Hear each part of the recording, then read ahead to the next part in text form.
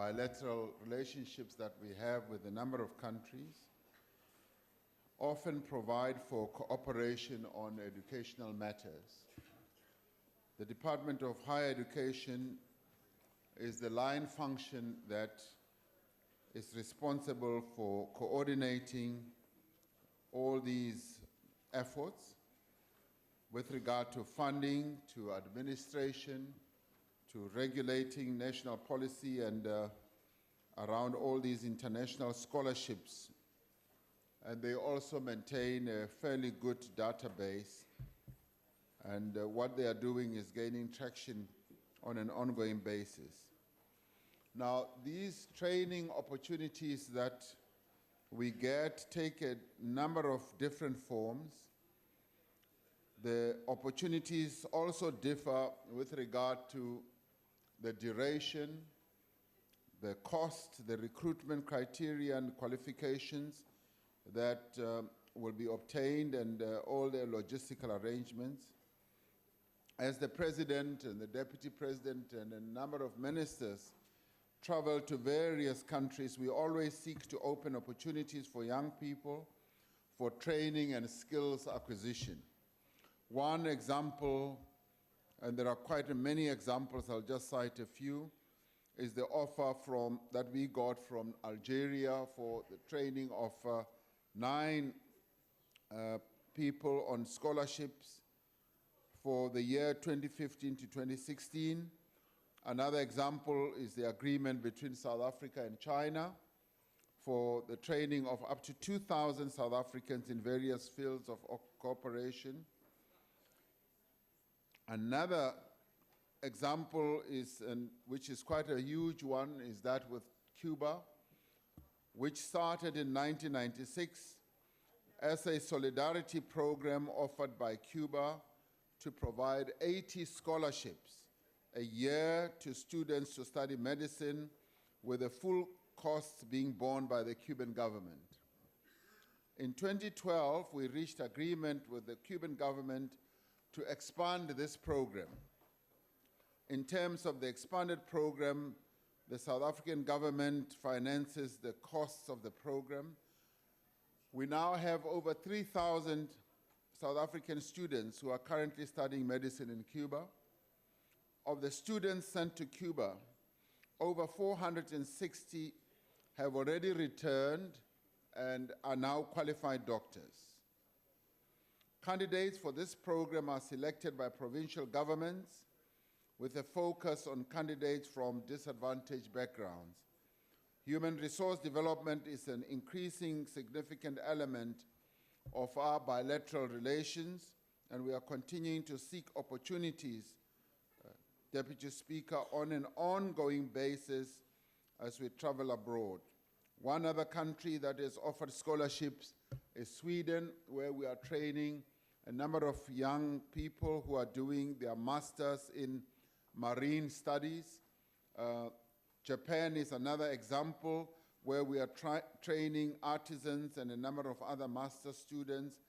So these opportunities are what we seek out as we travel abroad, so that our young people can be trained. I was particularly, as I conclude, very pleased to address 1,500 of these medical students in Cuba, and I found that they were quite pleased with the opportunity that they've been given, and they're all ready to come back home to act as our doctors. So these programs do work, and we are benefiting quite a great deal from these overseas training opportunities. Thank you, Speaker. Thank you.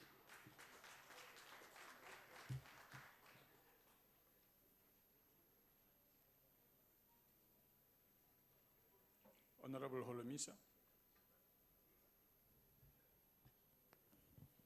Honorable Deputy Speaker, thank you, Honorable Deputy President. I'm certain that you may recall, ngesikhathi usengu Secretary General wenye political party, that as part of the preparations for a democratic government in 1992, I, together with late Chris Hani, Tokyo Sehwale, and General Mgwebi, facilitated and secured training of former MK and TDF soldiers with the Indian government, amongst others. We now know that such program has enabled many to rise within the SANDF. Given the industrialization program of the government and with specific reference to devastated towns and cities, would it not be advisable that as a country we enter into similar agreements in order to capacitate and expose our people to advanced technology to drive this noble program? Umzekelo nje, Honorable Holomisa, I allowed you some seconds beyond your time has expired, sir. yeah, Thank you. you should give me more time in my capacity as a former head of state, man. Give me a benefit of doubt.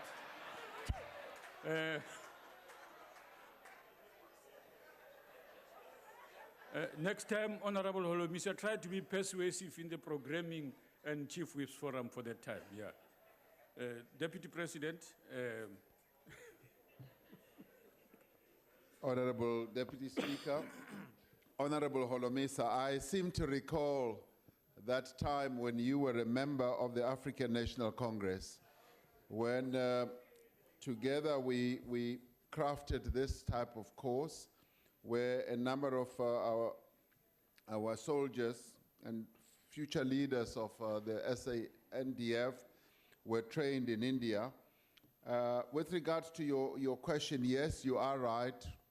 It is something that we are doing at present. We are sending quite a number of people to various countries where they can gain a lot of technological know-how as well as managerial know-how. So you are talking about something that we are already doing, and we are rolling it out in quite an extensive way. But thank you very much. We're waiting for you to come back. Thank you very much. Honorable Hill Louis. Thank you very much, Deputy Speaker. Deputy President, the binational agreements deal with a number of issues, including trade, and I'd like to focus on that for a second, if I may. Former President Motlanthe, in an interview this week, was quite scathing about the way that we treat our major trading partners, and the quite bizarre trend in the government and your party to actively alienate and antagonize our biggest trading partners. Now, looking at your diary, you seem to tacitly agree with the former president if one considers your work schedule. You've been working very hard to mend relationships with our biggest partners through these binational council agreements. Do you agree with President Motlanthe that we are unnecessarily harming our relationships with existing partners by, for example, our bungling of the AGOA negotiations and the belligerent language adopted by your party at its recent General Council? And can you use this opportunity today, Deputy President, to associate yourself with the former President's sentiments and reconfirm our relationship with our major trading partners and commit the government to repairing the damage that has been done? Thank you.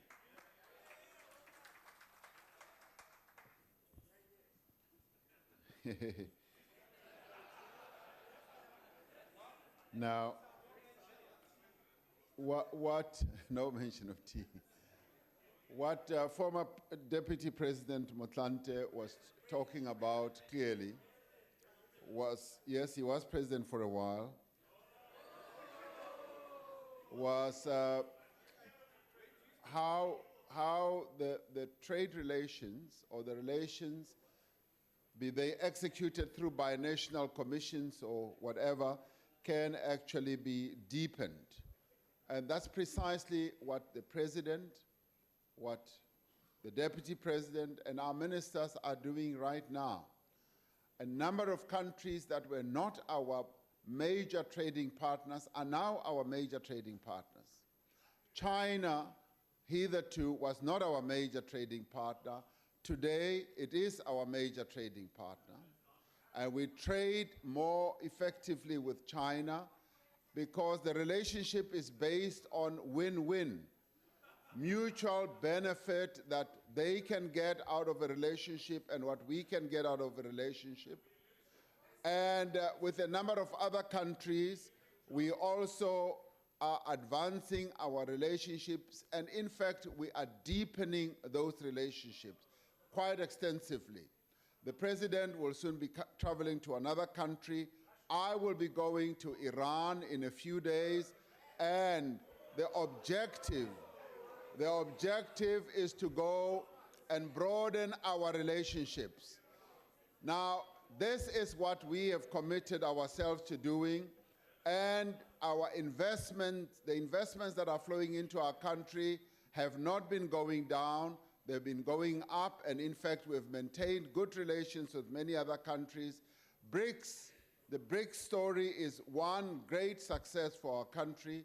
The fact that we are the smallest country in the BRICS family testifies to the effectiveness of our foreign relations. We are a big hitter in the international scene, and we are much looked for by other countries, and many countries want to continue maintaining our relations with us.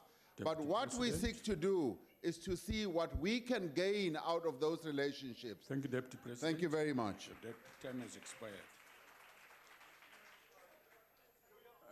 Honorable members, I noticed that this question was not related to the question here. It's a different question.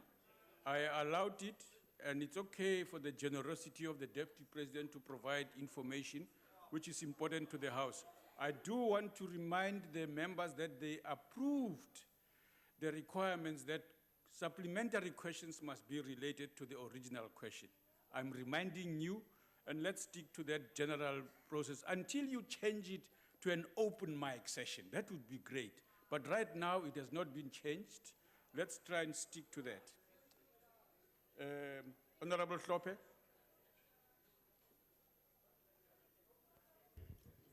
Thank you, Deputy Speaker. Deputy President, South Africa has been going around entering into bilateral agreements with various countries, but there is no mechanism of ensuring that these agreements do indeed benefit South Africans, leading to a situation where, when these agreements have to be renewed, you find that nothing was done. What mechanisms are you putting in place to ensure that the country does quantify the opportunities offered by these bilateral agreements to benefit the people of South Africa, not the individuals? Thank you, honorable members. As you might have noticed, the Department of Trade and Industry is in the process of evaluating many of the agreements that we have entered into with various countries, with a view of ensuring that those agreements are beneficial to us as South Africans. Now, what we seek to do through our foreign relations policy is to make sure that, one, we promote our own national interests. Our national interests must be prominent, and we must get as much to benefit out of any relationship that we have with any country, whilst basing that relationship on good diplomacy, mutual respect, and mutual benefit to both of us. Now, we are broadening quite a number of our reach in as far as dealings with various countries, and as we reach agreements, we are deepening those. We are making sure that they are as expansive as possible. They touch on investments, they touch on trade, they touch on training that we want to get for our young people, and obviously they touch on a whole variety of areas. Some touch on energy cooperation, water cooperation, and a whole range of others. And as you see ministers and deputy ministers accompanying either the president or the deputy president, they are at work. They are reaching agreements with all those countries that we travel to, and the main objective is to see the extent to which South Africa can gain out of those agreements and those relationships. So we are working and siyaqhuba kakuhle in everything that we are doing internationally. Thank you very much. Honorable Masango. Thank you very much, Honorable Deputy Speaker. Honorable Deputy President, arising from your recent highly successful visit to Sweden, where a binational commission between the two countries was renewed, is the Deputy President at liberty to share more information with Parliament on this binational commission? Thank you. Honorable Deputy President. Thank you. Yes, we are willing and prepared to share some details of what was arrived or agreed to in this binational commission. This was the 11th time that we had this binational commission, which is chaired by the Deputy President and their Deputy Prime Minister. And during the course of time, we also had an opportunity to meet their Prime Minister as well. The binational commission was able to discuss a variety of issues that had to do with the training of our students, and we were able to extend the offer that they have made to us to train our students who are doing marine studies by a few more years, so that was wonderful. We had the Minister of Water and Sanitation also reaching an agreement on an exchange of information and an exchange of technology with the Minister of Environment, who happens to be the Deputy Prime Minister. We also looked at the trade imbalance between South Africa and Sweden, and we immediately put in measures to rebalance that imbalanced trade experience. We also looked at the issue of energy. We had an opportunity to look at how their energy architecture is set up, and that too was an area where we reached agreement. So we had quite a bit of time to discuss things at close range, and we were able to reach good agreements with the Swedes. And the relationship we have with the Swedes is a mutually beneficial one. We are always seeking to find ways of extending the ways that we are dealing with each other with a view of making sure that we both benefit out of the relationship. Thank you very much. Thank you very much, Deputy President. Question number 22 have been asked by Honorable Bheki Radebe. Deputy President. Honorable Deputy Speaker, honorable members, in August 2015, the parties to the conflict in South Sudan signed a peace agreement that set in motion the process to end the conflict in that young democracy. The signatories to the agreement met from the 21st of October to the 3rd November under the auspices of the Intergovernmental Authority on Development, IGAD, in other words.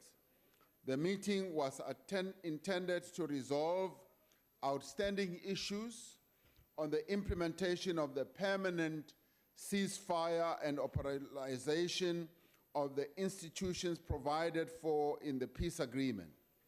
The signatories, consisting of the SPLM in Juba, the SPLM in opposition, and the SPLM composed of the former detainees, also discussed the timelines for the return to Juba of all the leaders belonging to these groups. The signatory parties committed themselves to build confidence and to ensure security is provided to leaders and citizens in South Sudan. These latest developments follow the signing on January 21st of the Arusha Reunification Agreement. The Arusha Agreement commits the SPLM to rebuilding and democratizing the movement, to promote national harmony and bring an end to the conflict that has engulfed that country. The agreement commits the movement to expedite efforts to end the war and to enhance the values and the culture of democracy, unity, and development. According to the agreement, the SPLM leaders are required to formulate policies that allow a culture of tolerance and practice of internal democracy. In accordance with that agreement, that is the Arusha Agreement, preparations are now underway to convene an extraordinary national convention to discuss the constitution of the SPLM, its manifesto and code of ethics. As members would be aware, Dr. Riek Machar is the leader of the SPLM in opposition. He continues to be one of the significant stakeholders in the ongoing endeavors to bring peace and stability to South Sudan. As the co-guarantors of the Arusha Agreement, Chama cha Mapinduzi of Tanzania and the ANC will continue to reach out to engage all SPLM factions and their leaders, Dr. Riek Machar included, as well as President Salva Kiir, so that they do not lose the momentum and remain seized with the resolution of the differences through peace means. And I'd like to believe that peace is just around the corner for South Sudan, as all the parties are now beginning the process of working together to cement the peace that they have signed in various agreements. Thank you very much. Thank you. Honorable Masango, I believe you are the one stepping in for Honorable Khater. Go ahead, Ndati. Thank you very much, the Honorable Deputy Speaker. Honorable Deputy President, with the Juba administration having shown commitment to the agreement with the rebels by withdrawing Ugandan troops, have the rebels shown any commitment to the AU Agenda 2063, which purports that there can be no development without peace and no peace without development? What is South Africa's specific interest in the peace and stability of South Sudan? Thank you. Honorable Deputy President. Clearly, one of the motivating factors for the various parties in South Sudan to reach agreement was to stabilize their country and to bring the conflict to an end. And this is very much in line with Agenda 2063 of the AU. So in other words, they are clearly embracing the Agenda 2063 as enunciated by the AU. South Africa's interest in promoting peace and stability in South Sudan is clearly driven by our quest as part of Africa to have a continent that is stable, a continent that is peaceful, and a continent that seeks to develop its people and have successful economies. We act in solidarity with a number of countries on the African continent that are facing challenges and difficulties. But in all this, we are also obviously as a country seeking to promote our own interests. First and foremost, we are Africans, and we must support and help other African countries that are facing challenges. And secondly, we are South Africans, and we will seek to promote our own interests. What are our own interests? Is to develop our own people, to develop our own economy. There are quite a number of opportunities that are open in many countries on the African continent where South Africa can play a role. As it is now, our president is the lead champion of developing infrastructure on the African continent. Does he therefore have an interest as a leader of Africa to help with the infrastructure development in South Sudan? The answer is yes. So we have to be supporting African projects. And in all this, South Africa stands behind the notion of finding African solutions for African problems. And this is what we are doing. We are finding those solutions, and we are seeking to install peace right across the African continent. And in many ways, we are being very, very successful. And South Africa is well received and well respected in many, many countries on the African continent. That is who we are as South Africans. Thank you very much. Thank you. Honorable Mwango. Thank you very much, Honorable Deputy Speaker. Honorable Deputy President, arising from your response, I would like to know to what extent has the Arusha Agreement been honored by both parties? And also linked to that question is the whole question of the reported violation of human rights. What is IGAD doing to address the issue of the reported violation of human rights by both parties? I thank you. Honorable Deputy President. The Arusha Agreement, which was underwritten and guaranteed by Chama cha Mapinduzi of Tanzania and the African National Congress, is an agreement that is aimed at assisting, or better still, reunifying the SPLM and getting the SPLM different groupings to work together to rebuild their movement, to also go back to Juba with a view of rebuilding SPLM structures in Juba and ensuring that they amend their constitution, they deepen democracy in their own party, and they consolidate their governance structures. Now, this is what the Arusha Agreement was aimed at. It had a stop and start type of beginning. In the beginning, not all parties adhered to the terms of the Arusha Agreement.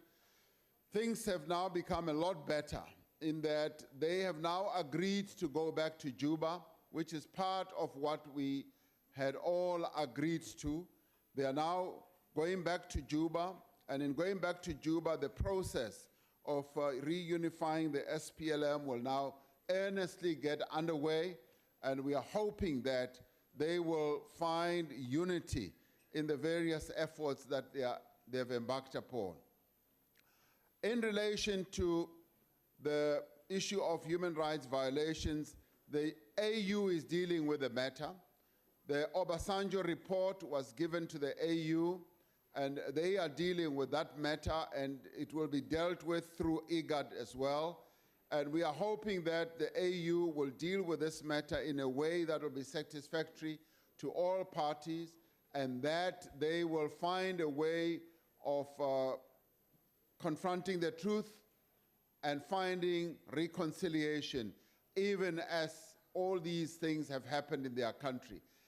On our part as South Africans, we will be assisting them with the experience that we have had of truth and reconciliation, that they should be brave enough and courageous enough to confront the truth and also find a way of reconciling so that they can rebuild their country. This is the contribution that we will make to them. Thank you very much. Thank you. Honorable Makhalapa. Thank you, Honorable Deputy Speaker. Honorable Deputy President, over 20 months of this conflict in South Sudan has caused human suffering and human rights abuses. People has been displaced, tortured, maimed, and killed. Over 7 ceasefires has collapsed. You were tasked as a special envoy to mediate the civil conflict. However, the 26th of August 2015 peace agreement, which was signed in Juba between President Key and Dr. Machar, has since collapsed, leading to further and continuing bloodshed, internal displacement, and famine. Why did your efforts to keep the agreement in place fail? And what steps will you take to remedy this failure and revive this essential peace agreement? I thank you. Honorable Deputy Speaker and Honorable Member, I think you are obviously operating under a seriously wrong misconception, because I was never appointed a mediator. I am President Jacob Zuma's envoy. No, he said mediator, to mediate. He said to mediate, so my task is not to mediate. My task is to... Point of order, Deputy Speaker. What's your point of order? Can I read my question again to the Deputy President? No. So that he understands the context. I said you were tasked as the special envoy. Take your seat. Thank you. Deputy President? Yes, I did hear that. The honorable member did say I was tasked as a special envoy to mediate. Now, I was merely correcting his misconception, because he's obviously laboring under a serious misconception. I am President Jacob Zuma's envoy. Envoys, it's not to mediate. Envoy is to represent President Jacob Zuma. Now, the mediation process is being executed by IGAD. IGAD, which is working under the aegis of the African Union, is the body and entity that is mediating that conflict.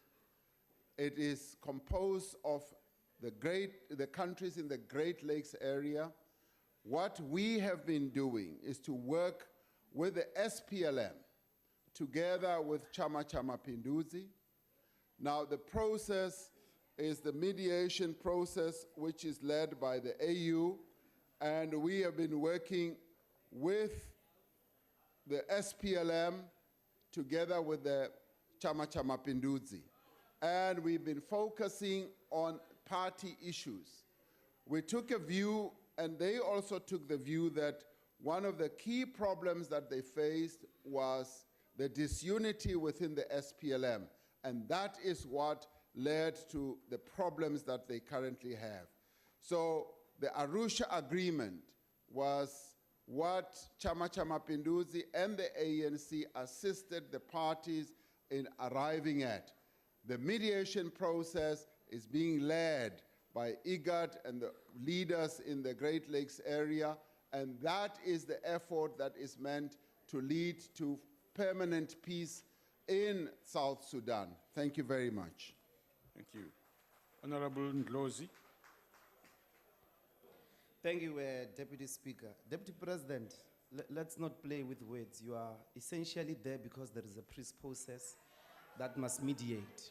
So your entire mission, even as part of the envoy, the central reason is mediation. Now, your record in any peace process is what is concerning. You presided over MTN as chairman of the board for 10 years, and it squandered resources in many countries across the continent, quite recently in Nigeria, avoiding taxes to enrich you. 2, you presided over Lonmin, which did the same in this country.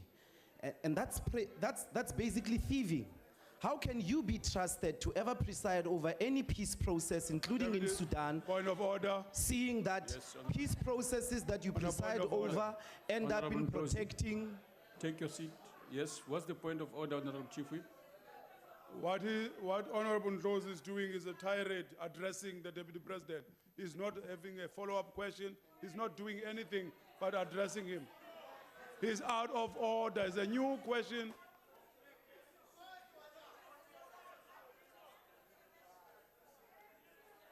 Honorable Member, proceed.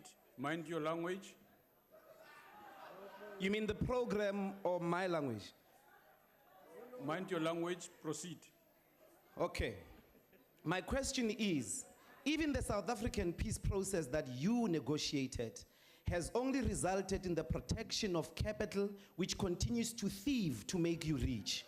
What guarantees do we have that your involvement in Sudan will not lead to the same Honorable thieving that you are famous for to protect Honorable capital, Ndlozi. in particular white monopoly capital. Hold on. Yes, Honorable Nkwinti. Honorable Deputy Speaker, yesterday, this House was explained by the presiding officer about what it means to rise on a point of order. I am now rising on a point of order to say the honorable member is out of order because he is addressing the Deputy President personally, not on the subject matter on the table right now. Thank you. It's out of order. Do the right thing, Honorable Member. Address me. Deputy, I was waiting for you to rule. Yes, I'm saying address me. It's okay. You know, that's what happens. You don't address members personally. you And address also me. the people that often protect you in parliament, they also benefit from the thieving processes of capital. So in what way are you going to make sure and guarantee us as the Honorable people member. of South Africa that your processes... Ndlozi. A point of order, Honorable I'm Ndlozi. standing up, a point of order, Chair. Wait. Yes, Honorable Member. Honorable members. Yes. Yes. Honorable members, order, order. Give a member a chance to speak. You object when they do the same thing to do. Honorable members, please allow a member to speak. Go ahead, honorable member. Thank you, Honorable Chair. It's not about the language. It's got nothing to do with the language. It's got everything to do with the rules of the House. It's got everything to do with a point of order, which has got nothing to do with what the Deputy President is talking about. The honorable member is neither following up on a question on the basis of the explanation by the Deputy President. The honorable member is out of order, and I request, Chair, with due respect, that members must not be allowed to be making statements. They must follow the process and procedure of the House and follow properly. This that the member is doing has got nothing to do with the questions that the Honorable Deputy President is requesting. And I request you, Chairperson, no matter how much they can scream and shout, the bottom line is that we've got rules in this House. And these rules must be followed to the latter. I plead with you, Chair. Deputy Speaker. Yes, honorable member. Deputy Speaker, I'd like to address you in terms of Rule 1136, if I may. Yes. Rule 1136 says a member who asks a supplementary question may make a statement or express an opinion, but may not speak for more than 1 minute. Honourable Ndlozi is not out of order, and I'd ask that you protect him as a member of the opposition in putting his question to the Deputy President. Honorable member, you may address the House. Honorable Shivambo, what are you raising on? No, Chair, I wanted you to rule that intervention by the lady there, the Miss Minister, to A point say of order. we are allowed to... Point of order, I've got a name. My name is Minister Lindiwe Daphne Zulu. You're not going to call me what you want in this House. Honorable Minister, take your seat. But I don't know your name. I don't know your name. You can't force me to know your name. Honorable member. I don't know you. I was saying that you must rule that out of order because what the Chief Whip of the DA is saying is the correct interpretation of how the questions must... You can't say that we can't make statements when we're making questions here. We've got every right to make statements. You can't put your words in our mouth. You can't tell us what to ask and all those things there. The rules allow for that, so protect Honorable Ndlozi to ask the question, and then the response must come from the gentleman who's answering questions now. Honorable Shivambo. On a point of order, Chair. Deputy Speaker, I've read this rule. This is pure opportunism from Honorable Steenhuisen. The rule does not allow the honorable member to impugn the integrity of the deputy president. It does say you can make the statement, you can express the opinion, but it does not say impugn the integrity of the person. Deputy Speaker, impugnation is the eye of the beholder. What the Honourable Deputy President may see as impugning could well be valid political statements being made which fall within the ambit of 1136. If you want to be president, you're going to have to get a thicker skin than that, Mr. Deputy President. Honorable members, I do wish to state the following, that Honorable Ndlozi, and this I'm addressing to you, sir. You address the chair and not the member, and in this instance, the deputy president personally. You address the chair and the issues before the House. That's the first requirement that we must do, so that the deputy president himself does not feel to have to speak directly to you. Members must appreciate that's the reasoning why we have a chair in the House. So that's the first request I want to make to you. And if in the language that I said you should mind, is that don't cast aspersions without substantiated allegations in what you are saying. That's what I'm talking about. So proceed and complete that thing. And it's for less than a minute, and you've chowed many of that minute. Go ahead. How do we know that you're not going to preside over a peace process that thieves to enrich people who are ambitious to benefit from the thieving activities that you are involved in Lonmin as well as in MTN, and also benefit those who are ambitious to also benefit from those thieving activities? Because generally the peace processes that you have negotiated thus far are empty of economic justice. They only protect white monopoly capital. Honorable Thank you. members. Speaker, point of order. Yes, honorable member. Thank you, Deputy Speaker, I'm done with my question. Deputy Speaker. We must go to the answer. Deputy Speaker, Speak, he may honorable be member. done with his question, but he is answerable to his behavior, and we are not done with his behavior. Deputy Speaker, the rules of this House prohibit the use of offensive language. If the honorable member wishes to make accusations against any other member of this House, let alone the Deputy President, they know they should do it by way of a substantive motion. They are not allowed to impugn on the integrity of another honorable member, and the Deputy President is just as protected by the rules as any other member of this House. That member must be ordered to withdraw the unjustified accusations that he's making against the Deputy President. Thank you. Honorable members, Honorable Shivambo, yes, go ahead, speak, Honorable Shivambo, I've already called you. No, Chair. The Deputy Minister of Justice at least would have been just enough to indicate which of the words which Honorable Ndlozi used are offensive in terms of the parliamentary rules. It's a simple thing. To say that people are thieving, it's a fact. That they are capitalist thieves, it's a fact.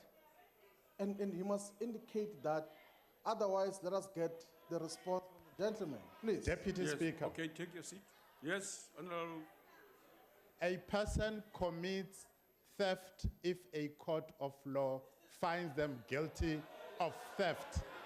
The Honorable Chief Whip of one of the small opposition parties there does not constitute a court and cannot make a finding of the commission of the crime of theft against the Deputy President when he is not a court of law. Yeah. Can you take your seat? Before you respond, Honorable Ndlozi, no, can I just say this?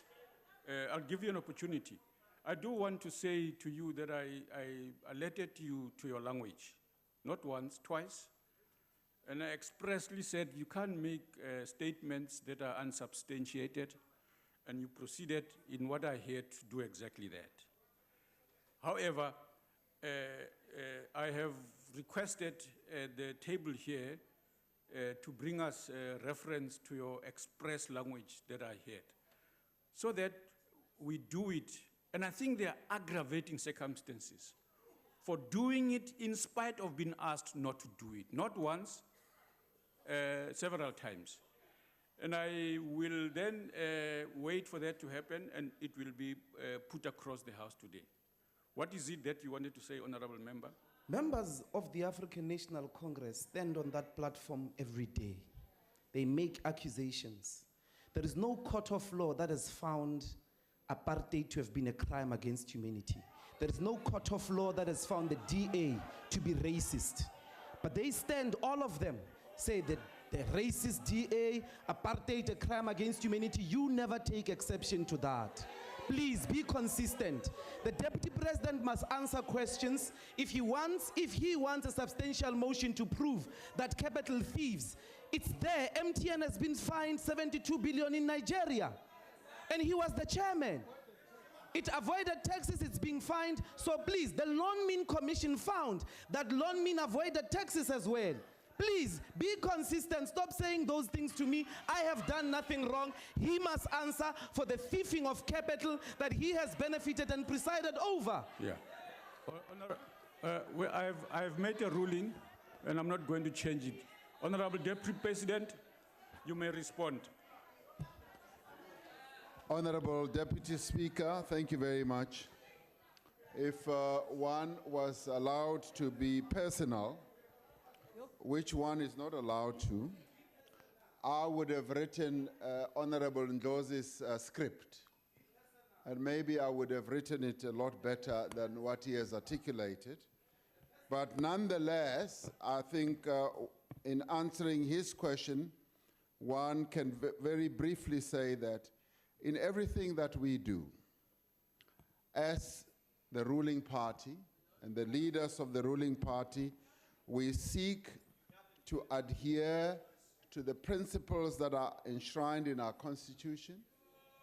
We seek to adhere to values of behavior, and where there is weakness or fault, we will always seek ways of correcting that.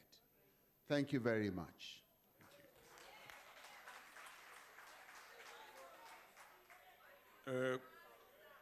Question number 23, asked by Honorable Dudley, Deputy President.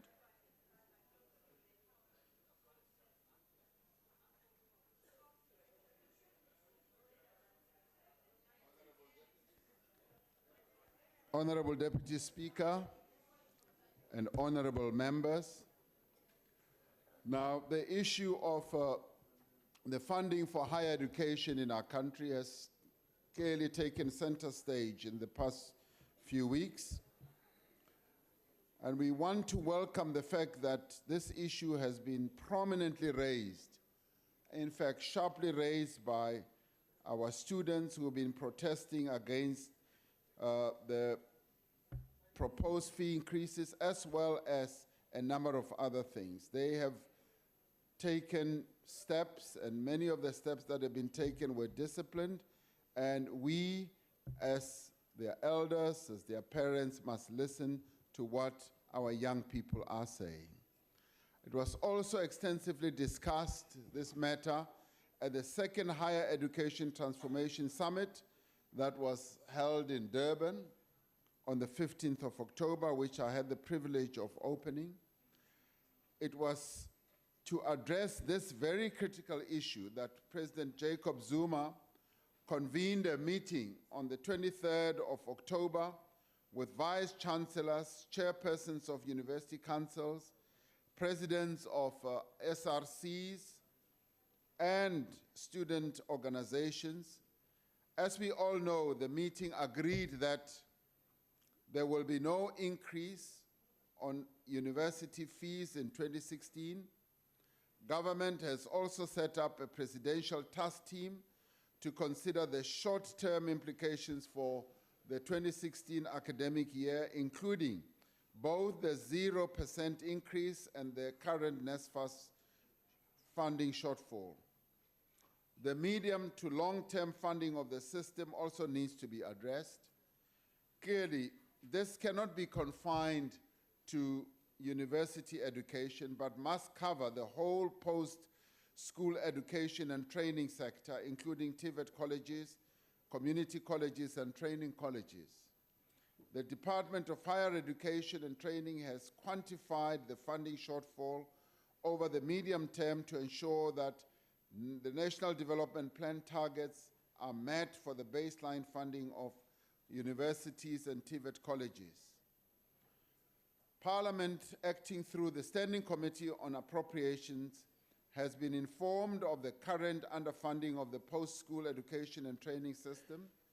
Government will have to consider all the facts and consider how to reprioritize funding to ensure stability and growth of the system. It will also need to consider ways in which affordable higher education for all, including free education for the poor, can be made available.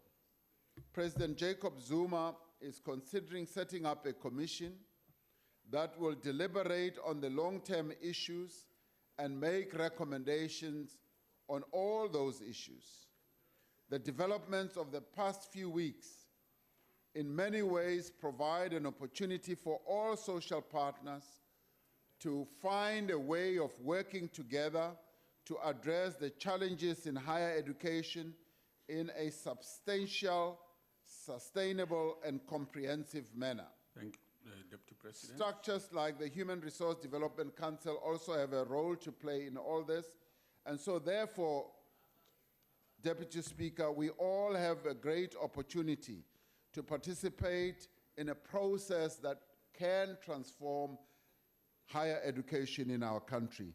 It is an opportunity that we must take with both hands and play our role. Thank you very much. Thank you. Honorable Dudley. Thank you, Deputy Speaker.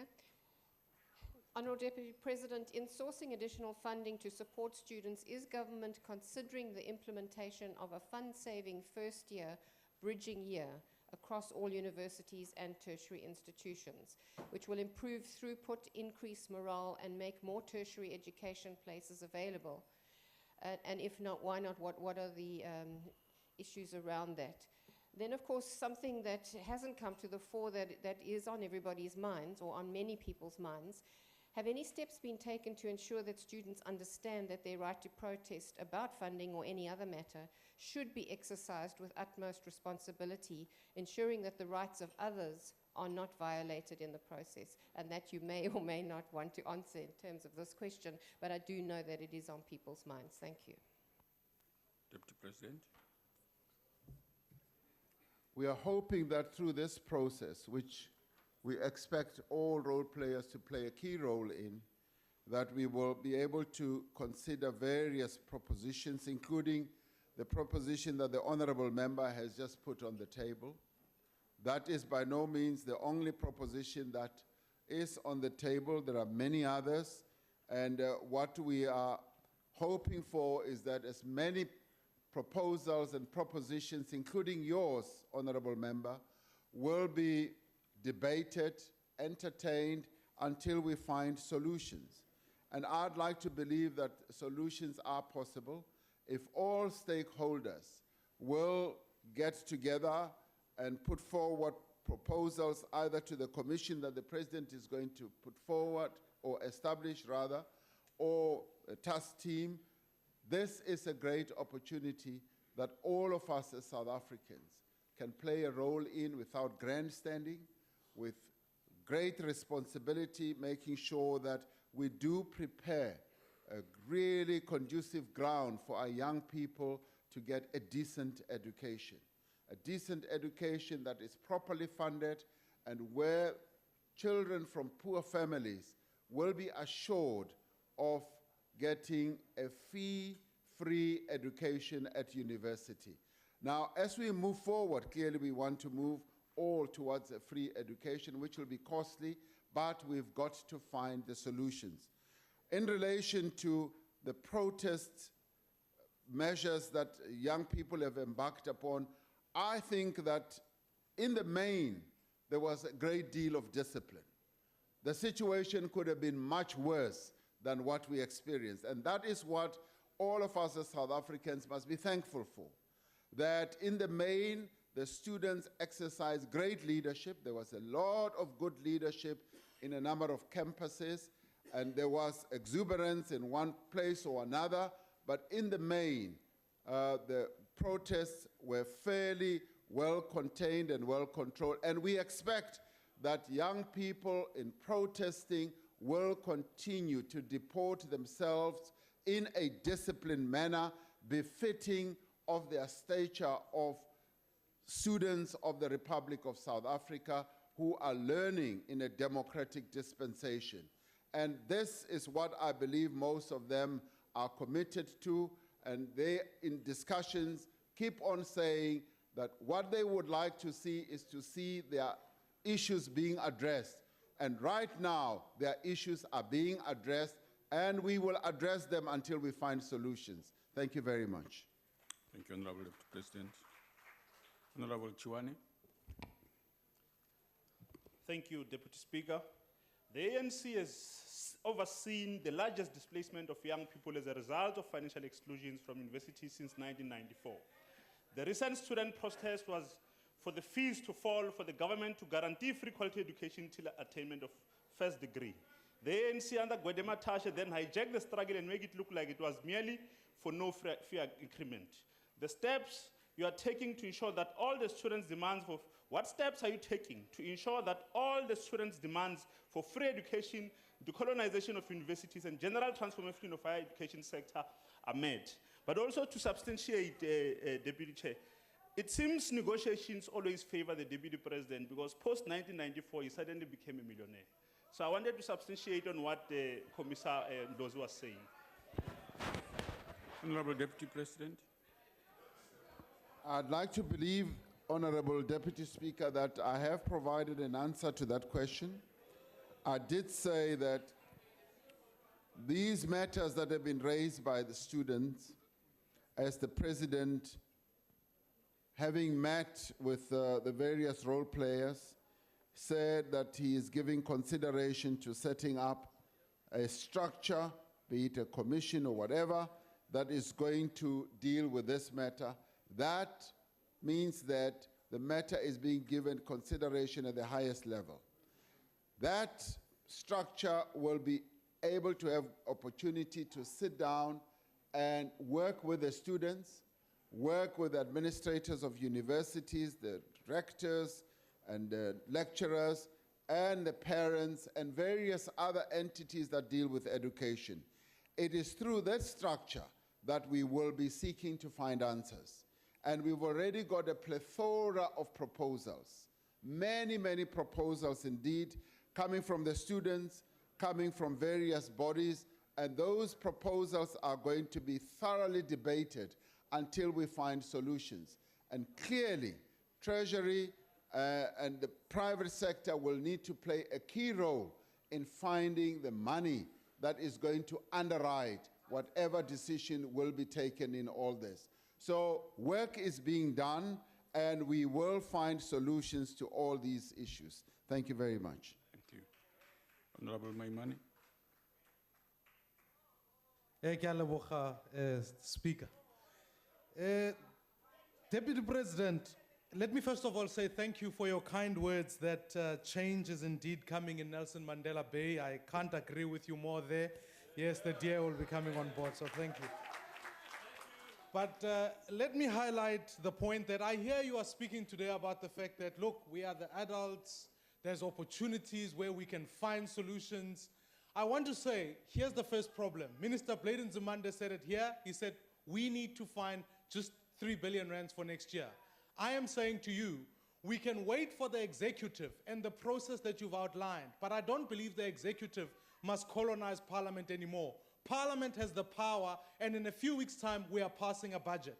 Can I give you a tangible solution that will at least deal with next year? Can't we cut VIP services, cut 720 million rands from DERCO?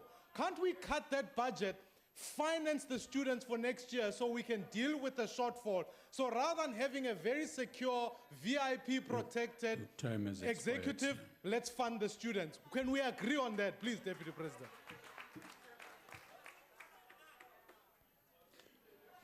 Honorable Deputy Speaker, Honorable Maimani, that to me falls in the category of cheap shots. It's a cheap shot. The matter has to be addressed and it has to be debated. You must never think that you have a monopoly on ideas. You don't. Some of the things, even much bigger things than what you're talking about, are already being considered. They are being considered. We are dealing with those issues. And as we have said, in the end, the executive has to play a key role in finding solutions to all these things. Parliament indeed has to pass a budget, but the budget is initiated by the executive of the Republic of South Africa. That is where the process starts. So as I said, and maybe people are not listening intently enough, all these matters are going to be given full consideration, and through the process that the President is going to outline, we will be able to find solutions. What I can promise you is that we will find solutions for our young people. Our young people are our future, and we've got to secure that future. Thank you very much. Honorable members, the last question has been asked by Honorable Nkadimeng. Honorable Deputy President. Sorry? Honorable Deputy Speaker, honorable members, the training of artisans, technicians, and engineers are clearly priorities of the Department of Higher Education and Training, as well as the Human Resource Development Council. Government aims to produce up to 24,000 competent artisans by 2020.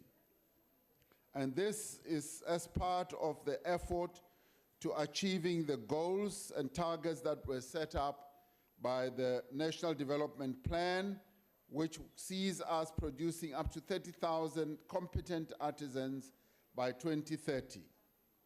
Much work has been undertaken to consolidate and standardize the artisan training process. So what we now have to do is to ensure that we train these young people, and we have set up a National Artisan Development Support Center to specifically manage this whole process. The significant investment in technical and vocational education and training colleges is specifically aimed, amongst other things, to produce artisans in sufficient numbers with the skills and expertise our economy needs. Government has produced a policy for public comment on artisan recognition of prior learning. This policy focuses on the upskilling of workers who for a number of years have been working as assistant artisans without formal qualification. It is also developing a strategy on the quality and improvement of trade tests and artisan development. There is ongoing engagement by the Department of Higher Education with artisan development stakeholders, including business, including industry, labor, and other government departments to cooperate on issues of artisan training. The department has prioritized recapitalization of the Institute of National Development of Learnerships and strategies aimed at increasing the graduate contribution in engineering is also underway. A joint engineering education working group between the Department of Higher Education and Training has also been established. So many efforts are being made and taken to make sure that we produce as many artisans as we possibly can. As I indicated earlier, when we went to Japan on an official trip, we managed to win an offer from the Japanese government to train quite a number of artisans in Japan on a funded basis, and we will be sending those artisans to Japan soon. So many efforts are being taken, and we intend to have many well-trained and competent artisans in the coming years. Thank you very much. Thank you. Honorable Deputy Nkadimeng. Speaker. Yes, Honorable Member. Deputy Speaker, I'm sorry, I don't want to interrupt any of the speakers, but just on a point of clarity, on the previous question of Honourable Dudley, we didn't have, there was only, as far as maybe I counted wrong, but there was 2 questions, follow-up questions. So are we going to come back to that question, or shouldn't we just complete it now? No, let's proceed, Honorable Member. I'll come back to you. There were actually 3 questions that happened there. Honorable Nkadimeng. Thank you, Honorable Deputy Speaker, and thank you, Deputy President, for your prompt and elaborate response. Honorable Deputy President, given that we now have occupational teams established for identified occupation groups from key stakeholders, what role will the National Human Resource Development Council play in ensuring that the output of artisans, technicians, and engineers from the various institutions of higher education is channeled on the informed advice of the occupational groups to key sectors of the economy and the public sector, and that we don't have a mismatch of skill being channeled to some sectors whilst other sectors, including the public sector, suffer shortages? Thank you. Deputy President. Thank you, Honorable Deputy Speaker and Honorable Member. We are, through the HRDC Council, involved in a process of working together with labor, with government departments and the private sector, as well as community-based organizations, to finalize a comprehensive human resource development strategy, which will be adopted this week. And in that strategy, we will be outlining the number of steps that we are going to be taking, building already on the work that has been done, the work which enables us as government, enables the private sector to work with government to make sure that we produce well-trained artisans. And this is playing itself out through the adoption of a number of colleges by the private sector, where the private sector works very closely with TVET colleges, where we are producing artisans that are going to have immediate positions in various companies that adopt these colleges and be able to get learnerships, internships, and learning on the job. And we're finding this to be most beneficial to young people who are in TVET colleges. As we promote and encourage more and more companies to adopt TVET colleges, we're finding that we are deepening the process of the training of these young people to become really good artisans, because they learn their artisan craft on the job. And we want to extend this to as many colleges as possible. The process has started, and we are hoping that it will gather pace as we move right across the country. As it is, on Friday, we're going to have our HRDC Council meeting at a college where this is already taking place. And we are going to be launching another process precisely at that same college. So we are doing quite a lot of work, and that's good work indeed. Thank you very much. Thank you. Deputy President, the error pointed out by the member earlier on question 23, Honorable Hlengwa was the one to do a supplementary according to the list that was here, if he has any supplementary question to question 23, asked by Honorable Dudley. Thank you very much, Honorable Deputy Speaker.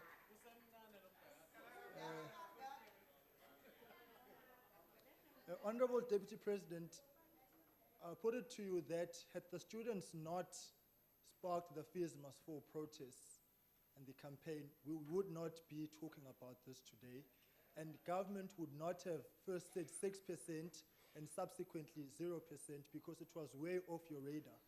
But the issue is, in your manifesto election after election, you've been promising free education. So does it mean that you are promising South Africans a manifesto without a plan, without a program of action, and you only wait for something to happen, then you react? I put it to you that the 0% fee increment that you've proposed was a knee-jerk reaction in the absence of solutions, and you are now scrambling around trying to allay and appease the anxieties of South Africans at great cost to the economy. So why is it that you are promising in the absence of plans? Thank you. Deputy President.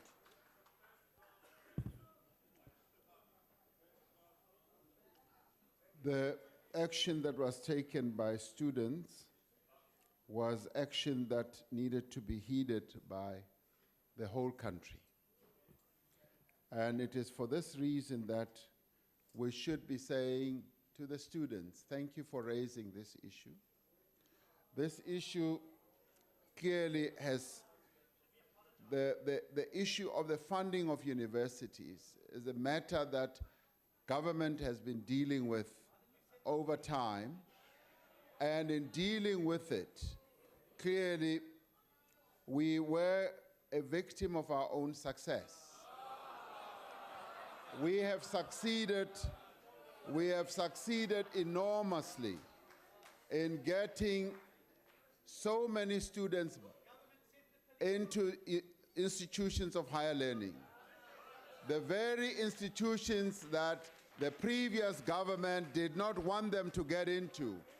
Those students are now in those institutions, and our response is not a knee-jerk response. Our response Point of order. is a... What's the point of order, Honourable Member? Deputy Speaker, I put it to you and the House that the Deputy President is deliberately misleading the House, that his government is a victim of their own Honourable success. There's nothing successful about the commodification of education. Honourable Ndlozi. And you did not see anything. Honourable Ndlozi, when you say the Deputy President deliberately misleads the House, that is out of order. It's unparliamentary. And How so? It is unparliamentary, sir. You According can't say to which that. rule? Read your rule, sir. When you say deliberately... Rule what? You are Is out, deliberately misleading the House. I'm The asking Fees you, Must Fall Honourable Member, movement was Honourable a Member, revolutionary movement I'm which asking you came to against withdraw everything that represents the ANC. I'm asking you to withdraw that statement. Honourable Member, Deputy Speaker, which rule? It is offensive to say any member of the House deliberately misleads the House. The rule explicitly tells you that you shouldn't do that. On order.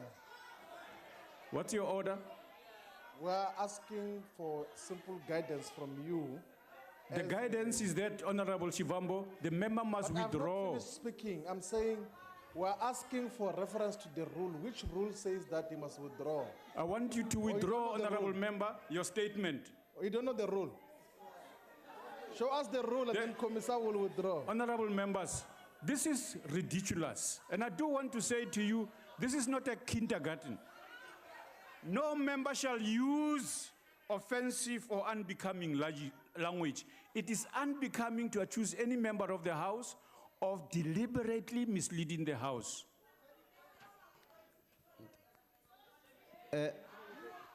I suggest you withdraw. No, it's fine. Point of order, Chair. Honorable Member, can you... What's the story, Honorable Member? Is euphemism unlawful in this House?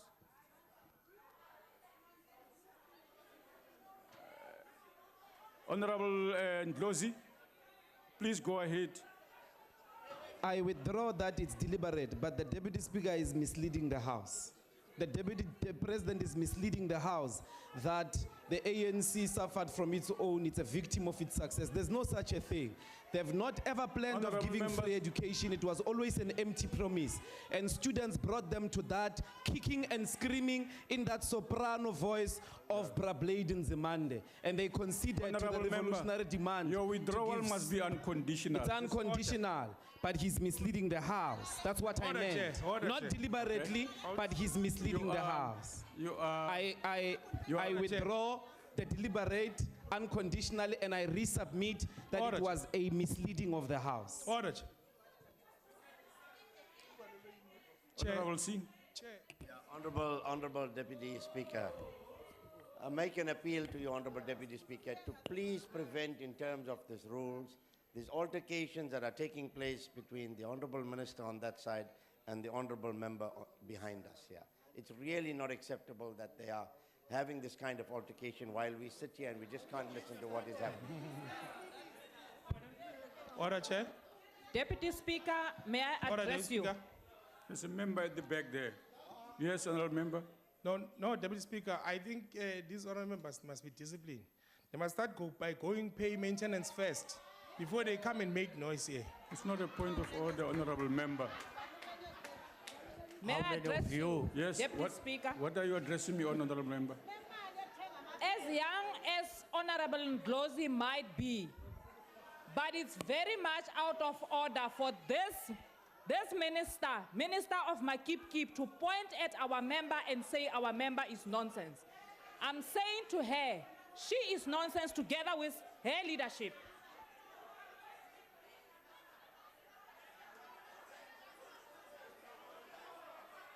Honorable Mukause. Honorable members, this is bad. This is absolutely bad and out of order.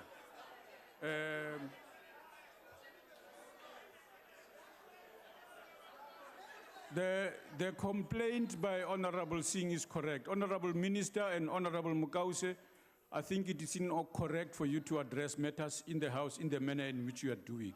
I do want to insist you stop that. Honorable Kause, this is unacceptable for you even after having been told to not do that. You still address people in the way in which you address them in the House. Can we stop doing that? Why is it politically okay for members to behave in this way? I mean, I'm surprised that you continue to want to be told not to do things that you wouldn't want to be told to do. Honorable Ndlozi correctly reminds us this is not a kindergarten. This is kindergarten behavior. Children must not, don't even take so long to understand. No, you're out of order, members. No, man. No, just better order.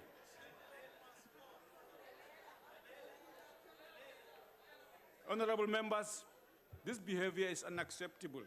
Honorable members,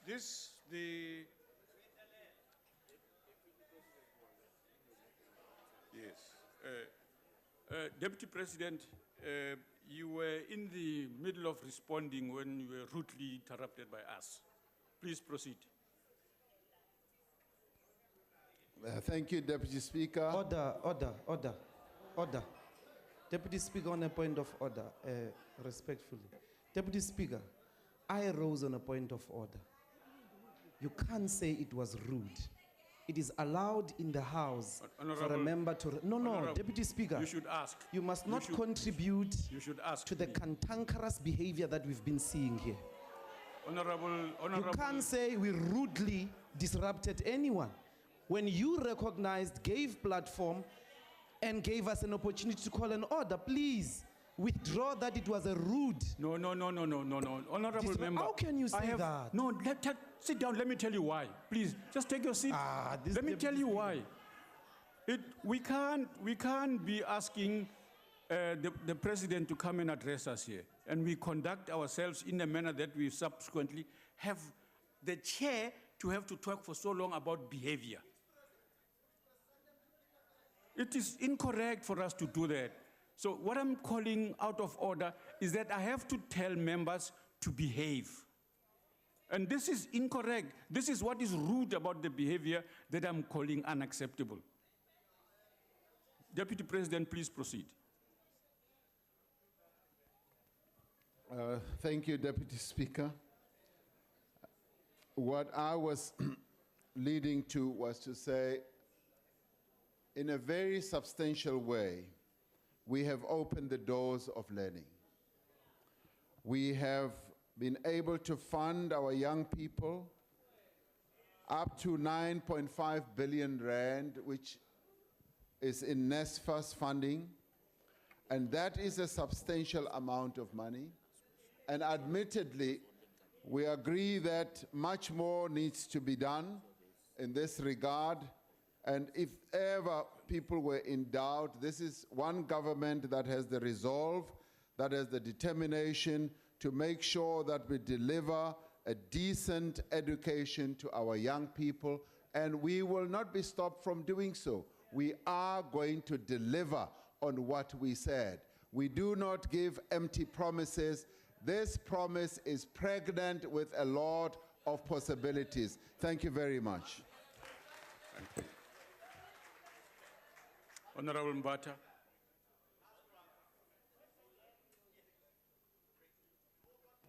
Thank you very much, Deputy Speaker.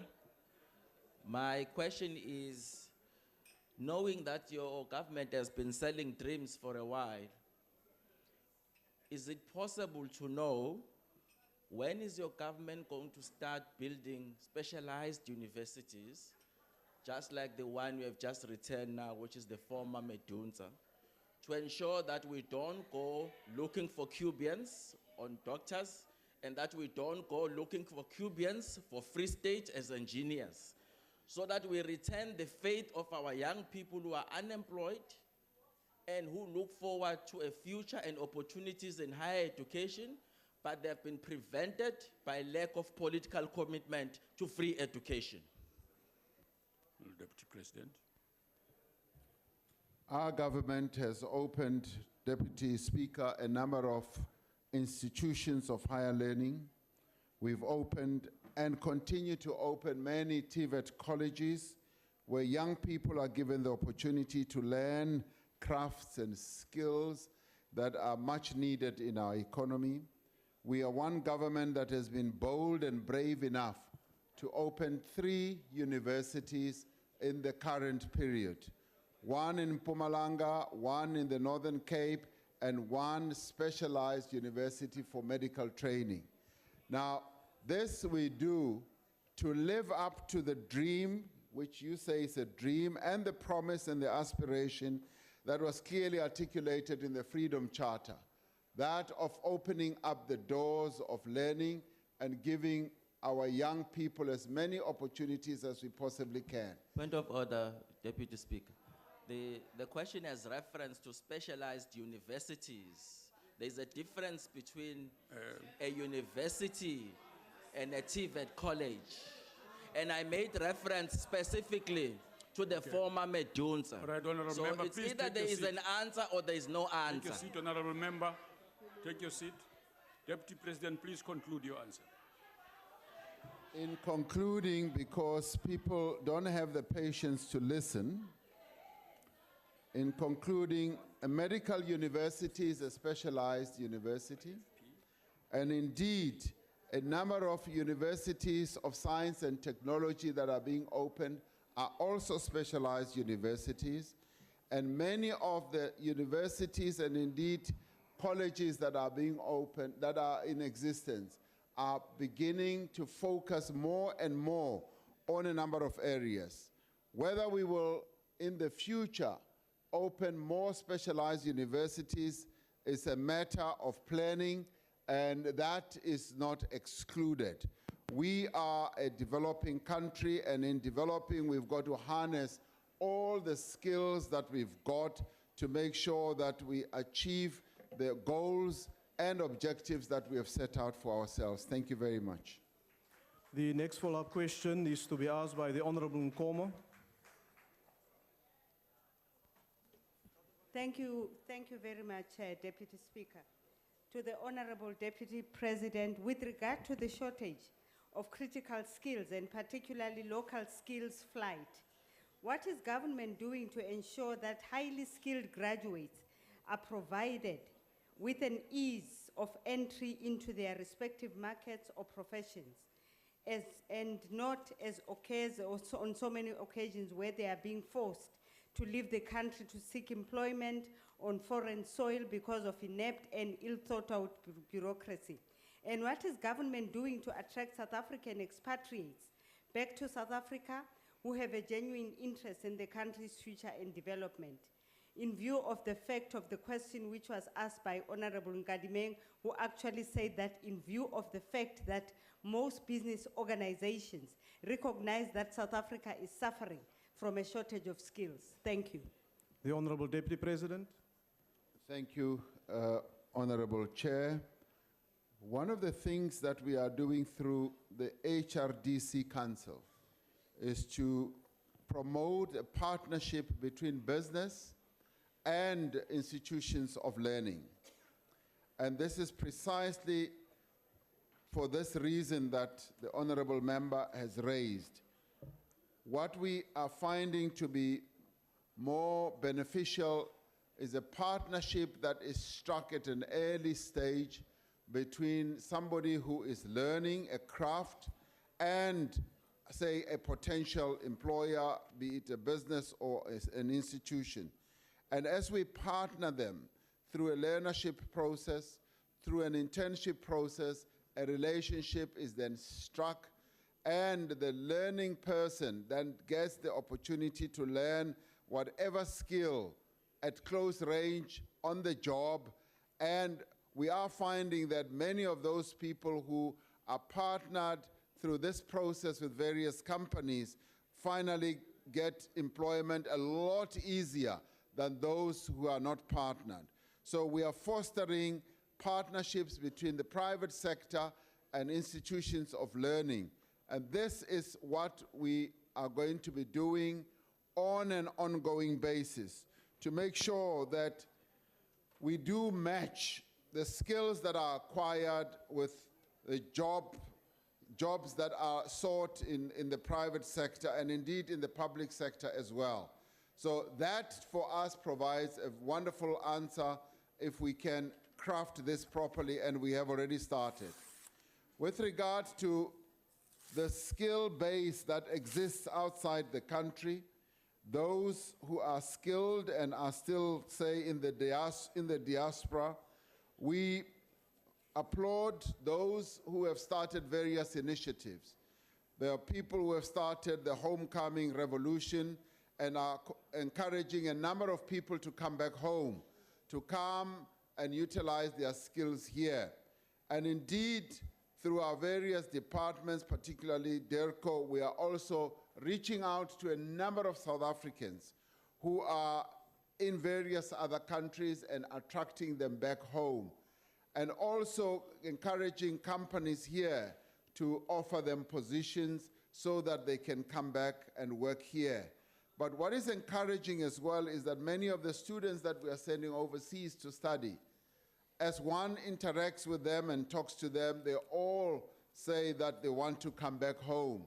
So the fear that people might have had when we send young people to learn overseas, that they may never come back, is not proving to be a reality, because many of them do want to come back home. So we are working in a multi-pronged manner to make sure that the skills that are outside our country do come back home. What we need to do is to spread the environment that will be good and conducive for them to come back to, so that they can contribute to the growth of our economy and country.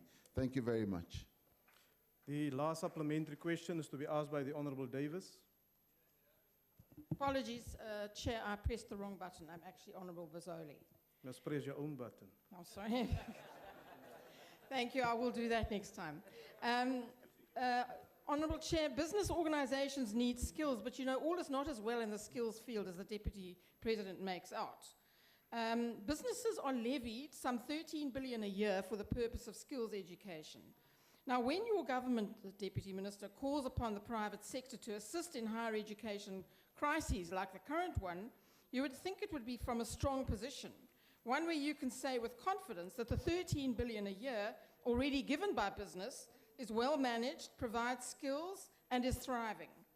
Indeed, however, it is known instead by all players to be a disaster.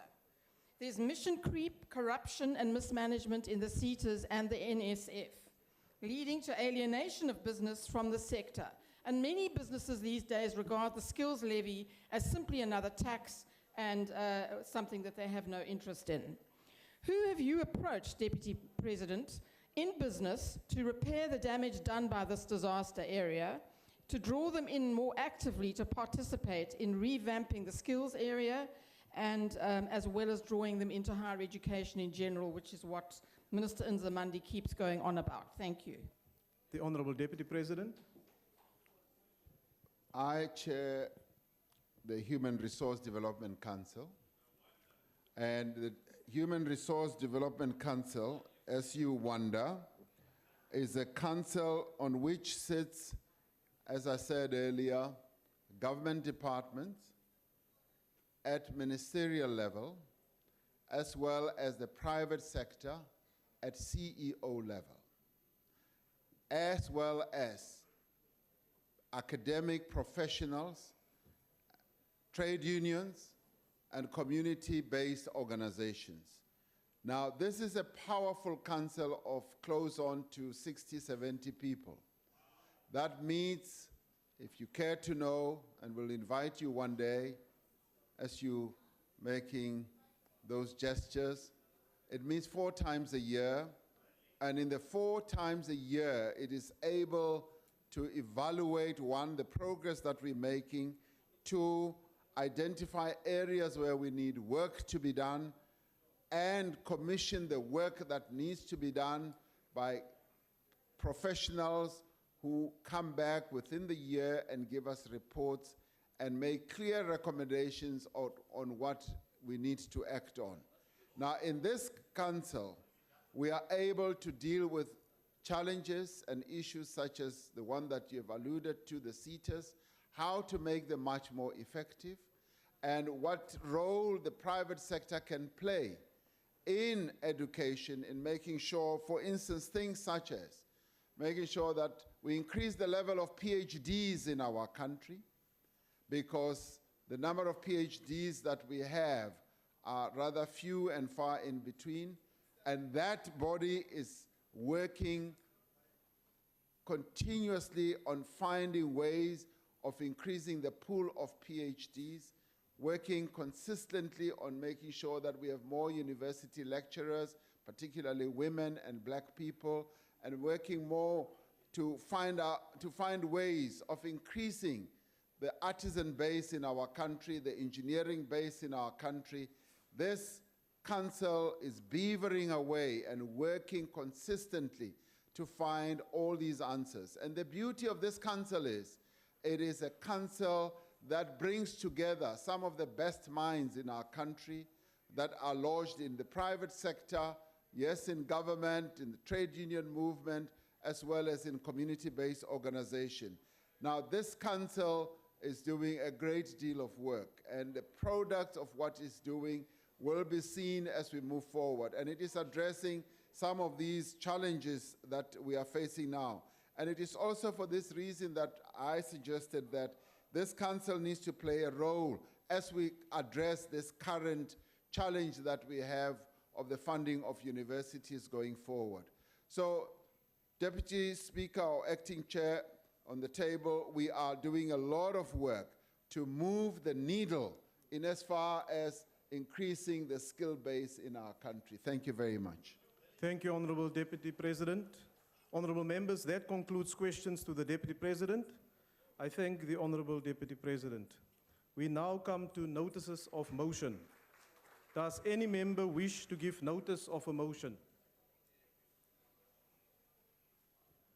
Thank you very much, Chairperson. I hereby move on behalf of the Democratic Alliance that at its next sitting this House, noting that November is National Diabetes Awareness Month, recognizing that 3.5 million South Africans, approximately 6% of the population, live with either type 1 or 2 diabetes, and that many of these cases go undiagnosed because symptoms can be mild or difficult to recognize and may develop gradually. Further noting that it takes on average 7 years for a person to get diagnosed with diabetes for the first time, resulting in about 30% of people with type 2 diabetes already having developed complications by the time that they are diagnosed, which may include heart disease, stroke, blindness, amputations, and kidney failure. And also finally noting that in most cases, these complications could have been avoided entirely by an early diagnosis or proper treatment. That this House then debates strengthening and expanding efforts of both government and civil society to raise awareness about the prevalence, treatment, and prevention of type 2 diabetes. I so move. The ANC. Ke a leboga modulasetilo.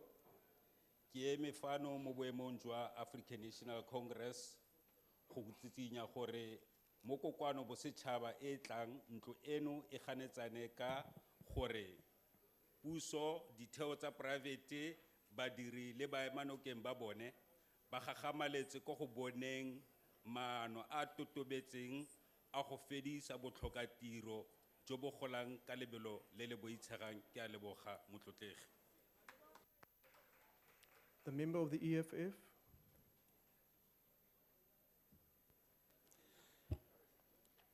I rise on behalf of the EFF to move that in its next sitting, the House debates the impact VAT increase will have on the majority of South African people. Thank you. The ANC. Thank you, Chair. I hereby move on behalf of the ANC that in the next sitting, the House debates ways of accelerating the campaigns on health, promotion, and disease prevention through common community actions. Thank you. Thank you. The DA.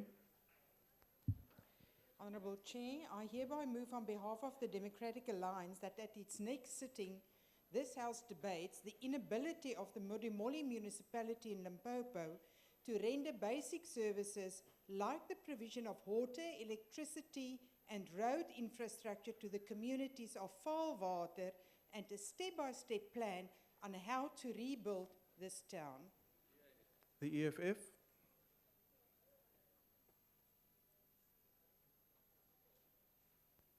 Ndiyabonga Chairperson. Xa iphinda ihlala lendlu, ndiza kuphakama ndiphakama egameni le-EFF. Ndisithi kule ndlu wisomthetho ize ixoxe ngezibhamu ezithi zingene namapolisa apha ezakhiweni zepalamente. Xana bezokukhuza umbhikitsho uqhankqalazo lwabantwana ababeqhankqalazela imfundo esimahla befanele. Ndiyabonga. The ANC. Thanks, Chair. I hereby move on behalf of the ANC that on its next sitting, the House debate ways to enforce measures to eliminate abusive work practices in a typical work and labor broken. I thank you. The DA. Honourable Chairperson, I hereby move on behalf of the Democratic Alliance that at its next sitting, this House debates the failure of the ANC government to devise effective and coherent solutions to save our failing economy with a growth rate of 1.3% before this country goes into recession. The IFP. Thank you very much, Honourable House Chairperson. I hereby move on behalf of the IFP that this House, at its next sitting, debate the expanding and crippling water crisis in South Africa. I so move. The NFP. Thank you, Honourable House Chair. On behalf of the National Freedom Party, I move that at the next sitting of this Honourable House, the members deliberate on the issue of the advantages and disadvantages of nuclear power plants to meet the future energy of South Africa and if compared to alternative sources of renewable energy. I so move. The ANC. Thank you, Chairperson. I hereby move on behalf of the ANC that in its next sitting, the House debates developing more partnership between higher education institutions, workplaces, and other relevant stakeholders in order for work-integrated learning research be done on the challenges that are posed by increased interaction and collaboration. I thank you. Are there any further notice of motion?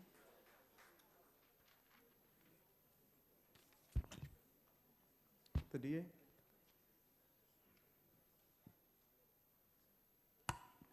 Thanks, House Chair. I hereby move on behalf of the Democratic Alliance that at its next sitting, this House debates the unacceptable levels of carnage and deaths on our roads, South Africa's current road safety strategy, and how to improve the situation. Thank you. The ANC. Thank you, House Chairperson.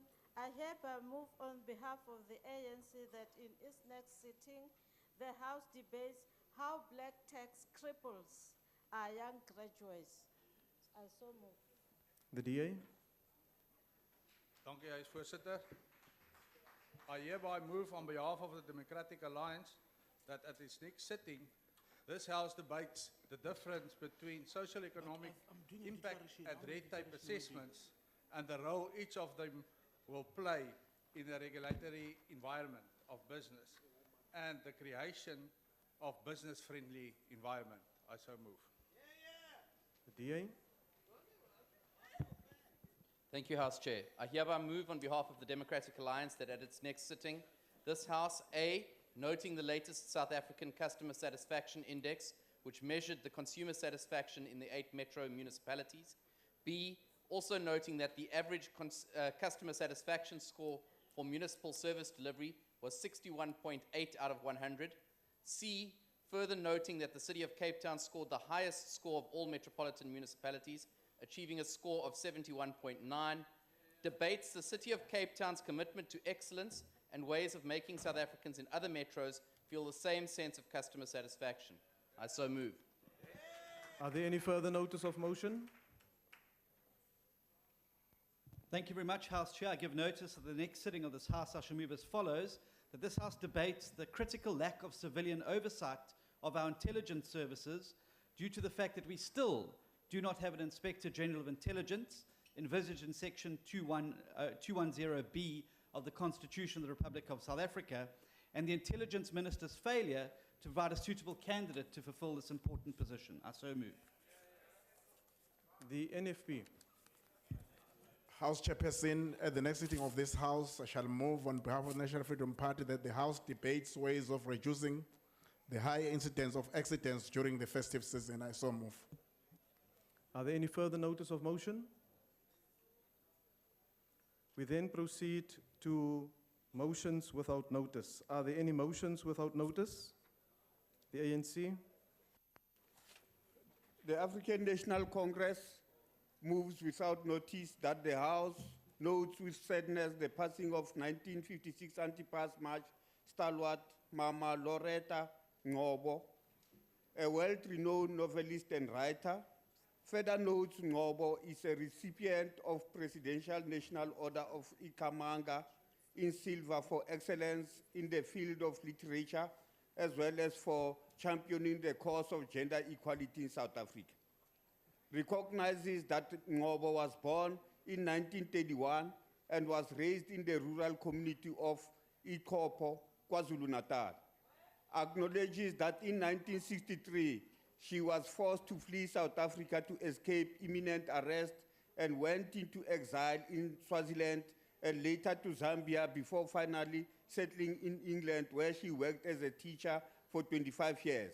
Further acknowledges that she began a writing career on a return to South Africa with books such as Cross of Gold, They Did Not Die, Let It Be Told, and others, and conveys deepest sympathies to her family, friends, and all those who cherished her and her sterling work. We so move. I now put the motion. Are there any objections? No objections. Agreed to. The EFF. Thank you, Chair. I rise on behalf of the EFF to move without notice that the House notes that Greenfield Clinic in Buffalo City Municipality is in an unspeakable condition. It is shocking and the clinic is not suitable for operations. Note that the clinic services more than 8 other areas, including part of Ward 8. Further notes that it's not only the case in Buffalo City Municipality, but majority of the rural clinics across the country are in dilapidated condition.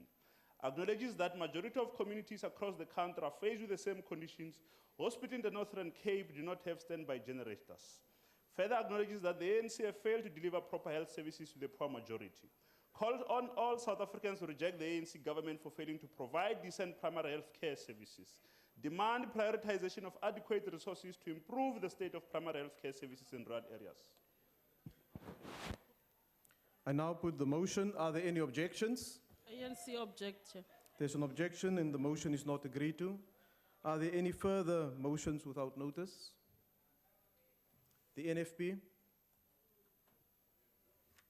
Thank you, Honourable House Chair. On behalf of the National Freedom Party, I move without notice that this Honourable House notes that the Pietermaritzburg High Court on Tuesday, the 3rd of November 2015, confirmed an interdict against Pumalani Mfeka, a former member of the so-called Mazibuye African Forum, preventing him from advocating hate speech and inciting violence, particularly against the Indian community. And also notes that the court order restrains Mfeka from making statements orally or in writing or by any means of electronic media, which includes Facebook, Twitter, and Instagram, which may incite racial violence. And finally notes that Mfeka was also ordered to remove any such statement from electronic media, including Facebook and Twitter. Wherefore, we call upon this Honourable House to applaud the court order for sending a strong signal that there is no place for racism in South Africa and urge all South Africans to actively work together to eliminate racism from our beautiful country. I so move. I now put the motion. Are there any objections? House Chair, the EFF object. There's an objection and the motion is not agreed to. The ANC. The African National Congress moves without notice that the House notes the United Nations 70 years of existence, further notes that the United Nations was established in the aftermath of a devastating war to help stabilize international relations and give peace a more secure foundation. Recognizes that in its 70 years, United Nations contributed meaningfully to maintaining peace and security, promoting democracy, human rights, and other global issues that are receiving attention. Further recognizes that while there have been many successes, the United Nations needs to attend to its weaknesses and ensure that failures like the Rwanda genocide do not repeat themselves, and welcomes the South African participation in the 70th session of the United Nations General Assembly. I so move. I now put the motion. Are there any objections? The EFF objects. There's an objection and the motion is not agreed to. The EFF.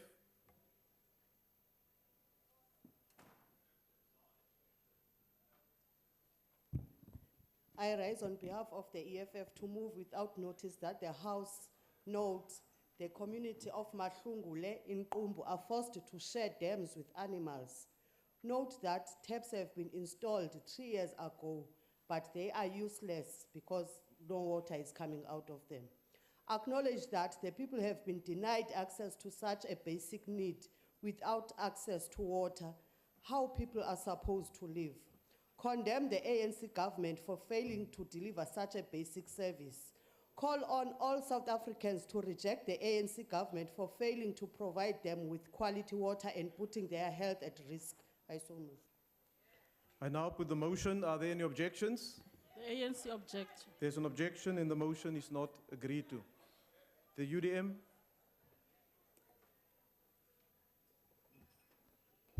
Thank you, House Chair. I move without notice on behalf of the United Democratic Movement that the House now notes that when I visited WUSU, Walter Sisulu University Mthatha campus, to address students on the countrywide xenophobia attacks in May, we noticed that the university entrance was full of groups of students as early as about 10 a.m. Recognizes that these students were drinking liquor openly, and in fact, many of them were so intoxicated that they were battling to walk normally. Because I disliked this image, I decided to talk about it when my tale came up for xenophobic attacks on the WUSU, to the WUSU community. Further recognizes that the address was supported by Honorable Advocate Patekile Holomisa. As a result, there was immediate termination of the practice by WUSU students. Congratulations UDM for resolving this and to instill high moral values in all members of society and youth in particular. I so move. I now put the motion. Are there any objections? ANC object, Chair. There's an objection and the motion is not agreed to. The ANC. The African National Congress move without notice that the House notes with sadness the caller's killing of Sergeant Mzwaken John Magwaza in the early hours of Sunday morning, 25th October 2015 at Ntumeni, Eshowe in KwaZulu-Natal. Further notes that Sergeant Magwaza was a police officer stationed at the Presidential Protection Unit. Understands that the suspect who shot him also flew with his service pistol. Condemns the killing of Sergeant Magwaza and believes that his killing is an attack on the security of the state. Urge community members with information about the killing or the whereabouts of the suspects to come forward and help the police apprehend the suspect and bring them to justice, and conveys his condolences to the Magwaza family, friends, and relatives. We so move. I now put the motion. Are there any objections? No objections, agreed to. The EFF. Thank you, House Chair. I rise on behalf of the economic freedom fighters without notice that the House note the arrogance of the political office at Khamagara local municipality in John Taolo Gaetsewe district in the Northern Cape.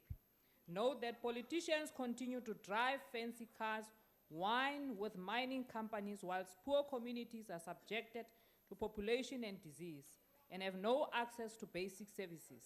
Note that the Khamagara local municipality continue to harass the community occupying a land that they claim belongs to the mine.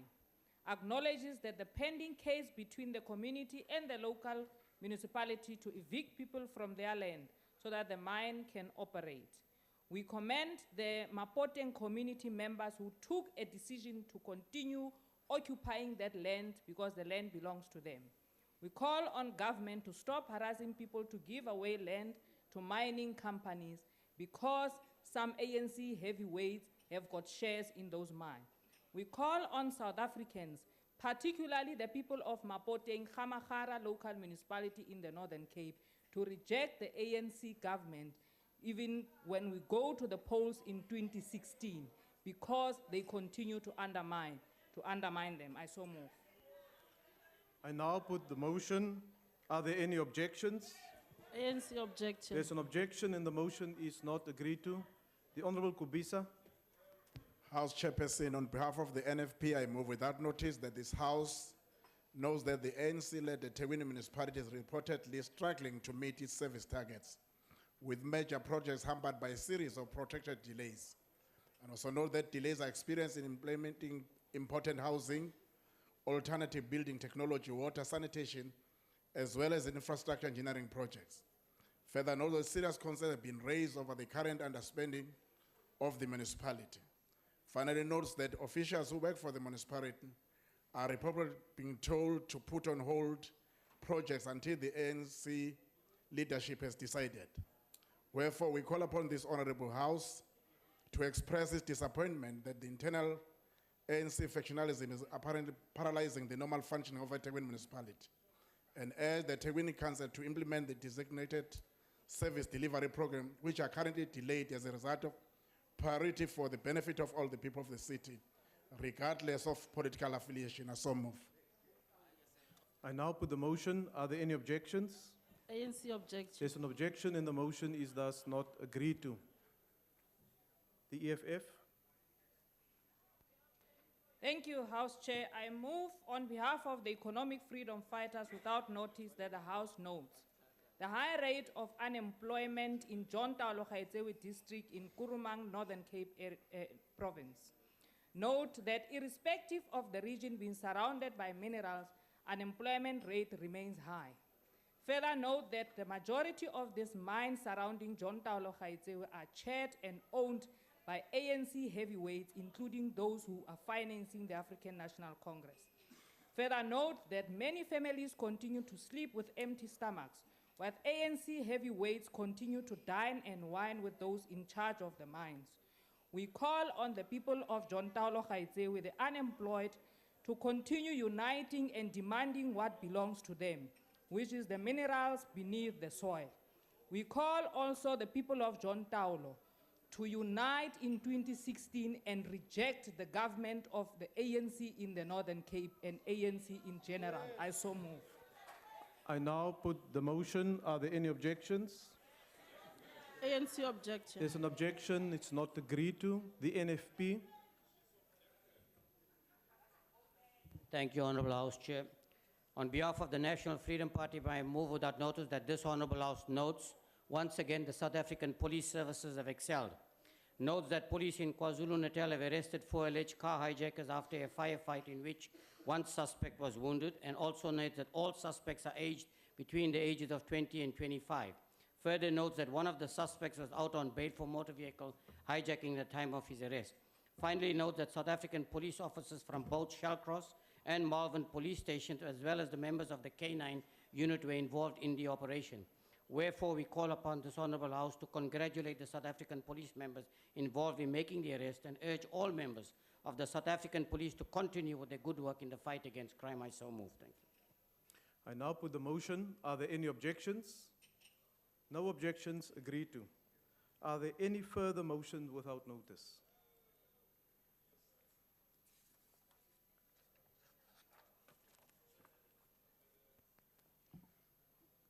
Am I allowed to amend the motion? No, I propose that you table a motion of your own. No, it's the motion that has already been put here. But if it is amended, we'll support it. Which motion is that, Honourable Chief Whip? The motion from the UDM. What I suggest is, Honourable Chief Whip, what is the amendment? Because there need to be consultation with the UDM. If they are agreeable to it, They are already agreeable. we will, UDM. Thank you, Chair.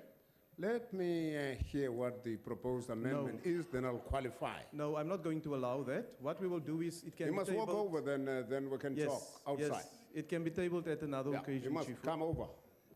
I don't want this session to be... No, we don't want dialogue. Maybe, Chief Whip, you can just tell me what the amendment is. That's right, that's Yeah? right. In the part that says it was supported by Advocate Olomisa, if we can put in the part the ANC, then we support that. No, Honorable Chief Whip, I think we must deal with this outside of this meeting. The House Chairperson. Thank you. We object to both. With the ANC in, with the DA in, anything, we object. Thank you, Honorable Ndlozi. Thank you. Honorable members, we now proceed.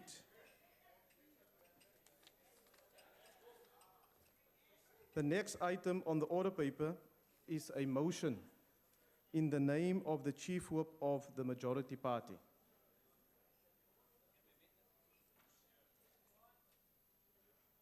Allow the Chief Whip to go and caucus with the UDM outside.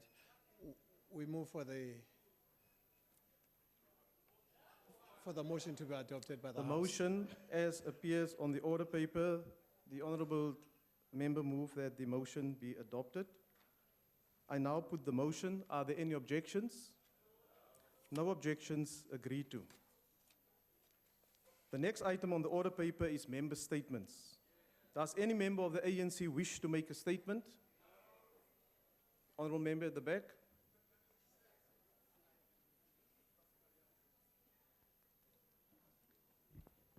Thank you, House Chair. I'd like to indicate that ANC congratulates Operation Fiela on recovering some of the items stolen during the recent looting of foreign-owned shops in Grahamstown.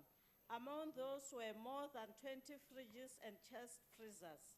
4 people aged between 28 and 49 were arrested and are facing several charges, including possession of stolen property and possession of drugs. The recovered property is believed to have been stolen when the community members started looting shops in the Joza and Grahamstown areas more than a week ago. ANC have said it before that this Operation Fiela is not targeting law-abiding citizens or law-abiding foreign nationals, as it was previously claimed but to protect the state and make the country a safe place. This is an operation to crack down on crime and nothing else. ANC believes the government has got a duty to make our country safer for everybody. That is part of human rights. I thank you. The DA. Chair, earlier this week, the DA visited the drought-stricken area of northern KZN. What we found there is far worse than anyone could have imagined. In Shlushluwe, crops and cattle are dying. School children have no water to drink. Entire incomes of farmers and farm workers are now disappearing as most crops in the region have been wiped out completely, and farmers estimate that half their cattle have been lost. We found communities where thousands of people have lived without water for the past 15 years. Government is doing next to nothing about this crisis. A tender has been issued for feed for 4,700 cattle, yet there are 500,000 animals dying in this region. Minister Mokonyane says that water trucks have been delivered to the region, yet there are communities which have received water only every 3 months. Minister, under your watch, unemployed people are now forced to buy water at inflated prices. This is horrific, to say the least. One gets a sense that the ANC have completely abandoned the people of this region. It should never be that some communities in this country should have to withstand such suffering. I thank you. The EFF.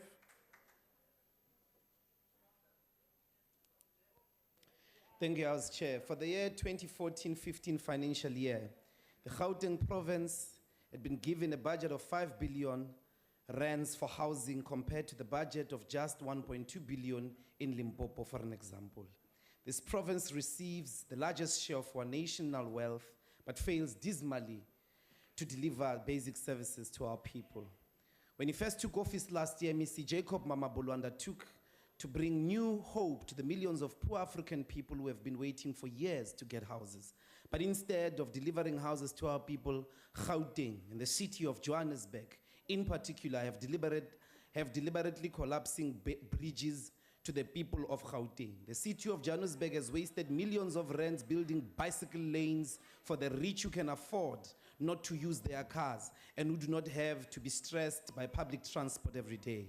The very same city which works only for the rich has also embarked on another middle-class project called eco-mobility, costing the city a small fortune too. But most shocking of all, the ANC government in Gauteng is distributing shacks to the people as part of their human settlement program. We visited Situatla and Alexander and were shocked to see government officials actively and physically delivering shacks to our people. And when we asked the Deputy Minister of Human Settlement in the House yesterday, she denied that the ANC was dishing out shacks like all the food parcels they dish. This shows a government leadership Honourable that member, your time refuses has now to own expired. up to the blunders that they make and their continued disregards of the needs of our people. ANC must fall, and we call on the people to reject the ANC. The ANC. Thank you, House Chair. On Monday, the 6th of October 2015, I visited the Riverside Farm in the Cape Agulhas municipal area in Overberg in the Western Cape. This farm is owned by Mr. Zindisile Michael Kokozili, who is a beneficiary of our LRED program of the Department of Rural Development and Land Reform. On this visit, as part of constituency work, I was accompanied by my colleagues from the provincial legislature, the Honourable MPL Theo Olivier, as well as the Chief Whip of the Cape Agulhas Municipality, Councillor Raymond Mokotwana, and members of the ANC region, Sanko, as well as the South African Communist Party. The delegation also included officials from the Department of Agriculture, Fisheries and Forestry. Mr. Mkoko Zili took ownership of this farm on the 26th of March 2015. He is exceedingly, Minister Quinty, proud of this achievement and grateful to this government led by the African National Congress. And he indeed has the support of all the surrounding farming communities, in particular the white farmers, Chair. But we are concerned that there has been delays in the finalization of the recap grant that he is waiting for, which will allow him to operate his farm at an optimal level. He gets... Honourable Member, your time is now expired. Thank you very much. The IFP. Thank you, Honourable House Chair. Firstly, I must commend the Minister of Energy for recognizing the importance of renewable energy at an event yesterday. As we are in a position to say we have some of the cheapest wind energy globally, in South Africa we can bank on more than 30% of electricity from this source at any time, while in Europe, Germany for an example, can claim only 16.6 efficiency from their wind energy program. Since 2011, when the renewable energy program started, wind and solar has generated 5.5 terawatt hours of electricity and prevented 5.6 million tons of carbon emissions. With the water crisis in this country currently faces an understated benefit of renewables. It's also that for each kilowatt hour of renewable energy that displaces fossil fuels in the national grid, 1.2 liters of water would be saved. This could be as much as 52 million liters of water a year.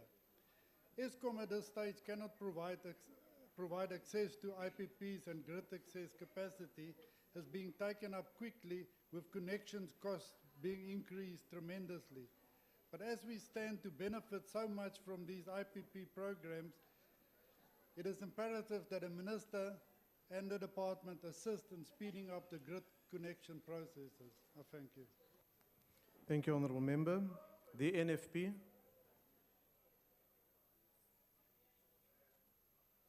House Chairperson, once again, the problems of the country are compounding. Most of our Section 9 institutions are not performing accordingly. We have witnessed energy crisis in our country. We have also witnessed the education crisis. We have seen the energy crisis as well. Now we're experiencing water shortage and drought, which has never been witnessed before. We move from one crisis to another. Where is the political will to remedy all this? Our country faces high levels of unemployment and poverty, and the government is not owning up.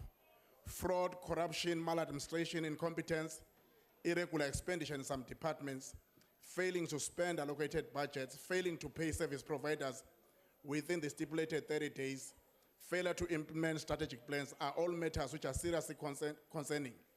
Government is very reluctant to address this concern. And what is worse is that the government does not make any serious effort to ensure that those who do not comply pay the ultimate price. These officials fail us year after year, but nothing absolutely is done. The end result is that the incompetent officials remain in their well-paid position, and the people of the country have to grin and bear the effects of such incompetence. The NFP is saying it's now time to act, and the time is now. The National Freedom Party believes that unless there are serious consequences for the failure of incompetent government officials, service Honourable delivery Member, will your always time be has compromised. expired. The ANC. Thank you, House Chair. The ANC is disappointed by the DA-led Cape Town City Council, which recently voted overwhelmingly in favor of a multi-million rand development of land between Clifton and Camps Bay. Despite strong opposition from all parties, it is not true what the mayor is saying when she claims that the city had listened carefully to inputs from extensive public participation processes. We believe strongly that the mayor of Cape Town is helping already rich developers to accumulate wealth at the expenses of the poor. She has shown a loyalty to the wealthy by running to Clifton to meet with the developers intent on plundering public resources. This project also does not enjoy the support of ratepayers in Clifton and... Not serious about protecting our borders. Fences are non-existent and farmers complain of a rampant intrusion of animals seeking pastures with little to no governmental assistance or empathy. Bordering municipalities were prioritized with monetary assistance to establish pounds precisely to counter the movement of animals into South Africa. there has been abject failure on the part of municipalities to establish and operate pounds, and in the responsibility of both national and provincial government to oversee the effective performance by municipalities. The Messina municipality is an example of a border municipality that has failed to establish and operate a pound. We have to ask, what happened with the funding that was allocated? Is the answer in the forensic report undertaken in 2011 that was never released? This forensic report saw the municipal manager resigning as well as the CFO and joining the ANC offices in Limpopo as staff members. The failure to establish pounds is not only having an effect of opening us up to the spread of diseases, but also results in a breakdown of law and order. Farmers may well be entitled to seize intruding animals, but not to impound them because there is no pound. This points to Honourable poor Member, and your bad time has governance. expired. Thank you. The ANC. Thank you, Honorable House Chair. The ANC welcomes plans to give rural roads a facelift with the purchase of 52 graders by the Department of Transport in KZN. The new graders will be used to maintain more than 23,960 kilometers of gravel roads in the province. According to the department, they are going to invest in opening more access roads and fixing potholes on rural roads. They will partner with local manufacturing companies to grow the economy and create more sustainable jobs. ANC has been encouraging this kind of partnership with local companies, and we still call for the private sector to come on board. This project alone has already created 365 jobs for grader operators. We are pleased by the commitment from the department to create a further 222 employment opportunities as they are working towards speeding up service delivery in the needy communities. Moshomo tswela pele. The DA. House Chair, Health Minister Aaron Matsaledi says he's negotiating with the Russians to have South Africans trained there. It is astonishing, not to mention bordering on the unpatriotic, for the minister to have no faith in our own medical training capability, world class by any credible measure, of which he himself is a beneficiary. He does this on the back of the Cuban medical training program, where a total of $70 million, worth about 770 million rand today, was spent on 534 students who have completed their studies, and 2,069 who are still studying. That is about 60,000 rand per student per year. The money should have been invested at our medical schools, at our universities of Sefako Mogoto, Cape Town, Free State, KZN, Stellenbosch, Pretoria, Walter Sisulu, and Wits. Now Minister Motsoaledi has turned to the Russians and do the same thing again. Why does he have no faith in his own country's institutions? Does he, like the Honorable Bladen Zamandi, come to dislike our people at our institutions? Why does he outsource basic medical training to foreign countries? I thank you. Thank you, Honourable Member. The ANC. Thank you, Chair. The ANC encourage all citizens to follow what the community of Welcome in the Free State have done when they took action and tip off to the police to arrest 9 people who were committing crimes in their area. Following this action, last Thursday, 9 people, including 2 Bangladeshis, were arrested after sick and tired members of the community provided information about their criminal activities to the police. The arrest was made by the Welcome SAPS K9 unit, together with the Tabon's Crime Intelligence Unit. The arrested people were charged with the various offenses, including possession of illegal guns and drugs. That information from the resident led to the arrest clearly indicate that the community was sick and tired of criminal activities in their neighborhood. The ANC applauded 2 police units for the swift reaction in ensuring that perpetrators of the crimes are brought to book to face the might of the law. We also commend the resident for acting reasonably by not taking the law into their hands. I thank you. Agang. Thank you, Honorable Chair. We are now convinced, as Agang has said, that our hard-earned democracy has been hijacked by political hyenas, predatory elite, who their sole purpose is accumulation of wealth. It's very clear, honorable members, that corruption has paralyzed our government. These heartless leaders, who some have attained national hero status, while they have betrayed our people, they are wolves in the sheepskin. The worst of it all, they've betrayed our revolution. Some of them were chief negotiators who are now co-opted by multinationals controlling policy direction of this government. We need a new uncompromising fresh start, and Arang SA must lead it and show the way. Cultural and economic emancipation of our people cannot be postponed any longer by apologists and collaborators of multinationals. Honorable Chair, it seems we have been going around in circle, perpetuating the same conditions of inequality which few sit on the table selling their blackness and state connections. Ours is an abnormal society. Victors are still victims, reduced into a state of beggars. Former liberators have adopted chameleon ways. They have developed folk tongues. Honorable Chair, we need leaders who are principled with moral leadership. We are now reaching a stage where Honourable Parliament Member, your time is has becoming expired. irrelevant. Thank you, Honorable Chair. Thank you. The ANC. Order, honourable members. Thank you, Chairperson. The ANC welcomes the results of the by-election that were held on the 30th September 2015. The by-election were held in 11 wards in 4 provinces: Eastern Cape, KwaZulu-Natal, Limpopo, and the Western Cape. Voters demonstrated their unshakable confidence in the ANC in 8 wards of the 11 contested wards. The ANC decisively won 2 wards previously held by the DA and the IFP, notably in areas where parties have considered to be strongholds in the Western Cape and KwaZulu-Natal respectively. These results reaffirm the confidence that the people of South Africa have in the ANC and its leadership. We extend our gratitude to communities for continuous show of confidence in the movement. We wish the newly elected councillors a success as they move forward the work of improving the lives of the people to better, and we dare not fail.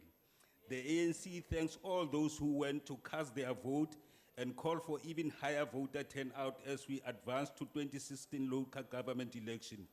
We equally thank the Independent Electoral Commission for continuously delivering free, fair, credible, and transparent election. Our democracy is alive and well. I thank you. The DA.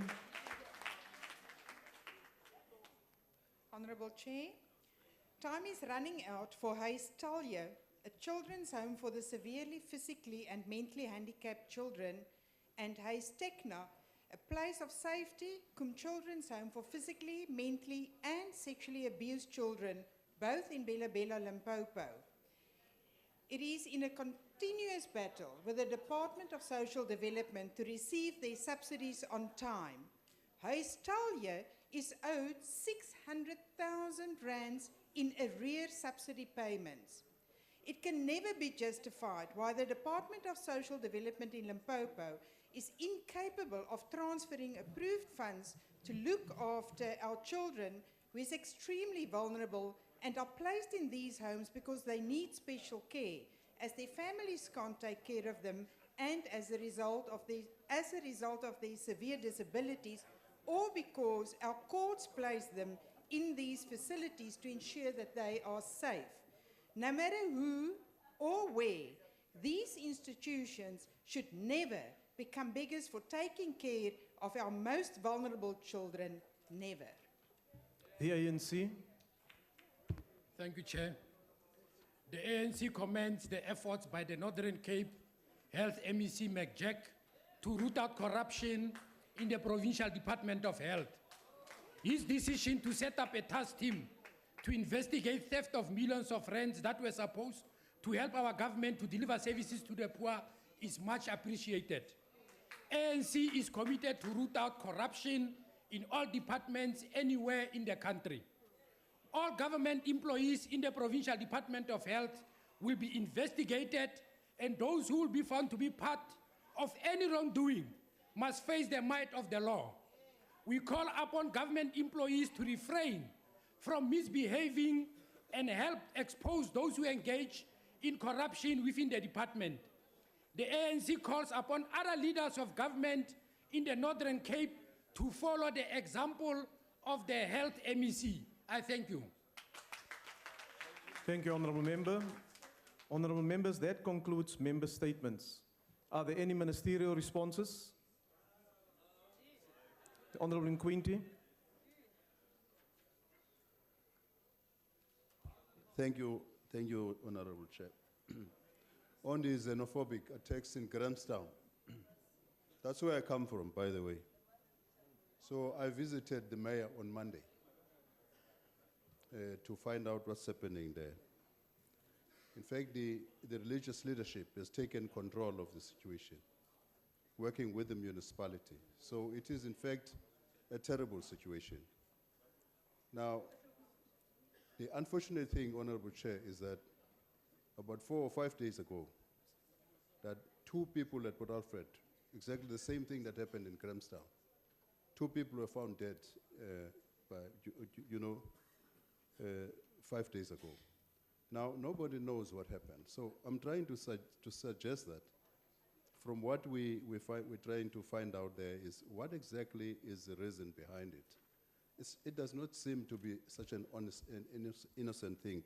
It looks like there are people who are behind it, and hopefully police will soon find out what's happening.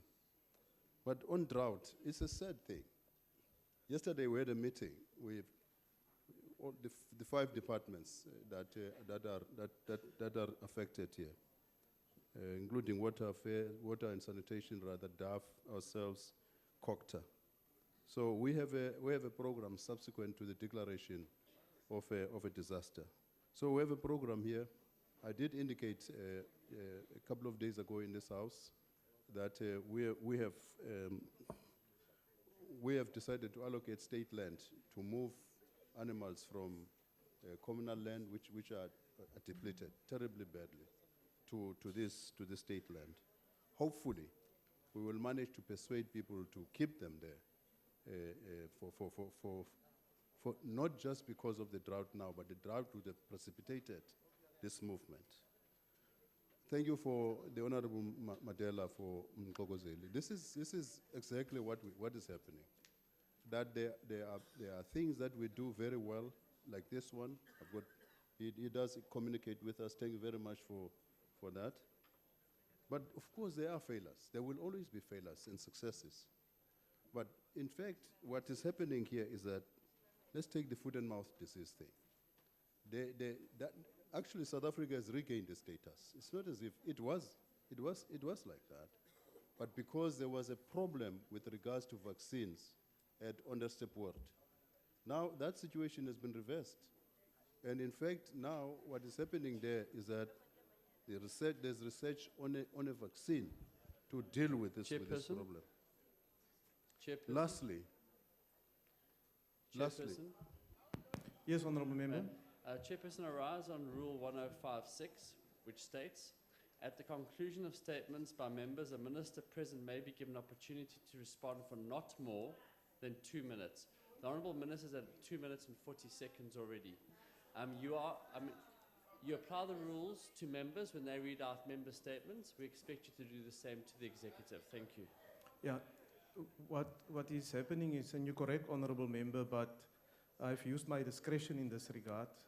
Since to this particular minister, there were 3 different statements, and I took note of them, that were made from, amongst others, the ANC, 2 from the ANC, and also another party. And in that light, I just allow the minister to conclude. Point of order. To conclude so that we could move on. Point of order. House Chairperson, you are setting a very wrong precedence. You must use your discretion on the basis of the rules. There's no discretion in that rule that was read that you can use. Please stick to Thank- the rules. thank you, Honourable The Member. minister's time is up. Let's move to the next minister. It's easy like that. Thank you, Honourable Member. Because I will ask for discretion Honourable on members. very unpopular rules. No, honourable members, you see, you see if the chairperson do have discretion in terms of the time that's been allocated for a specific item.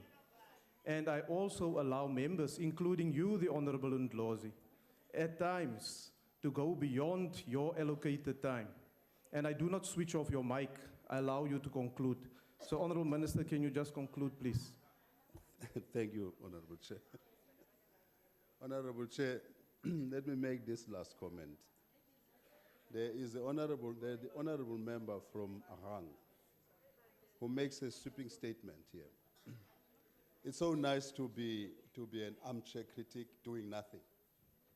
We are in power, we're running government. Honourable Minister, your time has now Thank you. expired. Your time is House now expired. Chairperson, the only reason why we are withdrawing is because the minister is very consistent in attending Parliament, and all other ministers must be like him, come and account to Parliament. Otherwise, I'm glad, Honourable Ndlozi, that you are so observant and you agree with my discretionary powers that I have. Honourable members, that concludes, unless there is another minister who wants to respond, that will conclude ministerial responses. The Secretary will read the first order of the day. House Chairperson. House Chairperson. Can I please address you?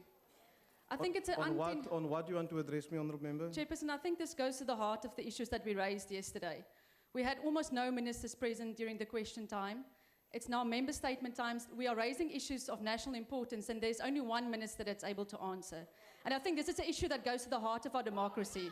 We need our leaders to be responsible. We need our leaders to be here, to Thank be you, held Honourable accountable. Member. You've made your point. And I think maybe we must write to Kumbulakaya to find the ministers. Honourable Member, I did not allow you to make a statement. You've made your point, and we will request that the Chief Whips in the Chief Whip Forum address this issue the same way that they are addressing the issue of the absence of ministers during question time, and also take it up with the Leader of Government Business.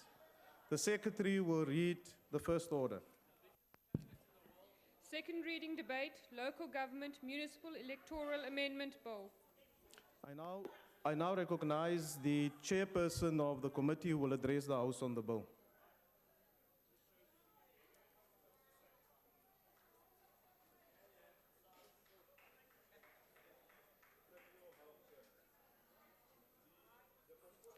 Can we have the mic switched on, please? Thank you very much. Thank you, House Chair. The Portfolio Committee on Home Affairs received briefing from the department, inclusive of the Electoral Commission, on the 8th of September 2015 in relation to the amendments proposed in the Municipal Electoral Act. The committee then invited the public to make input on these proposals, and only 3 inputs were received and considered in our deliberations. All parties agreed to these amendments incorporated in this amendment bill. The amendments in the main are administrative in nature. Only a few that requires ventilation now are the following. Clause 1 is now defining an authorized representative of a political party in relation to submission of documents for election purposes. Also, Clause 1 amends the definition of an identity document to mean an identity card issued in terms of Identification Act 1997, and subject to Section 25 of the Act, include the green bar-coded identity document. This, of course, it includes a temporary identity certificate. Clause 2 also seeks to amend Section 14 of the Act to provide for additional modality for parties to submit their party list electronically to the Electoral Commission. Clause 2 also seeks to provide for the Chief Electoral Officer to notify relevant parties where candidates appear in more than one party list. Also, Clause 4 seeks to provide for an independent ward candidate, together with his or her nomination documents, to submit a recent photograph as prescribed by the Commission. Also, clause 4 seeks to provide for the chief electoral officer to notify relevant parties or persons where a ward candidate has been nominated by more than one party or persons for those concerned to have an opportunity to substitute such a candidate. Clause 5 seeks to provide for a voter to be reissued with a ballot paper, where a voter in a voting station makes a decision to mark on the ballot paper and changes his or her mind before the ballot paper is placed in the ballot box. That voter then can get reissued with another ballot paper. Of course, we had a lengthy discussion on this one because we were worried that certain voters, because of certain reasons known to themselves, they can mark the ballot paper wrongly many times with the intention of abusing the material in the voting booth.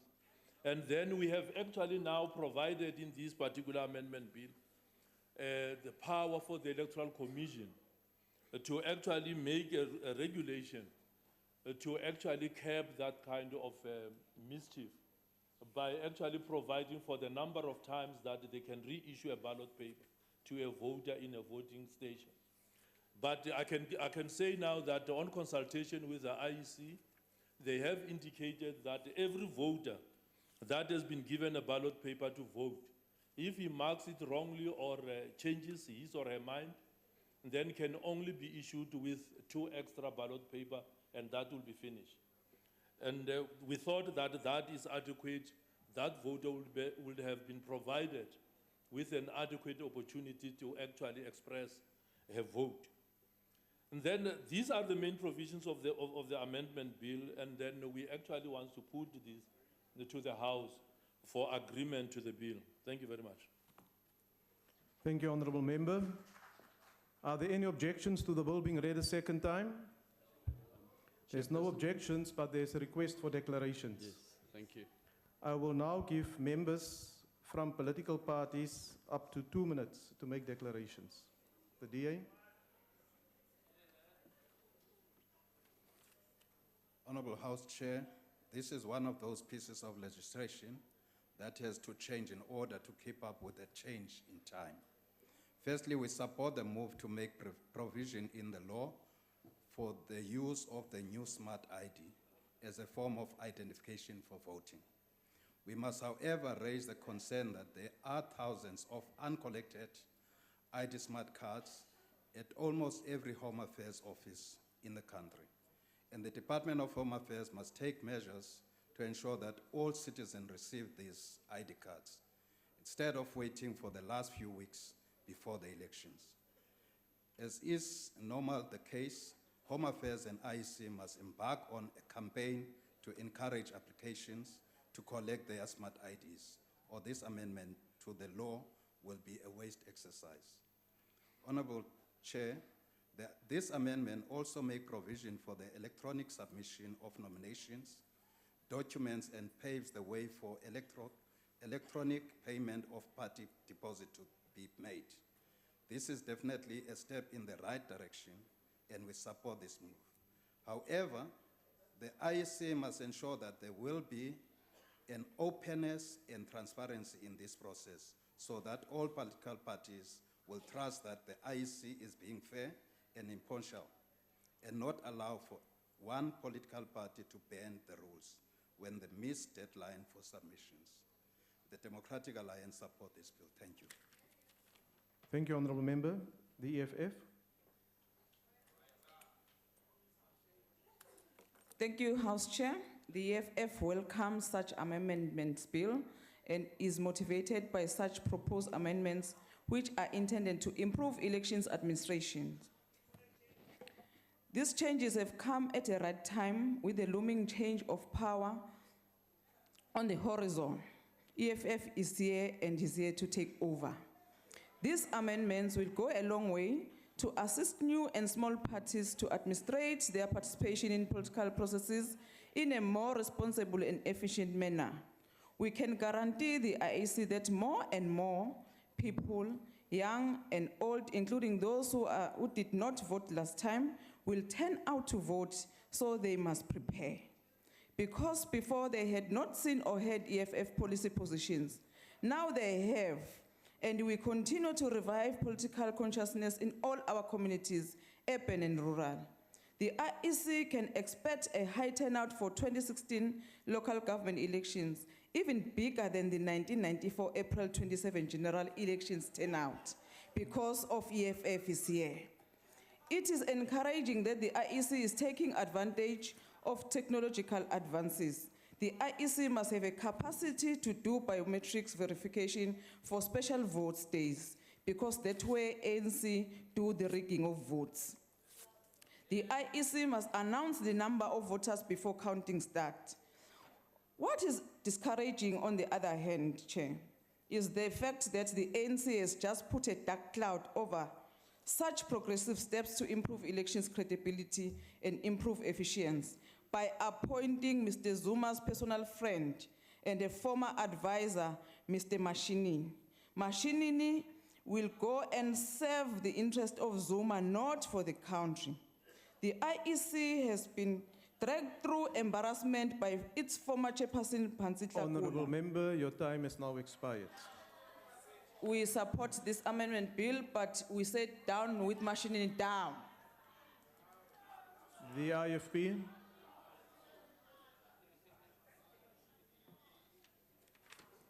Thank you, Chairperson. This bill is very necessary in order to further refine the process whereby free and fair municipal elections may be held next year. Of particular importance to the IFP is the case where a voter accidentally marks a ballot paper in a way that does not indicate for whom the voter wishes to vote, and then that voter can return the ballot paper to the presiding officer of a voting office or a voting officer. What we are recommending here is that we are concerned because of two areas.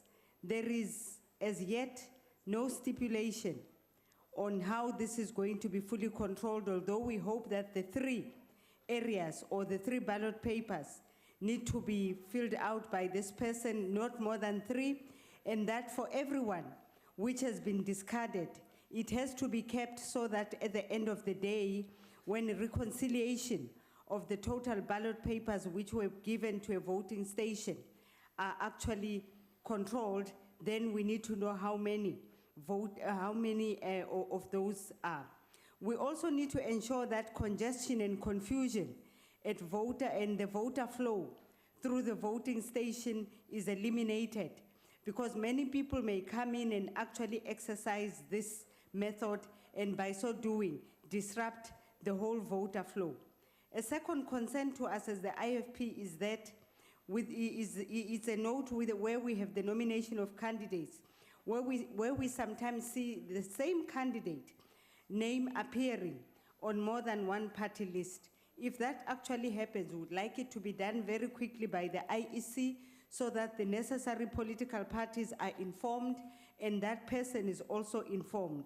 And the country as well has got to be informed, because some of these people, they do it so slyly where they appear in more than one political party. This has got to be known. Honourable Member, your Electronic time submission is is now expired. also uploaded by the IFP. The IFP looks forward to free and fair elections, and we support this bill. Thank you. Thank you, Honourable Member. The NFP. Thank you, Honourable House Chair. The National Freedom Party welcomes the Local Government Municipal Electoral Amendment Bill. The major thrust of these amendments address electoral issues with a view to ensuring smooth preparation and execution of the forthcoming 2016 local government elections and are to be welcomed. Elections, Honourable Chairperson, is more than just standing in a queue and making a mark on a ballot paper. An election is the viable manifestation of democracy, a birthright which the majority of our people have been denied for a long time. Elections allow us to participate in the determination of who should lead us and give us a choice to change the course of history. With this in context, we believe that the process of election should be smooth, efficient, and most importantly, be above reproach. The bill we are deliberating on before us is intended to do just that. Several of the amendments are technical in nature and need no vigorous interrogation. Others are, however, substantive and warrant comment. The National Freedom Party in particular welcomes the increased use of technology which is being introduced in Clause 3 of the bill, providing for electronic submission in addition to manual submission of nominations of candidates. It is small incremental improvements like these in the screening of our electoral process, which not only improve the political administrative interface by taking advantage of technological advances, but also enhances the integrity of our election, and we as South Africans are justified to be proud of. The NFP also welcomed the amendment that will enable a voter to reconsider his or her vote, provided that the marked ballot had not been placed in the ballot box yet. Finally, Honourable Chairperson, amendments such as those contained in the bill before us strengthens the electoral process, enhances transparency and accountability, and works towards perfecting the independence of the electoral process. Without such independence, the legitimacy of the electoral process will be questioned, and if that happens, we will be faced with a violation of the rights of millions of our people. That must never happen. The independence of the electoral process, and in particular the integrity of the IEC, must be jealously safeguarded from the reaches of self-serving politicians and parties. Through tightening and continuous refinement of our legislation, we can build a bulwark against under-political encroachment on our electoral system. Your time is now the NFP expired. supports this. Thank you. Thank you. The AIC. Thank you very much, Honorable Chairperson.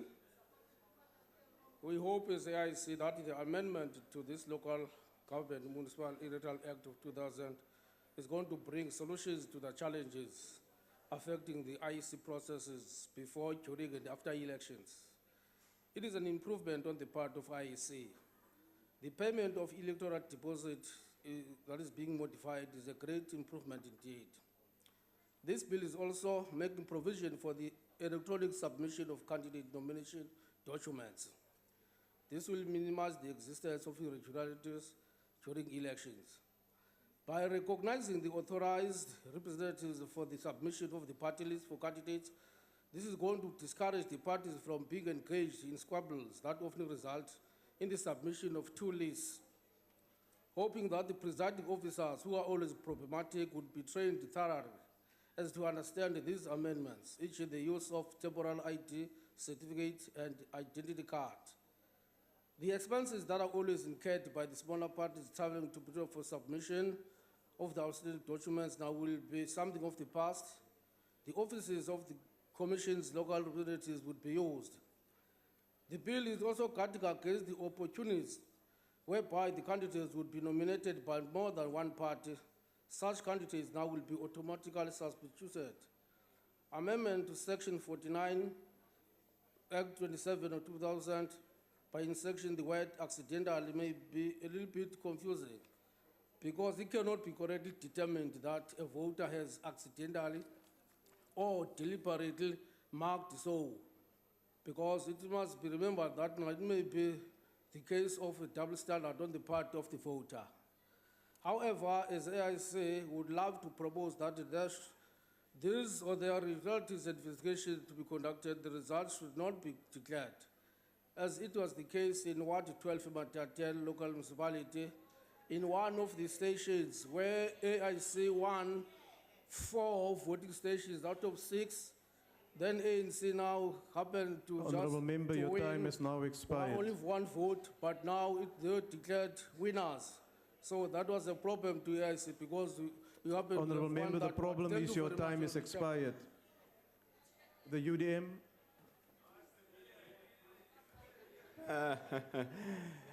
Molo House Chair, namalungu endlu somthetho siyayixhasa le amendment bill. Linene lithi yazi xa nibeka ootshomi benu abafana noomashinini kwi-institutions that are important ezifana ne-IEC nisenza la nothanda wenu, you run the risk of having an IEC that loses credibility. I mean, itshomi kamsholozi icacile.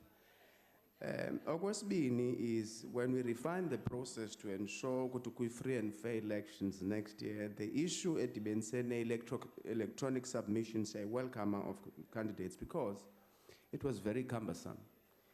But khumbula si-United Democratic Movement sasiyithethe kwakudala sithi kwaba bantu the IT platform that is used to administer and run the elections, umongameli wami kudala wesithi asiyazi noba ngobani senokwenzeka bayasiqhatha kulapho zibuka khona nezi votes.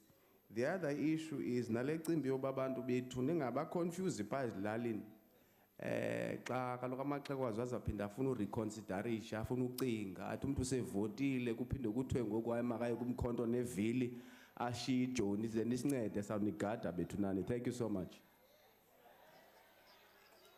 Thank you, Honourable Member. The ANC.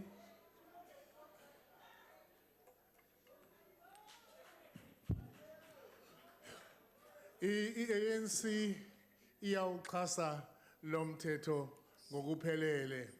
Ithi abantu mabalandele uhulumeni we-ANC ne-innovation yakhe, ne-technology entsha ayifakayo, neindlela futhi ezintsha ayifakayo ezilidayo emhlabeni, okukhombisa ngokusobala ukuthi uMashinini une-experience, unamava emhlabeni wonke. Akazange asebenze kuphela eSouth Africa, uyaconsultwa nayi-AU amazweni amaningi. So lo muntu lowo ukhombisile ukuthi une-experience, i-innovation yakhe nakho siyayibona manje. Faka innovation, faka indlela entsha yokusebenza, and uyimpumelelo. Uhulumeni we-ANC ngaphansi kobuholi bukaMsholozi wenze izinto eziningi ezibalulekile. Ukuthi nimthuka kangakanani, nimthuka kangaki, ngeke kukujikise lokho, ngeke kukujike ulwazi lwabantu ukuthi uma benezifo emakliniki sebelashwa kanjani, uma beneyinkinga ama-ministers akhe asebe-attenda kanjani abantu. Into kuphela ebesinenkinga ngayo thina njenge-ANC bekuwama-ballot papers amaningi. Kodwa ke basethembisile ukuthi ngaphansi kwaMashinini oserane ama-elections ey'ndaweni ey'ningi, lokho uzokwazi ukuthi akugweme njengoba ebizwa ey'nkingeni ezinkulu kwamanye amazwe afike amaphathe lawo mazwe ama-elections abe free and fair. Siyabonga. Honourable members, I put the question again. Are there any objections? No objections. Agreed to. The Secretary will read the bill a second time. Local Government Municipal Electoral Amendment Bill. The bill will be sent to the National Council of Provinces for concurrence. The Secretary will read the second order. Consideration of budgetary review and recommendation report of Portfolio Committee on Public Service and Administration, as well as planning, monitoring and evaluation on Statistics South Africa. I now recognize the Honourable the Chief Whip of the Majority Party. Honourable House Chair, I move that the two reports be adopted. The motion is that the report be adopted. Are there any objections? There are objections and there's been a request for declaration. I will now give members wishing to make a declaration a maximum of 2 minutes to do so. The DA. Thank you very much, House Chair. This is about Statistics South Africa, a very important independent national government department accountable to the Minister in the Presidency, planning, monitoring and evaluation. The DA is of the very strong view that moving the department from the Executive Authority of the Treasury to the DPME should not in any way compromise the independence of these very important institutions. Honorable members, the credibility of the data that this department produces and propagates demands this institutional independence. For this shift raises very serious concerns for us. Stats SA identify the improvement of productivity and service delivery in the country as one of its strategic priorities. This is key. Another important priority is the advancement of confidence and trust, honorable members, in statistics. This goal is critical given the skepticism with which many people regard statistics. We have to make sure that the independence of this institution is protected. There can be no doubt that accurate, credible data enhances precise planning and costing and reduces wastage of scarce resources. Stats SA received an unqualified audit report for the financial year under review. However, the department needs to take serious action to improve internal financial controls for this very reason, for this simple reason. The budget, which is over 2.2 billion a year, the department incurred 4 million rand in fruitless and wasteful expenditure and 416,000 rand in irregular expense. This is disturbing, given the critical role that this department plays in the country. These failures must be investigated, and there must be consequences where culpability has been established fairly within due process. The DA will, however, support this report. Thank you, Honourable Member. The EFF.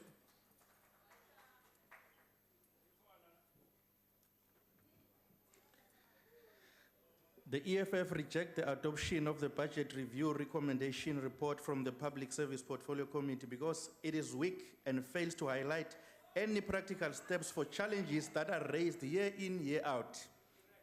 We cannot continue to adopt reports that offer suggestions, and when issues persist, we pretend as if we have not made recommendation in the past. Otherwise, it renders these reports and such an important parliament process useless.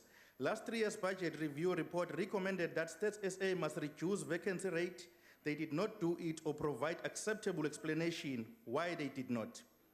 And we are again adopting a report making the same recommendations. This is why States SA continue to underspend on their budget. Under such difficult budgeting conditions, the committee must recommend that the money be directed to funding free quality education for all. It is becoming an unacceptable trend for departments to underspend on their budget. It must not be taken lightly. The head of Statistics SA admitted himself that government is not using the information they collect to plan or evaluate service delivery. The report must be asking, if government is not using the information, why allocate resources to begin with? The problem of accommodation is not only unique to States SA, but as long as government continue to rent buildings, this problem will persist. Government must build its own buildings or buy them and stop renting. The EFF rejects the adoption of this report. We call on all people of South Africa to reject the ANC government in the 2016 local government elections for failing to provide proper roads, and people are dying. Thank you, Honourable Member. The IFP.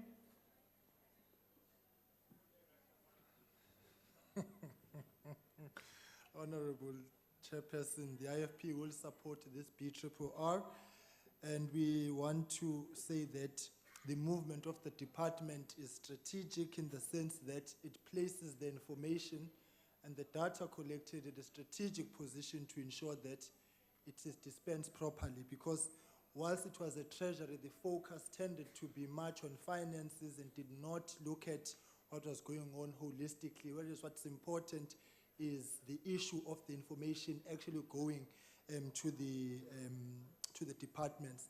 But of course, the other challenge is that there is information that is being collected by the Stats SA, and on the other hand, you've got a Department of Planning, Monitoring and Evaluation. We don't really know what they are planning, what they are monitoring or evaluating. And so we cannot then satisfy ourselves that the information that is being collected is being used properly. So we run the risk then of Stats SA in its entirety being an agency of wasteful expenditure if the information and the data that they are collecting is not being used properly.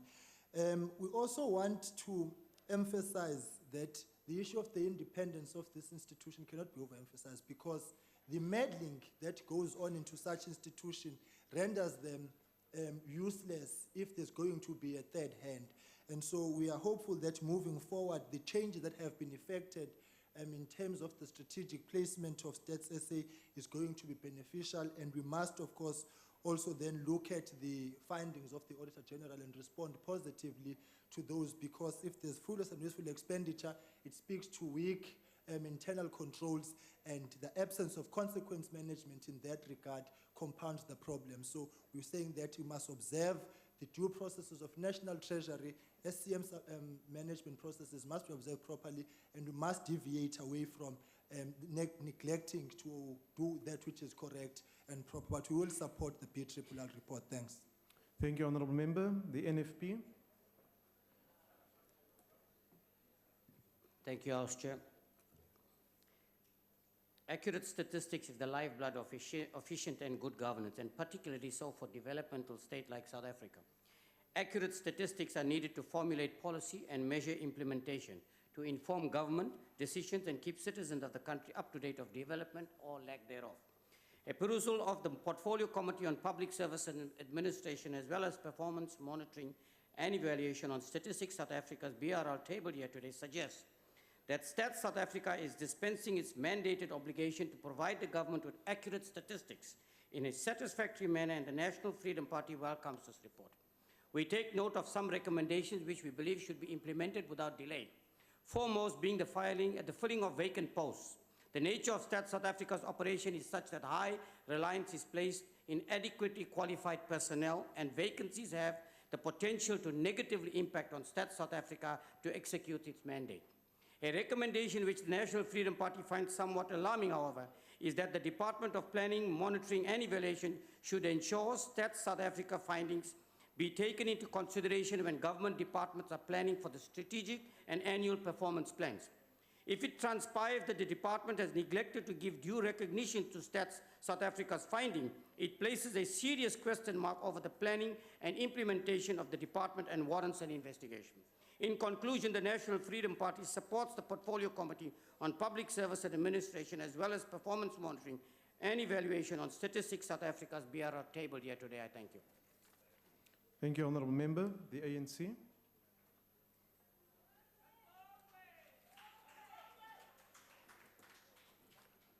Angibonge mgcini sihlalo namalungu ahloniphekileyo. The Stats South Africa plays an important role in building a state that is capable of driving a developmental and transformative agenda through providing credible and high-quality statistics. Stats South Africa received a qualified report. We therefore urge them to improve towards achieving a clean audit by, among other things, looking closely at their internal controls. Having considered its annual report, the committee is satisfied with the annual performance, as most of its targets have been achieved. However, there will be room for improvement. While ensuring a realignment with international standards, Stats South Africa has become a significant global player through the promotion of statistical information and cooperation in South Africa, Africa, and the world. Honorable Chair, the efficacy of statistical information supplied by Stats South Africa at a grand scale, like they do at the moment, is something to be lauded. The information is critical to the economy. Such information is a valuable input for future planning processes and also a vital tool for the allocation of resources. We therefore cannot overemphasize the significance of sufficient budgetary allocation to this crucial institution in our quest of creating a developmental state. Honorable Chair, the ANC supports the budgetary recommendations and review of Stats South Africa. I thank you. Thank you, Honourable Member. Honourable Members, since there were objections, I put the question. Those in favour will say aye, and those against will say no. I think the ayes have it. Chair, could you please register the objection of the EFF? The objection of the EFF will be noted. The report is thus agreed to. The Secretary will read the third order. Consideration of budgetary review and recommendation report of Portfolio Committee on Public Service and Administration, as well as Planning, Monitoring and Evaluation on Department of Planning, Monitoring and Evaluation and related entities. I now recognize the Honourable the Chief Whip of the Majority Party.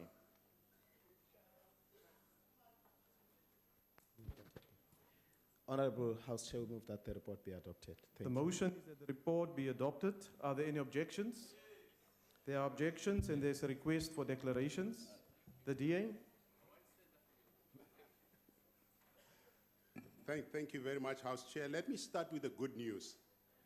The good news is that the Democratic Alliance would like to acknowledge the department's clean audit report for the year under review, which is a significant improvement from the previous year's unqualified report.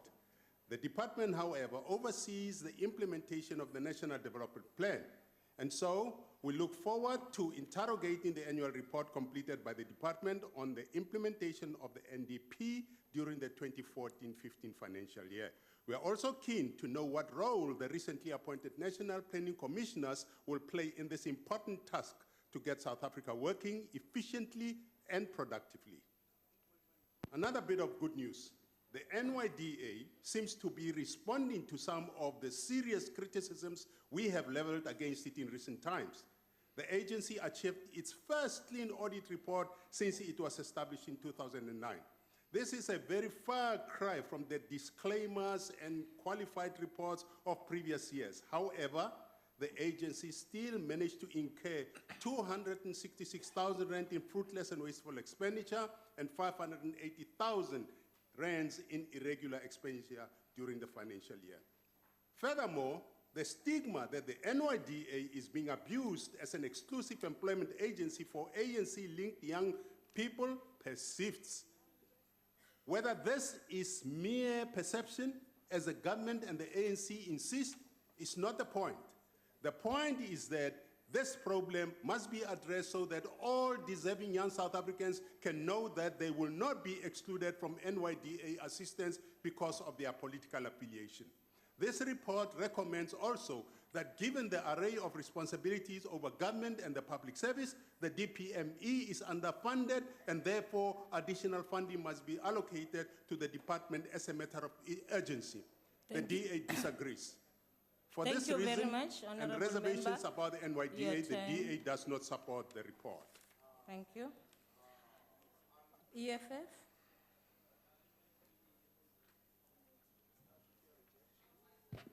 Thank you, House Chair. The EFF reject the budget review and recommendation report from Public Service and Administration Portfolio Committee. Firstly, it is still not clear what this department is supposed to do. It appears to be one of those departmental institutions created to offload people from Luthuli House, payroll, and give them a job. The department, like all other departments, failed to spend their budgets. And to suggest that they must be allocated more money whilst they could not even spend the budget allocated to them, it's not correct. And the EFF cannot be party to that. We are not only making mockery of taxpayers' money, but shows utter arrogance and disregard of their difficult economic conditions. The committee did not even bother finding out why the department did not spend their allocated budget, whilst we have such unemployment rate in the country. This department is just a fancy post box for strategic documents that they cannot even claim ownership, since majority, if not all, were compiled by consultants. The less said about the NYDA, the better, because they continue to use labor brokers and claim to create jobs for young people in this country. Hence, we are saying young people of South Africa must reject the ANC government come 2016 local elections, because they failed to provide them with decent jobs, other than giving them the orange overalls and working alongside the roads in South African roads. They are continuing to pay 15,000 rand for 3 days for unaccredited trainings. Unfortunately, Thank young you, black Honorable Mukause. young Your people time has expired. are affected. Thank you. All young people need free quality Honorable education. Mukause. We reject the budget. Thank you. Honorable Sengwa?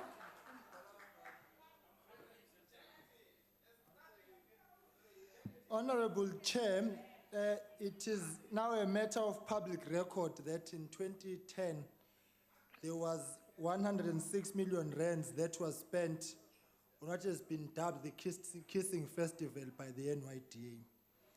And at the time, we were all concerned about the spending patterns of the NYDA. So we want to congratulate the board now on receiving a clean audit in terms of the finances of the NYDA, because where good is done, we must acknowledge that. But the reality is people don't eat clean audits. A clean audit, ayikunikeza umsebenzi, ayikunika amathuba ofuna ukuwathola. It just speaks to good and sound financial management in the absence of tangible programs. So the immediate responsibility now for the NYDA, having turned the corner on what was an era of poor financial management at the time, in 2010 and the years after, now the clean audit, is that a clean audit is not enough. It is simply not enough. The national footprint of the NYDA is not satisfactory. It continues to be inaccessible to the poorest of the poor, particularly in rural areas. And given the high costs of traveling, which people have to adhere to when they are moving in between places to go to the towns and cities, makes the NYDA even more inaccessible. So those are the things that we must be dealing with. But the question which we need to answer moving forward is the NYDA relevant? And we must give ourselves an honest response to that, because quite frankly, we believe that there should be a youth ministry, not an ad hoc approach of an agency which is like Umjondo. Thank you very much. Your time has expired. Thank you. So we must be able to look at that and address the issue of the poor linkages of programs of the NYD and other entities. Thank you. Honorable Iman Shaikh. Thank you, House Chair. The main focus of the performance monitoring and evaluation component of this hybrid department is on strengthening accountability and improving coordination in government, both between government departments and in the administration of government. There can be no doubt that this is a very important function which is of absolute necessity for efficient governance. In light of the importance of the department, the National Freedom Party welcomes the clean audit which the Attorney General has given both the department, the Auditor General, I would say, has given both the department and the National Youth Agency. We also welcome the recommendation that the Portfolio Committee acknowledges the continued improvement in the department's financial and non-financial performance, and fully supports the call by the Portfolio Committee that additional funding must be allocated to the department as a matter of urgency.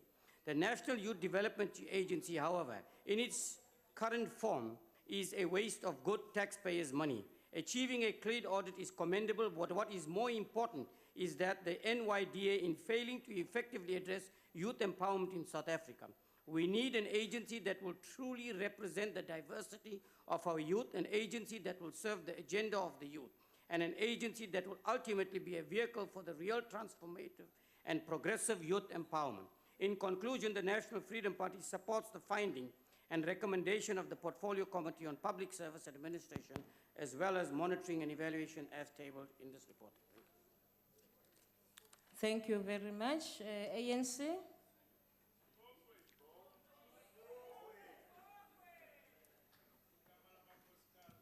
Thank you very much, Honorable Chair. I want to put it in record that for the past 3 years, the Department of Planning, Monitoring and Evaluation received clean audit. So the statement that the department has failed to spend their budget, it is not true, it is misleading, and it is not unfounded. The department's focus in strengthening accountability and improving coordination of government services has yielded positive results in public service. We compliment the department for focusing on local government, as this sphere sits in the coal phase of service delivery.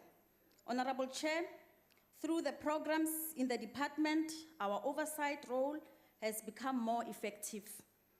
The department has developed numerous tools to monitor and evaluate performance in the public service. The committee therefore recommends that the annual results of the management performance assessment tools be released in September to assist portfolio committees to utilize their findings for effective oversight. We also wish to commend the department for having achieved 50% employment of women in senior management positions. Chairperson, the committee noted that the National Youth Development Agency is prudently utilizing its resources while adequately responding to the needs and aspirations of the youth of our country. They have over-exceeded their targets during the year under review. They have successfully implemented a turnaround strategy which saw a lot of improvement regarding austerity measures in financial management. The strategy also contributed towards... Honorable Member, your Thank you time very has much. expired. We support the report. Thank you. Honorable Member, since there was an objection, I want to put the question again. Those in favor of the report being adopted, say aye. Those against, say no. The ayes have it. Thank you. Chairperson, Honorable, the DA calls for a division. Thank you. a division has been called for. The bells will be rung for 5 minutes.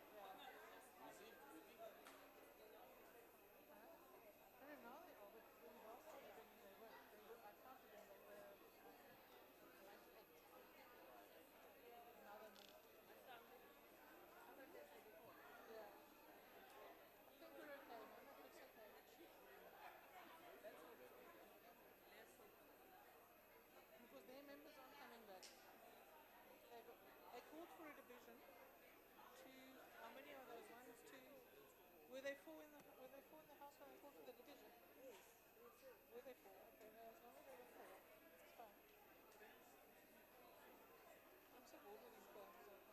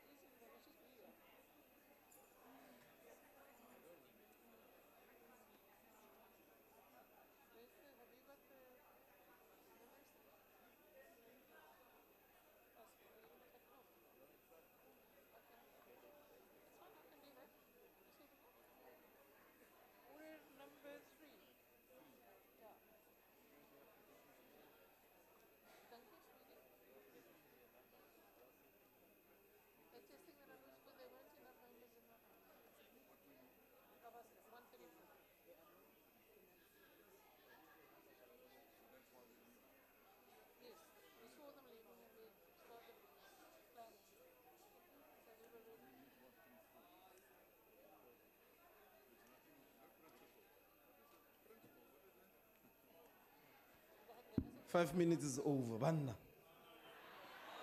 Ah, yeah. Please. 5 minutes is over. Don't take Parliament serious.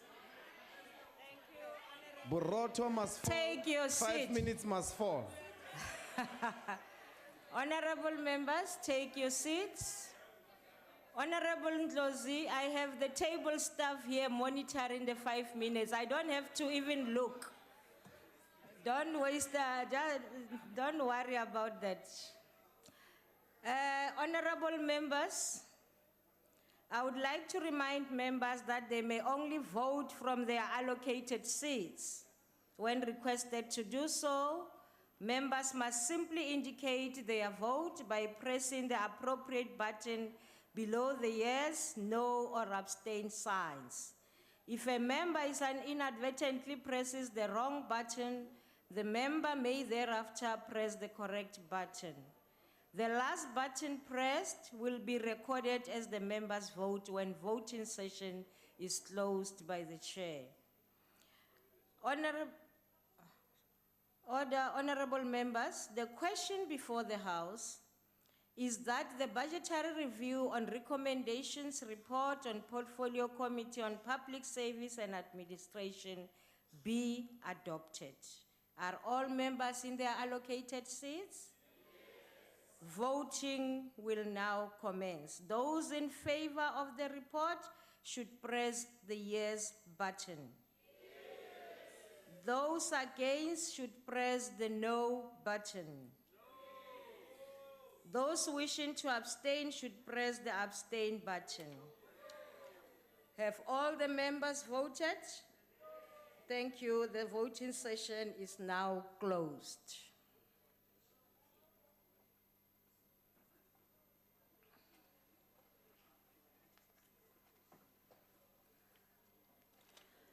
Thank you very much, honorable members.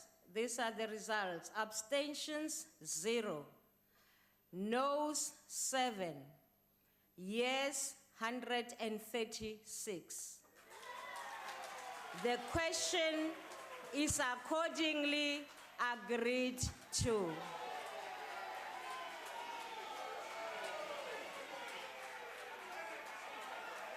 Order, honorable members, order.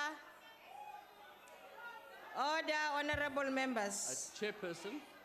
Yes, honorable. You said there was 136 yes votes? Yes. One has to ask where the 249 ANC members are, actually. I can't answer that question. They are sleeping. That's the answer. Honorable House Chair. I will order, honorable members. House Chair. Honorable Chief Whip. We are monitoring that alliance. We'll get them right. Thank you, Honorable Chief Whip, please. Thank you. The House Secretary Chair, will now... House Chair, sorry, which, can I ask a question of clarity? Which alliance is it? The tripartite No, alliance? I'm not getting into that. I'm not getting into that one, Honorable Steenhuisen, sorry. I'll ask the Secretary to read the fourth order. Consideration of budgetary review and recommendation report of Portfolio Committee on Public Service and Administration, as well as planning, monitoring and evaluation on Department of Public Service and Administration and related entities. I'll now recognize the Chief Whip of the Majority Party. Honorable House Chair, I move that the report be adopted. The motion is that the report be adopted. Are there any objections? Okay. We request to make a declaration on top of rejection. The EFF has asked for declaration. EFF?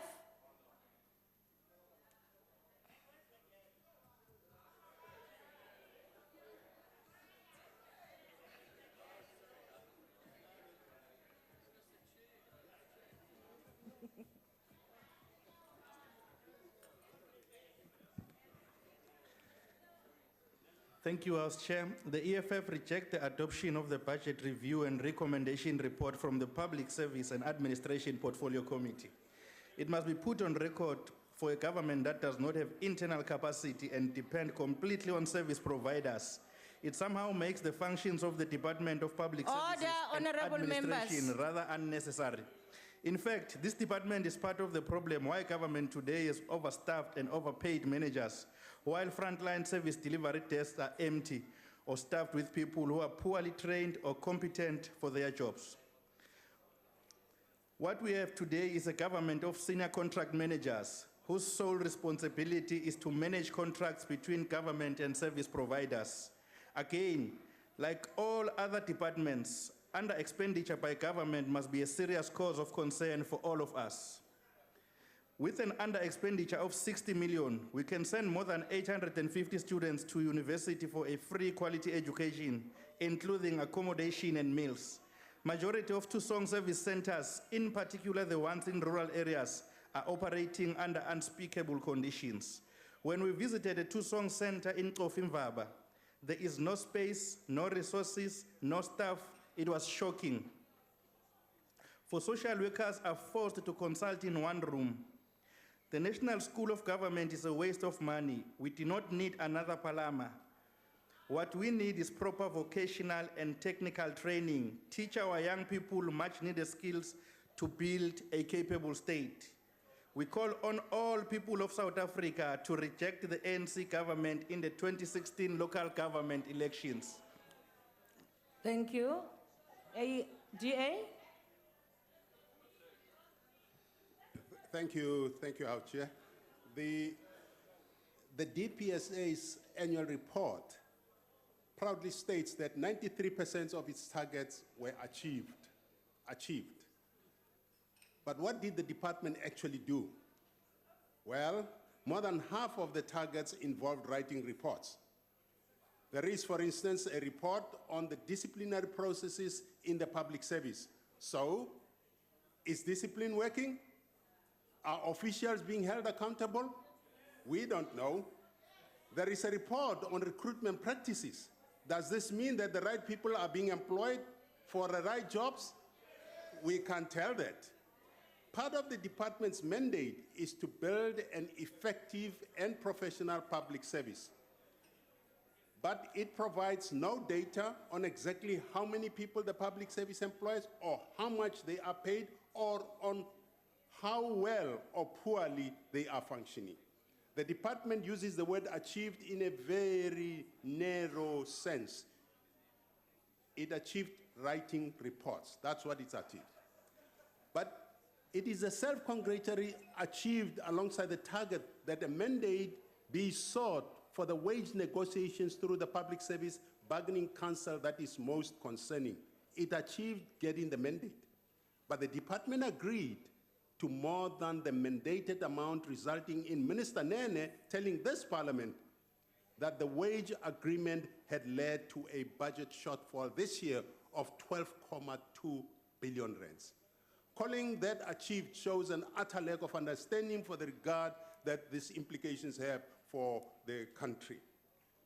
The DA, however, supports this report because it reflects all the DA's immediate recommendations and concerns. However, and this is very important, what difference the department actually makes with its money and whether it even needs to exist at all requires a much deeper interrogation. Thank you very much. Thank you. IFP, Honorable Sengwa.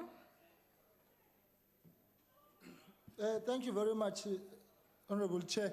The presence of the National School of Government on its own is an admission of a lack of capacity in the public service.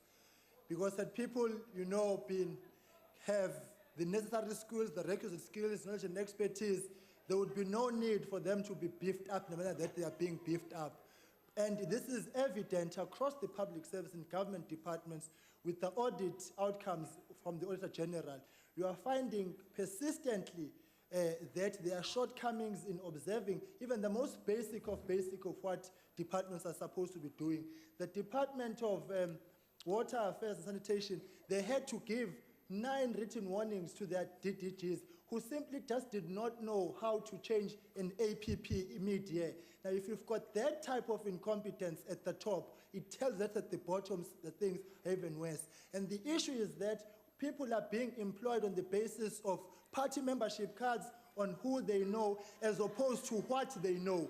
And that is why the public service is come in the manner that it is. Otherwise, really, there would be no need for a National School of Government to go and give extra skills. How are people, what is going on in the interview processes if you then have to, later say, oh no, there's a problem. If you go to municipalities, just one example, your CFOs, you've been told that they've been given extra time to catch up and improve their qualifications simply because the capacity is not there. So until we admit in the truest sense of the word that there's a problem, we will continue to make noise like this, whereas we are supposed to be addressing the issue because this speaks to the lives of the people. It's not about those whose lives are better on my right. So let us really, Honorable Chair, do everything possible to support the recommendations of the report because they speak to correcting that which is wrong. Otherwise, the recommendations would not be in the report if all these things are not happening. So, inkingi khona, siyabonga. Thank you. NFP, Honorable Shaikh Imam. Thank you, Honorable House Chair. The stated purpose of the Department of Public Service and Administration is to implement and coordinate interventions which are aimed at achieving an efficient, effective, and development-oriented public service. These requirements are an essential element of a capable and developmental state as envisioned in the National Development Plan 2030. The question we ask is the department executing its mandate properly? The answer is no. When we look at the report tabled here today, the multiple recommendations contained in it gives us a clear indication that the department and its entities have much to improve upon.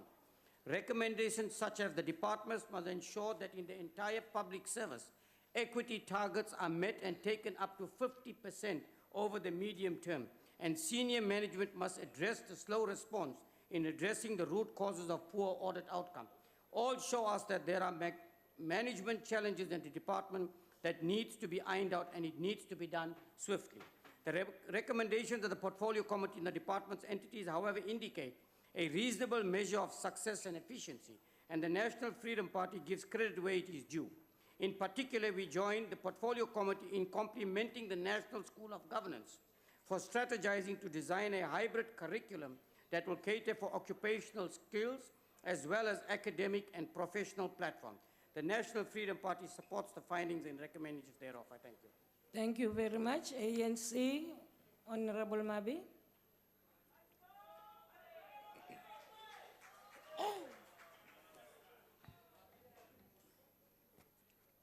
Thank you, Honorable Chair. The department and entities are led by example, as all received clean audits. The ministry introduced a number of legislative and policy reforms in the public service which take the public administration forward as guided by the National Development Plan. Amongst the legislative reforms introduced during the year under review was the Public Administration Management Act of 2014, coupled recently with the revised public service regulations, which will go a long way in reforming and transforming the public service for prompt service delivery and prohibiting public servants from doing business with the state. We further noted a progress thus far regarding the department monitoring the employment equity target of 2% for people with disabilities and the recruitment of 50% of women in senior management, the facilitation of learnerships for improving skills and creating employment opportunities for young graduates is commendable and needs to be supported. The School of Government implemented the rollout of the Breaking the Barriers to Entry program, which benefited unemployed youth graduates and secured employment in the public service. Honorable Chairperson, the committee further appreciates the improvement with regard to the financial disclosure framework in the public service. We also commend the public servants for voluntarily using the e-disclosure facility in their numbers. This is a sign that we are moving towards professionalizing the public service. The Public Service Commission remains our strategic partner in holding the executive accountable. Fellow young South Africans, we have just witnessed a very... Thank you very much, Honorable Member. Thank you, Honorable Member's order. In light of the earlier objection, I will put the question again. Those in favor of the report being adopted, say aye. Those against, say no. I think the ayes have it. Please record the objection of the EFF. Thank you. The objection of the EFF will be noted. We continue, and I'll ask, the honor of the report has been duly agreed to. Thank you.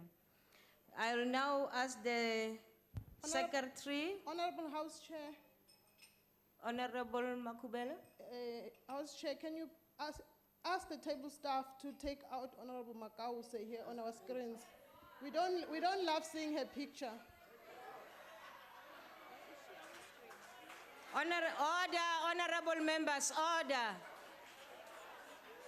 Order. Order, honorable members. Honorable Ndlozi?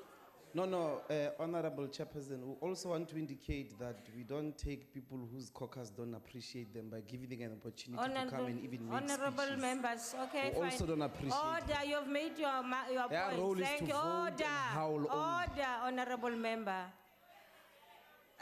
Honorable members, we ask the Secretary to read the fifth order. Consideration of budgetary review and recommendation report of Portfolio Committee on Transport. I will now recognize the Chief Whip of the Majority Party. Honorable House Chair, I move that the report be adopted. The motion is that the report be adopted. Are there any objections? Yes, In light Madam of Chair. the objection, I will... Declaration. And declaration. Okay. EFF?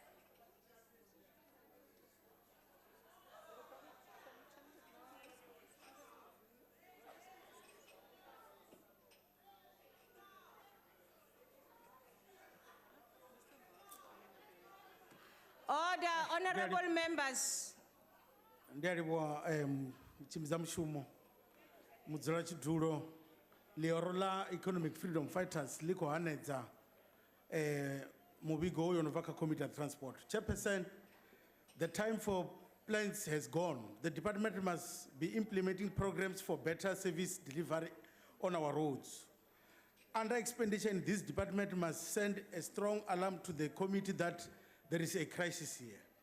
The 7.7 billion rands which was awarded to the taxi scraping administrator for scraping taxis for 7 years project which has failed, and the department extended it for 2 years, which is going to expire in March 2016. And the department is intending again to extend this contract without going to the tender process. The minister must know people out there are still waiting for her to remove those e-tolls gantries. People are not going to pay. She must not think we forget e-toll fees must fall. Privatization of the public infrastructure, especially the public roads, is unconstitutional and is illegal, and it must be condemned with contempt it deserves. South African roads network continue to perpetuate apartheid economy and cycle pattern, and the ANC government has no interest of changing it. Majority of informal settlement are far from place of work. Majority of people are forced to travel long distance in poor roads conditions like Moloto Road. While all the roads and the rail and the ports are used to extract mineral resources and nothing else, it is now clear to everyone that PRASA is not capable to manage or to deliver any service without corrupt officials, some with fake qualification taking their share, let alone implementing of the rail rolling acquisition stock organogram. Honorable member. The EFF Thank you. reject this report. Thank you. NFP? IFP, sorry, honorable member. My apologies. Honorable House Chair, In maximizing the contribution of transport to the economic and social development goals of society in providing safety, reliable, effective, and efficient, fully integrated transport system for road and freight users, the department must ensure that as an entity must runs at highest optimal levels in order to it to be able to successfully meet its strategic priorities, particularly in areas of decreasing accident across our many different modes of transport, and improving infrastructure, access and mobility in our rural and urban areas.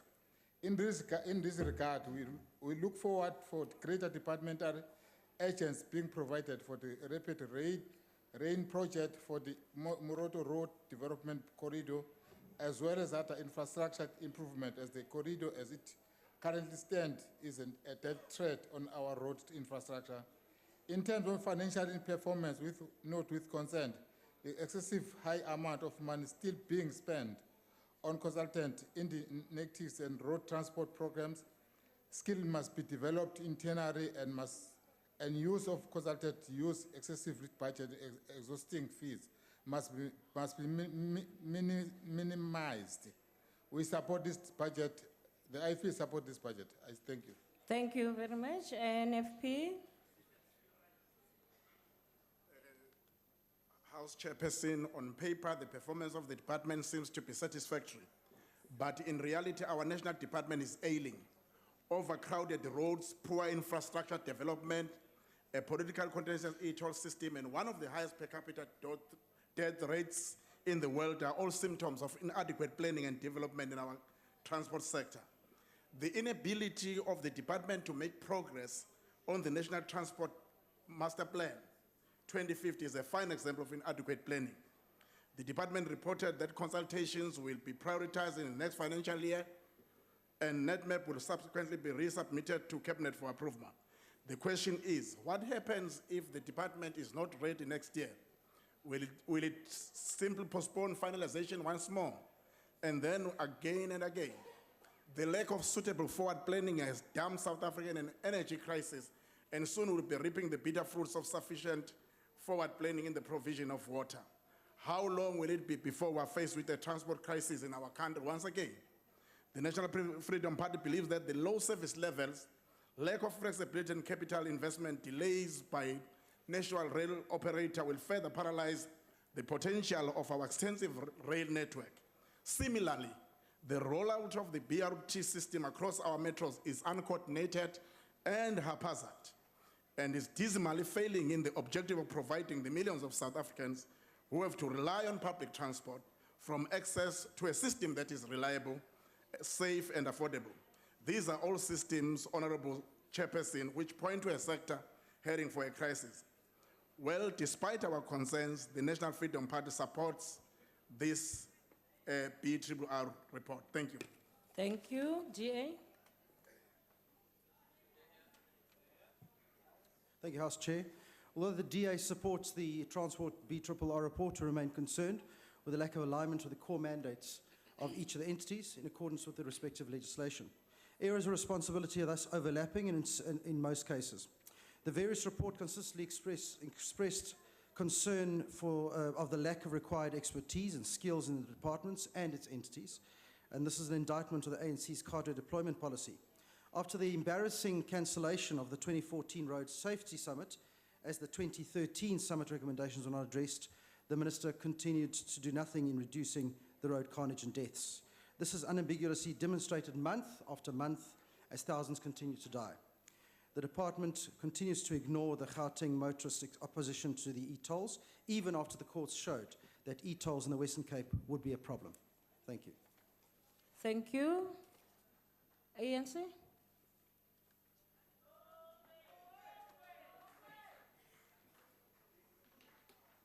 Thank you, Chairperson. During the period under view, the transport sector has played its part with a view to responding to the NDP in the maritime sector.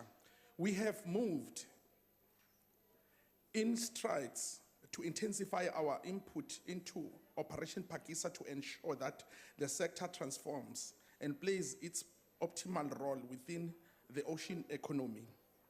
Some major achievements during the year under review included the draft multimodal transport planning and coordination draft bill was developed. The bill will assist in facilitating integrated micro-transport system planning in view of guiding investment in the sector. The broad-based Black Economic Empowerment Council was approved by the ministry and launched during the period under review. The council will aim to improve sector transformation and economic performance. Chairperson, ANC iyayisekela le budget, but kumele ngidlulise nako kulandelayo. Singamalunga ekomiti e-transport sibona kokuqala appreciate wonke ama-parties asekele le budget. Singamalungu ekomiti e-transport sibona ukuthi kukhona ukudideka kwamanye wamaqembu aphikisayo ngoba uma sisekomitini siyaphikisana kepha sigcina ngokuvumelana. Amalunga lawo uwathola eqhobozela kuhle kwamakoti egoyile. Kodwa uma singena kulendle esishaywa umthetho, ikakhulukazi uma begibela ku-podium bavukelwa amafufunyana sengathi bathelwe ngezibonkolo. Bavuka umbhejazana ngokuhlasela uhulumeni oholwayo uKhongolose ngezibhamu zenjoloba in brackets. Lokhu kuholele ekutheni imibono yabo. Siyabonga, isikhathi sakho siphelile.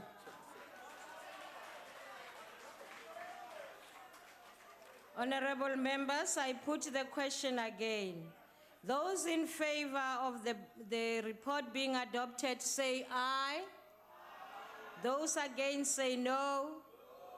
I think the ayes have it. Please note the objection of EFF without fear or favor. The objection of the EFF will be noted and the report has been duly agreed to. I will ask the secretary to read the sixth order. Consideration of budgetary review and recommendation report of Portfolio Committee on Tourism. I will now recognize the Chief Whip of the Majority Party. Honorable House Chair, I move that the report be adopted. The motion is that the report be adopted. Are there any objections? Yes, and we call for declaration, Madam Chair. The EFF calls for declaration and you are allowed.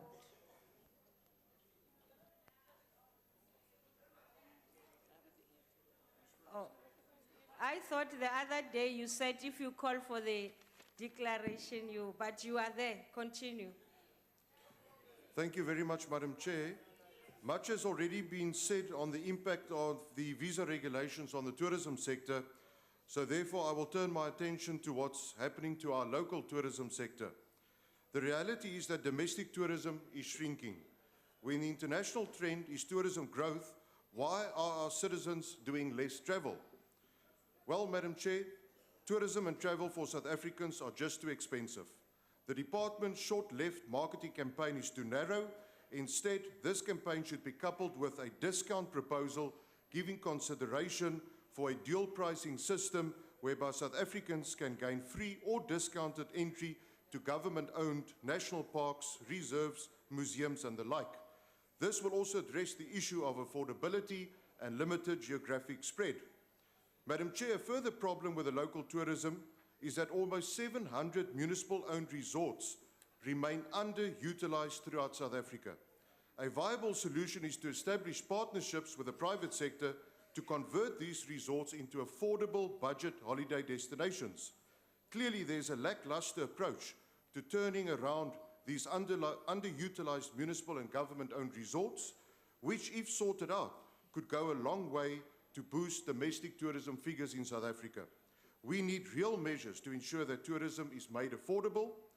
If we get this right, more employment opportunities and more emerging small businesses will be created. And therefore, it's without a doubt that tourism can achieve these objectives, and it can also be used as an effective tool to create jobs, provide opportunities, and bring South Africans together. And therefore, the DA supports these budget recommendations. Thank you. Thank you, EFF.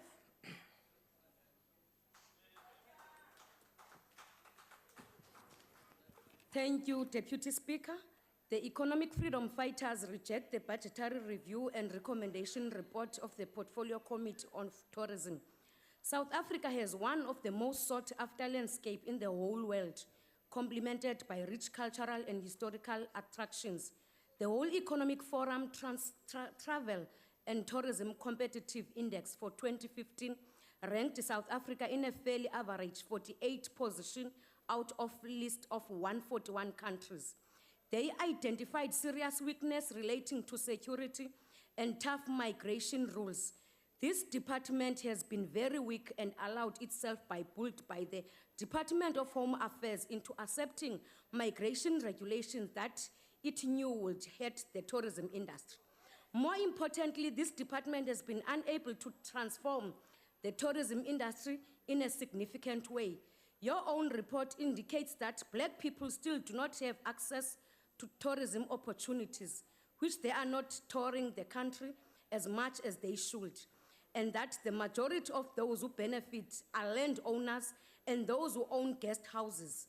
The multiplier effects of the economy are not as good as they ought to be, because your department has been dragged its feet in transforming this industry.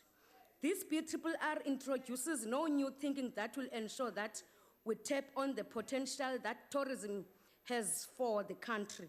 It says nothing about reviving the township and rural economy to ensure that these become tourist attractions. It says nothing about ensuring that our country's cultural and historical heritage is promoted and used as tourist attraction. We call upon all people of South Africa to reject the ANC government in 2016 for failing to provide basic service. Thank you. Thank you, IFP. Okay. Honorable Singh. Yeah, may I address you before my colleague? On a Nkosi Baba. point of Hlale congratulation, just to congratulate the Honorable Minister. He's the only minister that's been in the House when the BRRR of a department's been discussed. Only Minister, Tourism. Thank you. Honorable Member.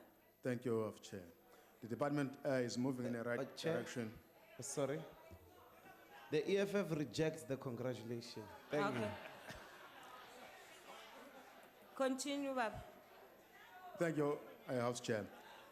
This department is moving in a right direction, working with Tourism South Africa as its entity, and very ably being led by its Minister, the Honorable Derek Hanekom.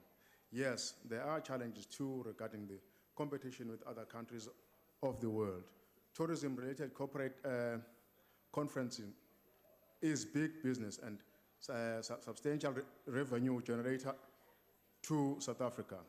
We need to ensure that our service remain world-class in order to continue to attract such business. The recent recession has hit tourism hard in our country, not only through the revenue downturn, but also because of the knock-on subsequent job losses that it causes. We also see foreign tourists canceling their visit to South Africa because of xenophobic-related violence, as well as the spread of Ebola in some of our African states on the continent. The good news is that South African tourism is keeping its books clean and must be commended for this. The fact that the department had no mechanism to fund tourism development is a serious challenge and must be addressed. As a key contributor to jobs and economic growth, this sector must be provided with every assistance by government. Policy and legislative framework must be carefully thought through before enacting to ensure that there will be no unforeseen consequences that may affect the flow of tourism into South Africa. I thank you. Sithokoze, Mhlonishwa. Mhlonishwa, NFP. Thank you, Honorable House Chair. Minister, thank you for being present here today. The Department of Tourism has consistently been a top-performing state department in the past, and the consistent growth and performance of the tourism sector has been testimony to the efficiency of the department. The BRR tabled by the Portfolio Committee on Tourism today, however, indicates that the department is not performing optimally as it had in the past, with its overall service delivery performance rating dropping from 89% in 2013-2014 to 84% in 2014-2015. Of particular concern to the National Freedom Party is the performance rating of 62.2%, which the department has attained for domestic tourism management. The recent fiasco brought about by visa regulation implemented by the Department of Home Affairs have had a noticeable impact on the arrival of international tourism. However, recent measures put in place is hope will result in an increase in international tourism once again. The decline must be countered with renewed effort to boost domestic tourism, and the department needs to take a serious look at its comparative lack of achievement in stimulating this program in its service delivery performance. The National Freedom Party has also taken note of the Auditor General's opinion for the 2014-2015 financial year, that the Department of Tourism had a financially unqualified audit with compliance finding. This represents a regression if compared to 2013-2014 financial year, where the department obtained a clean audit, and we expressed the hope that the department will pay close attention to the Auditor General's recommendations, which are summarized in this report.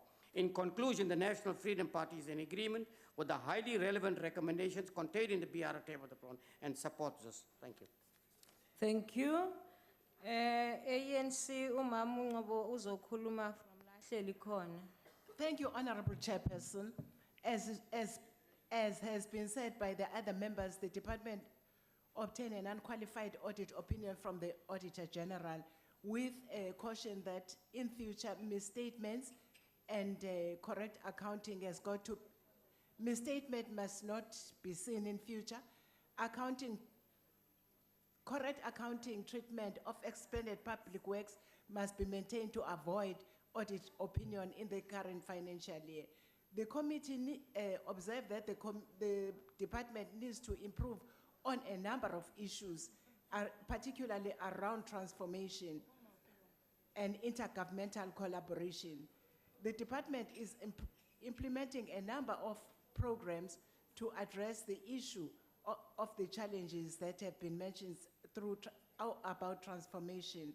An agreement with other departments has already been signed so that there is cohesive working together with other departments. The 2014-15 has been a most difficult year for tourism in South Africa and Africa, particularly due to outbreak of Ebola in West Africa, which led to travel advisories issued against South Africa. The sector was also grappling with the issue of immigration regulations, which is being dealt with, and various options are being recommended to mitigate unintended consequences of this sector. The Minister of Tourism has reviewed how the South African tourism fulfills its mandate to market South Africa as the world-class destination. This report will also provide a map that will be a game changer in marketing South Africa, culminating to increased international tourist arrivals in the country. If and when the economy improves, the Minister of Finance considers increasing the amount of budget ring-fence for domestic tourism. Thank you. To improve domestic tourism. Thank we support this. Thank you, Honorable Member. I put the question again. Those in favor, or are there any objections to this? There is. In light of that, I will now put the question. Those in favor of the report being adopted, say aye. Those against, say no. I think the ayes have it. House Chair, please note the objection of the EFF. The objection of the EFF will be noted, and the report has been duly agreed to. I will now ask the Secretary to read the 7th order. Consideration of budgetary review and recommendation report of Portfolio Committee on Women in the Presidency. I recognize the Chief Whip of the Majority Party. House Chair, I move that the report be adopted. The motion is that the report be adopted. Honorable Stianese, House Chair would like to make a declaration. a declaration as for DA.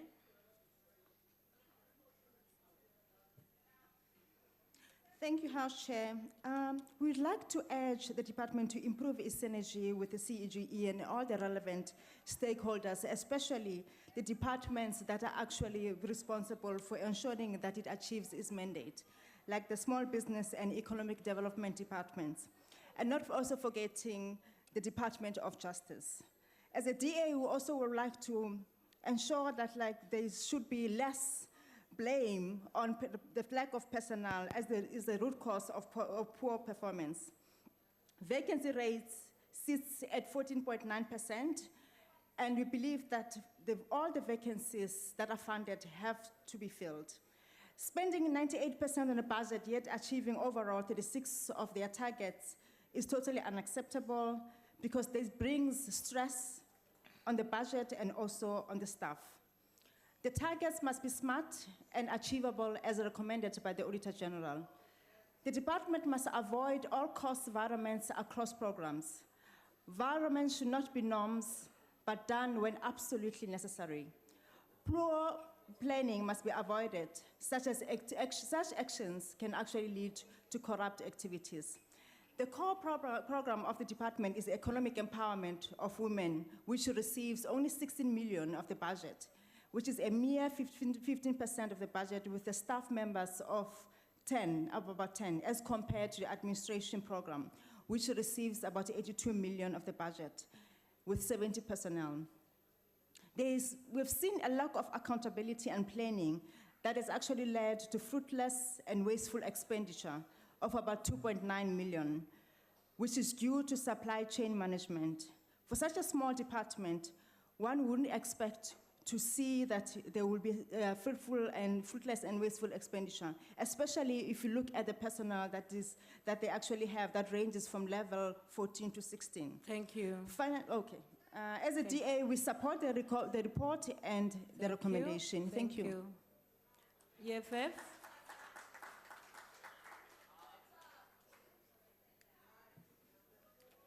Thank you, House Chair. The Economic Freedom Fighters reject the budgetary review and recommendation report of the Portfolio Committee on Women in Presidency.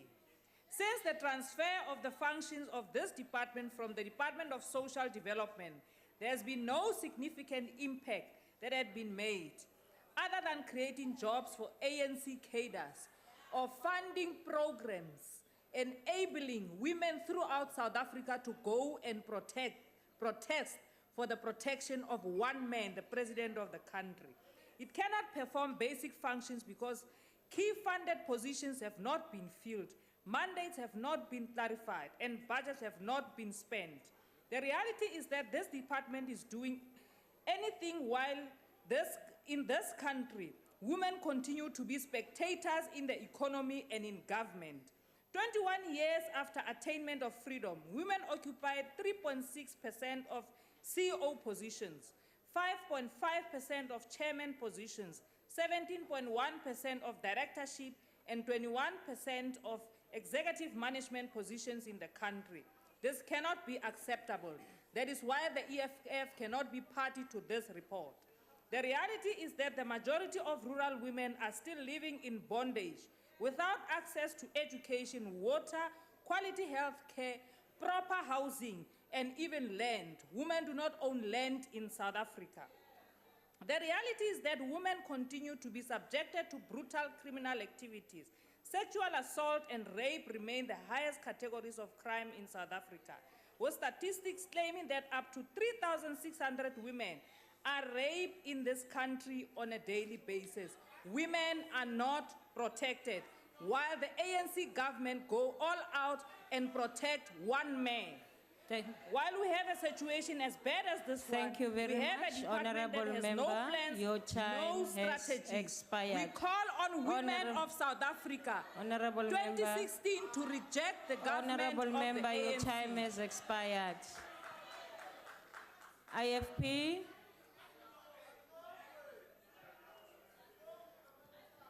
Thank you very much, Honourable House Chairperson. This department has been set up for failure. It was set up for failure when its predecessor, the former Department of Women, Children and People with Disabilities, was allocated a measly budget and an inadequate leader in the former Minister Lulu Qingwana. Now the Department of Women and the Presidency faces similar challenges. It again received limited funding, and it only receives 185 million, of which it must transfer 67 million to the Commission for Gender Equality. Once it has met its salary obligations, it's left with roughly 40 million rand. It goes without saying that this is insufficient to fulfill its mandate. And as I always remind you, it's much less money than what we've spent on Nkandla. What a shame. It is also important to note that the department spent its entire budget. However, it failed to meet 64% of its targets. It also has several vacancies which remain vacant. Another issue of concern is the failure of this department to submit documents or reports to Parliament on time. An example of this would be the fact that some of us have already travelled to the UN to participate in the Commission on the Status of Women, but we've yet to see the country report, and it's been 9 months. In addition, I remain concerned with the department's event-based approach. With little funds to its disposal, I'm not convinced that once-off indabas, which are normally accompanied with much fanfare, is the right approach. Also, this department at this stage seems not to know what it is monitoring or evaluating. It is still looking at an M&E tool. Finally, Honourable Chairperson, for as long as gender-based violence is on the increase, and for as long as women still earn less than men, and for as long as they continue to bear the brunt of poverty and unemployment, this department and the CGE has a mammoth task ahead. However, it will continue to fail in its constitutional imperatives and its international obligations of ensuring true and meaningful women's empowerment if it does not receive adequate funding and requisite support from other departments. Thank you. Thank you. UDM, Mama Jeke.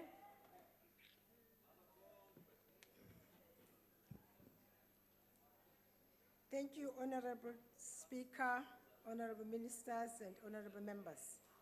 One of the key issues that this department should seek to do with urgency in order to maximize women beneficiation from the execution of its mandate is to ensure that the ministry has clear mechanisms of monitoring and evaluation the extent to which all government departments are mainstreaming women empowerment, including a girl child. In this regard, recourse must be defined in the event of some departments failing in this important societal work. Primary to the above is an urgent need by the department to clearly articulate its mandate and how it cooperates with other departments at all levels of government. The National Gender Policy Framework must be aligned to the National Development Plan, and all the gaps, therefore, be addressed with urgency. This will then present a framework for the country on how to collectively deal with issues of gender and women development. An urgent debate on how to strengthen and capacitate the Gender Commission must take place, such that it's able to hold accountable and with recourse mechanisms anybody, any institution, and private sector that does not comply with the provisions of the National Gender Framework. Lastly, Chairperson, the empowerment of the Commission for Gender Equality must appreciate the Kader Asmal's report, as well as the processes of the reviewing the Chapter 9 institutions. The UDM supports the report. I thank you. Thank you. ANC Honorable Bengu will speak from her seat. Thank you, Chairperson. The Department of Women came into existence in July 2014. Prior to the establishment, an amount of 218.5 million was allocated to the Department of Women, Children and People with Disabilities. Following the establishment of the new department and the transfer of funds related to children and people with disabilities to the Department of Social Development, the budget decreased to 185.5 million as 33 million was transferred to the Department of Social Development. This left the new department with an appropriation of 185 million. As such, given the changes in the mandate structure and resource allocation, a year-on-year analysis of funds appropriated is not feasible as the programs and staff complemented change. Hence, comparing the budget to the Department of Women to the Department of Women, Children and People with Disabilities will not be entirely relevant given the different mandates, programs, and resource allocation. Notwithstanding that, it must be noted that, however, 87 million of the 185 constitute the transfer payment to the CGE. As such, the Department of Women was left with an operating budget of 118 million. It has received an unqualified audit opinion, and in terms of incorporating the above priorities in the work of the department, it has, through its redesign process, developed a program focused on social, political, and economic participation and empowerment of women, which is envisaged to promote the accessibility of economic opportunities for women, as well as undertake the oversight of the implementation of policies and the programs for women empowerment and economic participation. The department has therefore committed itself to ensure that in the next 5 years, that the women's socio-economic empowerment and rights are mainstream across all sectors of society through its identified strategic objective. Therefore, the ANC supports the report. Thank you. Thank you very much. In light of the earlier objection, I now put the question of this. Is it? Okay. In light of the earlier objection, I now put the question. Those in favor of the report being adopted, say aye. Those against, say no. I think the ayes have it. House Chair, please register the objection of the EFF. The objection of the EFF is noted and the report is duly agreed to.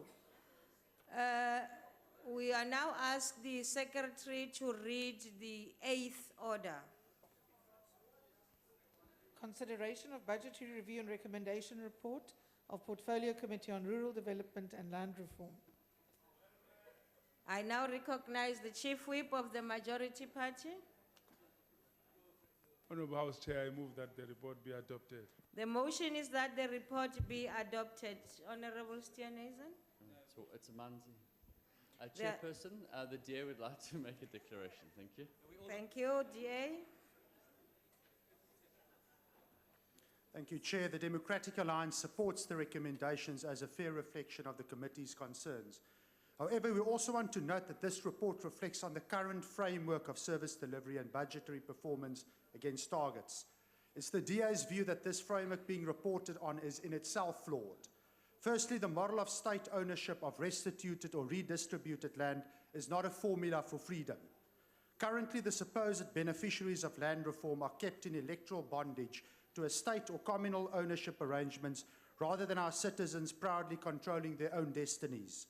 Ultimately, individual private ownership of restituted and redistributed land by beneficiaries is synonymous with real and meaningful redress, and one form of dispossession cannot be replaced with another form.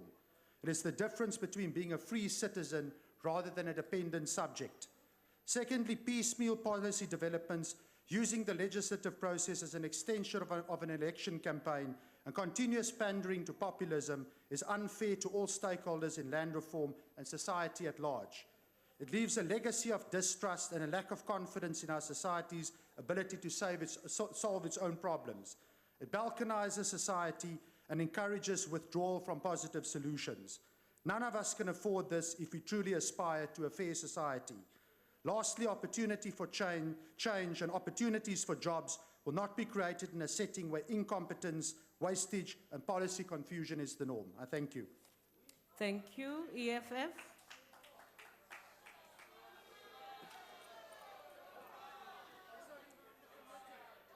The Economic Freedom Fighters reject the Portfolio Committee on Rural Development and Land Reform, PRRR.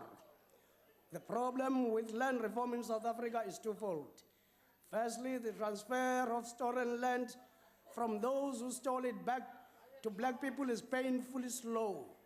Secondly, even among those very few who got their land back, land reform has not been done in a way that ensures that people are better off than they were before land reform. Land reform is painfully slow because of one very simple reason, and that is Section 25 of the Constitution, that obliges the state to pay compensation for the current illegitimate owners of the land. Over the past 21 years, the government has to date managed to transfer only about 8% of the land back to black people through farms that were previously white-owned at a cost to the state of approximately 26 billion rand between 1994 and 2014 for the restitution program alone. Although many argue that the state is not budgeting enough for land reform, our argument is that the state should not in the first place budget for the reclamation of the stolen land. What makes matters worse, the ANC is not using in full force provisions of the Constitution, limited as it may be. We ask the ANC to work with us in amending Section 25 of the Constitution to fast-track land reform. We further call on government to stop legitimizing land dispossession that predates 1913. All land in South Africa was stolen from black people at gunpoint, and most of it was stolen away before 1913. The Restitution Amendment Act is just going to add. In conclusion, people of South Africa must reject ANC in the 2016 local government elections for failing to restore land to our people. Babu Filtani, UGM.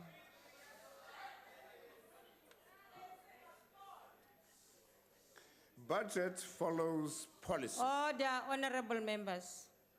The United Democratic Movement encourages the department to dig deeper with regard to consulting with institutions of traditional leadership, insofar as Pluma is concerned. Land management should be addressed in a manner that responds to both economic and social changes facing our people and contribute to social cohesion. It must be avoided at all costs that this legislation results in tensions and fights that will certainly undermine the very intention of ensuring that land is beneficial to all the citizens of the country. Important to the priorities of this department should be the acquisition of land for more South African people rather than running developmental programs. This must be the function of other line departments. The resources of this department must be directed towards securing more land and bring more capacity in terms of their research function. And more land should be made available for women.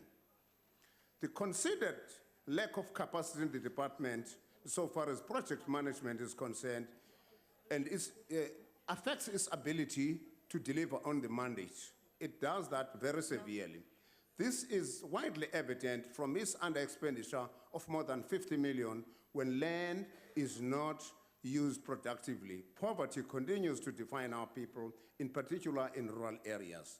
It is highly unlikely that the department will be able to manage the agri-parks, hand over this function to the Department of Agriculture. So we recommend. Departments should understand that land is an asset.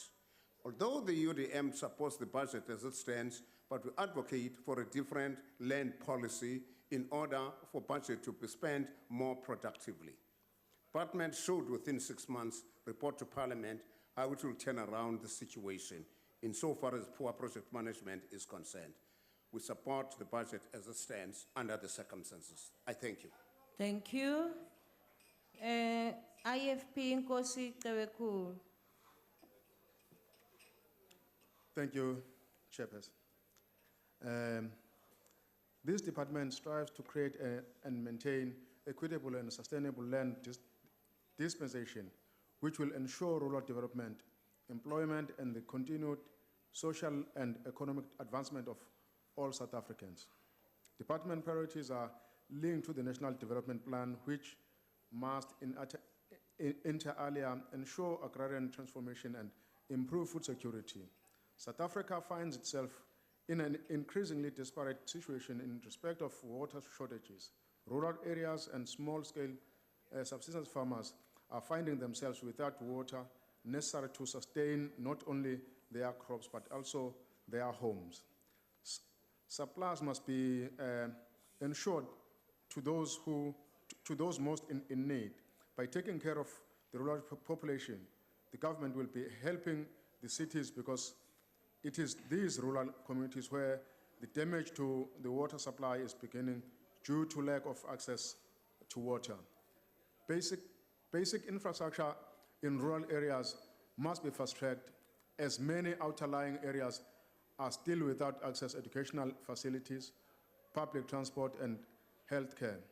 Internally and of grave concern is the notable increase in irregular, fruitless, and wasteful expenditure, which has increased by 12%.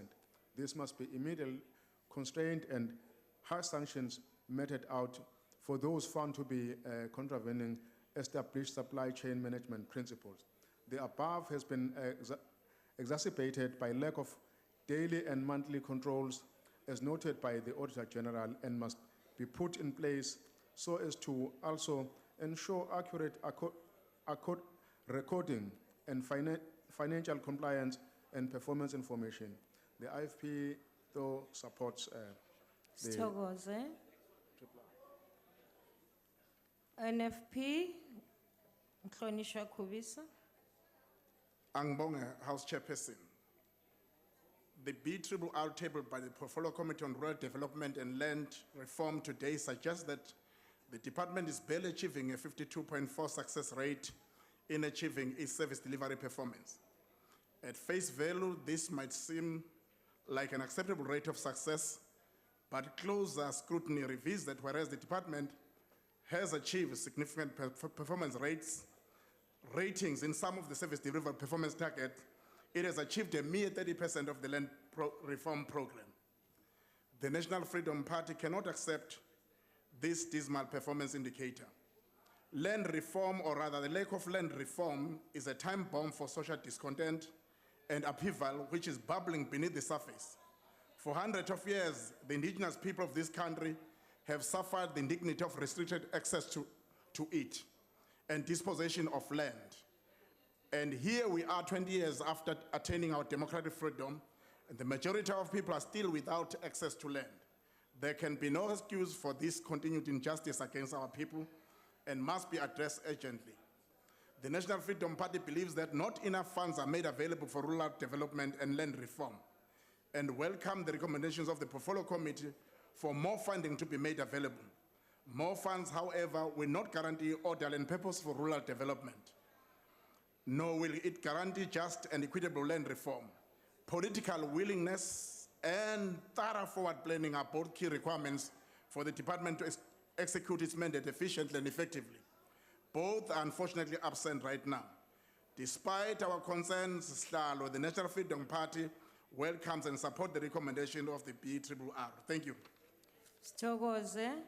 ANC, Mhlonishwa Ngwenya Mabila.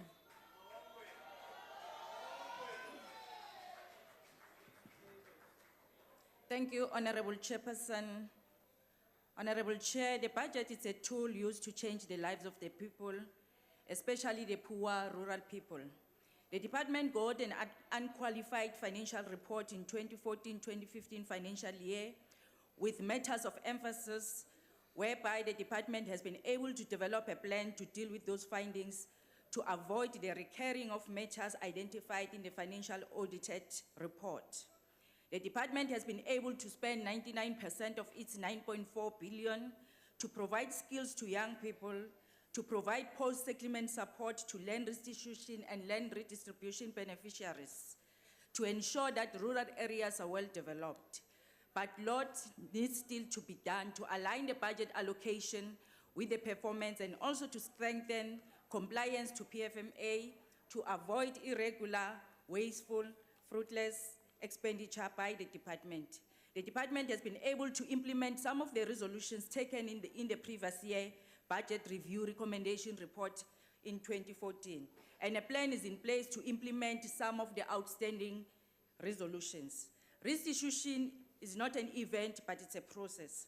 Restitution used its allocation of 2.9 billion to restore land to its rightful owners, including land ownership and sustainable development, and provide financial compensation to qualifying beneficiaries. The Restitution Commission has achieved its target and exceeded some of its target. Honorable Chair, there's no reason for the committee not to adopt this report, as the ANC will support the report. Sithokoze. Honorable members, In light of the earlier objection, I now put the question. Those in favor of the report being adopted, say aye. Those against, say no. I think the ayes have it. We would like to register our own rejection, Madam Chair. Thank you, Babunjomani. The EFF's objection will be noted. I will now ask the Secretary to read the 9th order. Consideration of budgetary review and recommendation report of Portfolio Committee on Agriculture, Forestry and Fisheries. The motion, I will now recognize the Honorable Chief Whip of the Majority Party. Honorable House Chair, I move that the report be adopted. The motion is that the report be adopted. The EFF would like to make a declaration because we are objecting. EFF?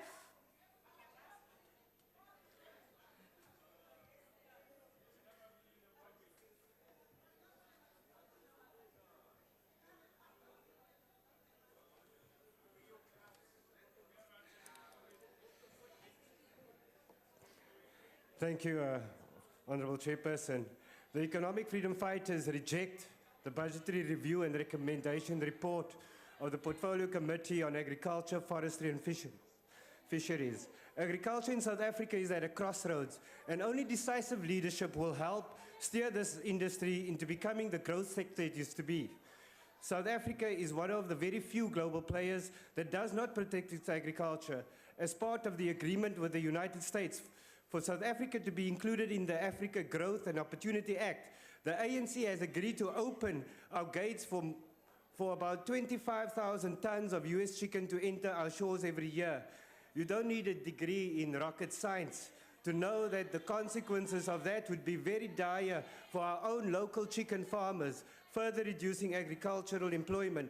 Historically, agriculture accounted for approximately 15.2% of GDP in the 1950s and 10% in the 1960s, and now accounts for less than 3% of GDP.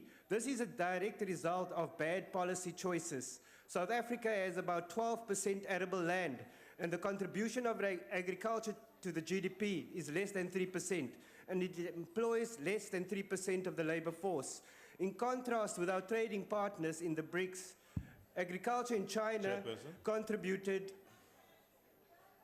Honorable Paulson, please take your seat. Chairperson, would you ask the honourable member if you would take a question about pub health? No, we are doing declarations. We don't ask questions, Honorable Member. Continue, Honorable Paulson. While only 13% of its land is considered arable, only 9% of the land in Brazil is considered arable, but about 15.1% of its total employment comes from agriculture. These countries are able to perform the way they do because they prioritize protecting and subsidizing their agriculture. Who are we to think that we can improve agricultural performance without safeguarding the interest of farmers? This department has done very little to prevent loss of agricultural land to the game industry, which is proving to be a haven for the rich, including our own Deputy President, who has no shame buying buffaloes for millions of rands while our people die of hunger. We call on the people of South Africa to reject the ANC government in 2060 local government elections for failing to transform agriculture. Honorable Paulse, you must observe Rule 49. GA? Order, Chair, before the Honorable start. But Honorable person's time was taken by DA. You didn't bring it back. Honorable Member, let me not even explain, because every time somebody stands, the clock stops. DA, continue. Thank you, Honorable Chair. Die spreekwoord sê nuwe besems vee skoon. En dis presies wat die minister van Landbou, Bosbou en Visserye aanvanklik gedoen het. Hy het gereeld komiteevergaderings bygewoon en vrae beantwoord, homself ingegrawe in die komplekse kwessies van sy portefeulje. Buiten die parlement was hy gereeld in kontak met die boere, vissergemeenskappe en ander belanghebbendes ten opsigte van sy portefeulje. Minister Zokwana het met hierdie benadering van hom daarin geslaag om vertroue te begin herstel en het met sy benadering groot verwagtinge geskep oor sy termyn as minister. Dit lyk egter nou asof die minister in die gat van belangeloosheid getrap het. Die agbare minister was wie weet hoe lank laas in 'n komiteevergadering om vrae te beantwoord en tot verantwoording geroep te word. Hy en sy adjunk het nie eens die moeite gedoen om die voorlegging van sy departement se jaarverslag insluitende die auditverslag by te woon nie en het volgens die OG nie eens die kwartaallikse verslag ontvang nie. U kan sien hy is vandag ook nie hier nie. Ek noem 'n paar. 99,1% van die begroting is bestee, maar net 67% van die teikens is behaal. Die vakatures het van 9,8 tot 13% toegeneem. Bosbou onderpresteer en het 80% van hul teikens gehaal, terwyl byna 100% van die begroting spandeer is. Net 50% van die teikens vir hulp aan kleinskaalse boere is betaal, maar is behaal, maar 98% van die begroting is bestee. Net 2 van die departement se entiteite het skoon auditverslae gekry, die res ongekwalifiseerd met bevindinge. Nie teenstaande sekere bestedingsvrotkolle vereenselwig die DA hom met die meeste van die aanbevelings in die verslag en Dankie baie, ondersteun dit. jou tyd is Dankie. nou om, dankie. On IFP, Honorable Kosi Kabekulu. Thank you, Chair. The IFP supports the report, but remains concerned over the following, as contained in the Auditor General of South Africa's findings. The high rate of vacancies in the department needs to be attended to and staffed so as to further the vision and the mission of the department. This department has also been personnel, shopping and changing its DGs. Not one has ever served and finished his or her term. It has struggled to meet its program requirement levels in a convincing manner. The required levels of performance are unclear. As a national department, it works hand in glove with provinces, leading to reliable reporting the provinces should provide. In so doing, the national department will be in a position to capture the development taking place in the whole country. Entities, other departments seem to have challenges too. They are not submitting financial reports on time each year. To mention just a few, that is ARC and NAMC. Did not place requests for deviation prior to carry the requirement. The Department of Agriculture, Forest and Fisheries and Agricultural Research Council has also been receiving unqualified audit with findings from financial year 2010 to 2015. The biggest challenge and a concern is around the fact that the department in its marine living resources is losing the war on abalone poaching. Poachers seem to be very well organized and far ahead of the law enforcement agencies responsible for guarding our oceans. Administration of agricultural colleges under the department was once a resounding success, but it is unfortunately no more. A process of transferring to the Department of Higher Education. Mhlonishwa, isikhathi sakho siphelile. Siyabonga. Thank you. Honorable Filtani, UDM. Honorable Speaker and members, here is our dictum. The increased vacancy rate of this department at the senior management level presents a threat to its ability to achieve its mandate. It is prudent that this matter be addressed and resolved within the current financial season. The fact that the department is falling short of spending 25% that it has planned and budgeted for each quarter is an indictment and is certainly related to the vacancy level that have increased from 12 to 18%. The UDM supports the prioritization of support and development of small farmers to grow from primary, secondary to tertiary levels. In this regard, we encourage the department to invest more on ensuring that the people of South Africa, and in particular those in rural areas, are turned into real productive farmers, not only for sustenance, but for commercial reasons as well. In order to be successful, the department must move with speed in clarifying the roles between it and other departments, as well as redefine its relationship with its entities. South Africa looks up to this department for relief from the most ever unwelcome visitor called drought.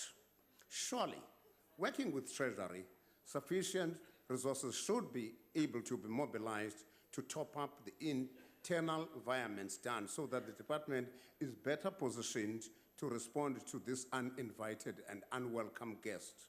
Lastly, the department must finalize the establishment of the Farmers Register and in particular the Smaller Farmer Data Bank.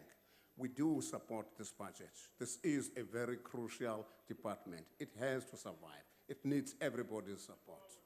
Thank you. Sithokoze. Babu Khubiso, NFP. Slalo, the NFP supports the budget, but want to say the following. Food security is crucial for any nation, and for South Africa, which is a water-scarce country, in the grip of in our country, in the grip of a protracted drought, food security is a matter of grave concern. However, Honorable Chairperson, we not only have to face the challenges of drought and limited arable land in South Africa, in our quest for food security, we also had to contend with some of the inefficiencies of the department.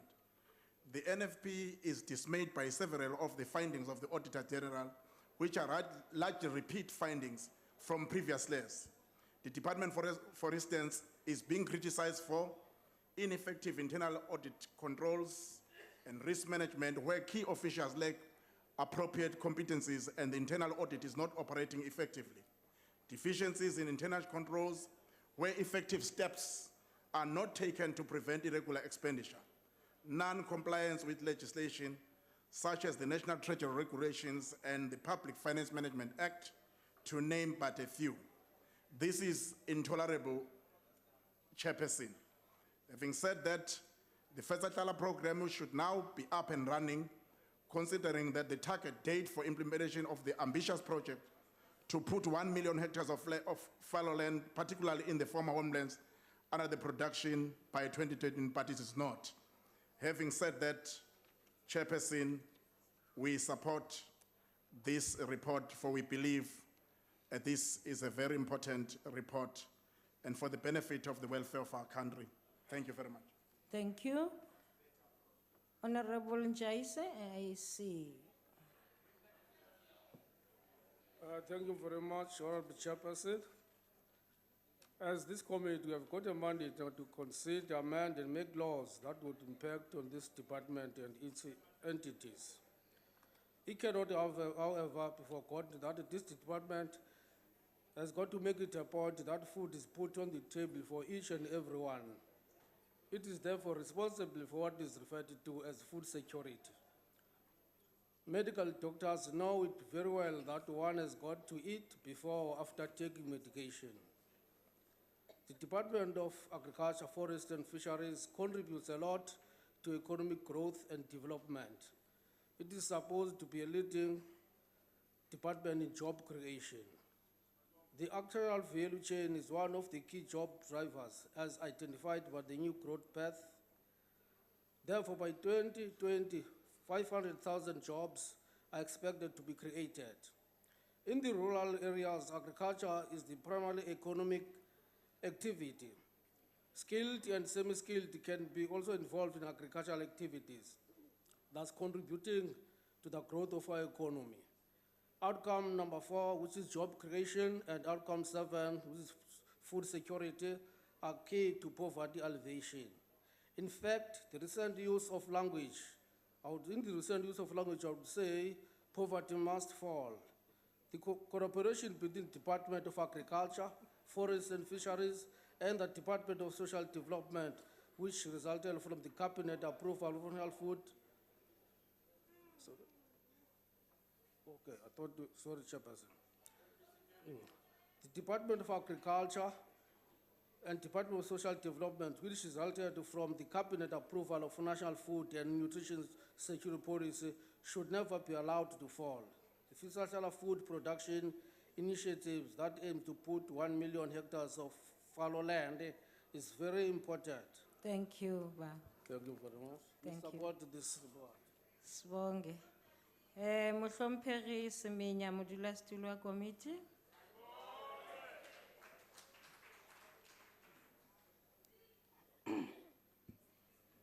Thanks, Chairperson.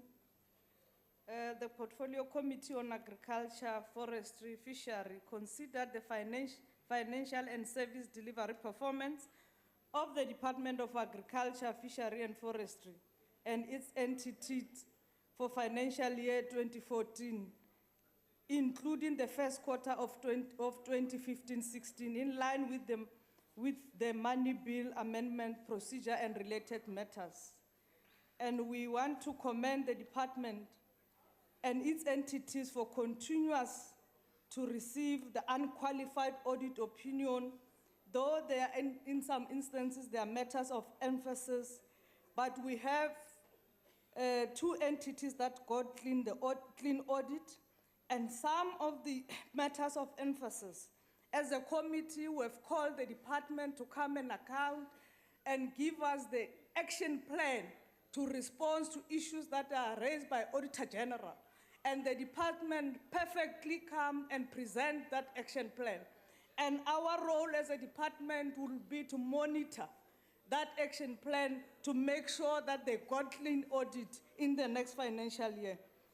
And the department has successfully come up with a plan that identify commodities that they will embark on and make sure that this sector contribute towards job creation and economic growth. And we want to congratulate the department for coming up with a program that has never been there, where our vets will be deployed in the rural areas. For the first time, our own farmers in the communities will receive assistance from the vets for them to get medication for their animals. And that is an achievement. Thank you very much. Your time has now expired. Thank the you. ANC support the budget. Honorable members, in light of the earlier objection, I will now ask the question again. Those in favor of the report being adopted, say aye. Those against, say no. I think the ayes have it, and correctly so, the report is adopted. Chairperson, the EFF would like to have the objection noted. The objection of the EFF will be noted. The Secretary will read the last order of the day. Consideration of budgetary review and recommendation report of Portfolio Committee on Higher Education and Training. Honorable Chief Whip of the Majority Party. I move that the report be adopted. The motion is that the report be adopted. Do we have an objection? Chairperson, the dear would like to make a declaration, please. The declaration as for.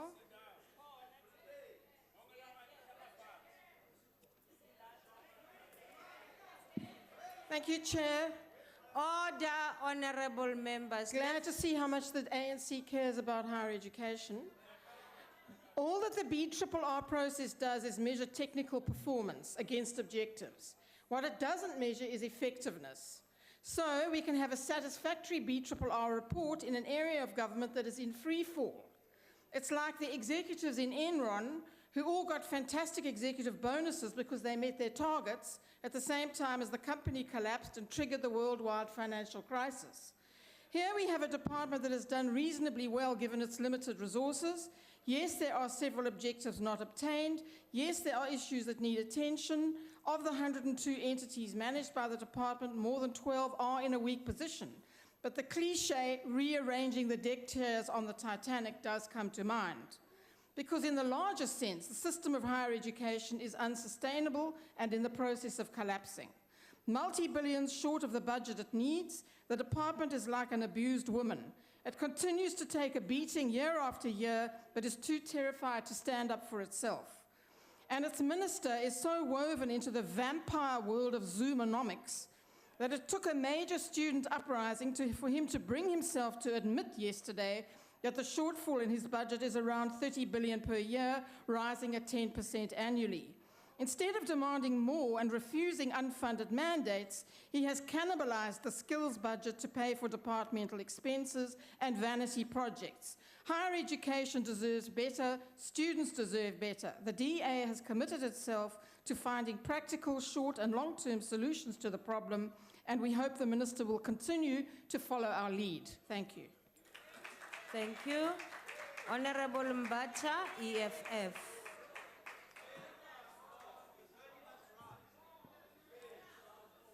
Thank you, House Chair. Firstly, I would like to dedicate this response to the Fees Must Fall movement, which has awoken a generation of 2015 to rise on the tyrannic tendencies of the ANC government. Firstly, the EFF would like to reject the report on the Portfolio Committee on Higher Education and Training, Budgetary Review and Recommendation. The following are the issues. The budget, first and foremost, is, and the department is underfunded. The department has under it 25 universities, 50 TVET colleges, and more than 100 entities. The reason why there is no money to fund even further the post-school education system in South Africa is because South Africa is financing its higher education at 0.72% of the GDP. In order for us to rise to meet at least the minimum requirement of higher education, we should be financing higher education at 2% of the GDP. The majority of the African countries, those who are serious about their citizens, are actually financing education and higher education at 0.78. The entire countries and the countries that are producing oil or the oil-producing countries are financing their higher education on 1.21% of their GDPs. We need political commitment to free quality higher education, not for some, but for all. The generation of 2015 should have never received stun grenades here and tear gas. It should have received political commitment. We call on our citizens to reject the ANC in the next coming elections in 2016. Thank you. Thank you very much.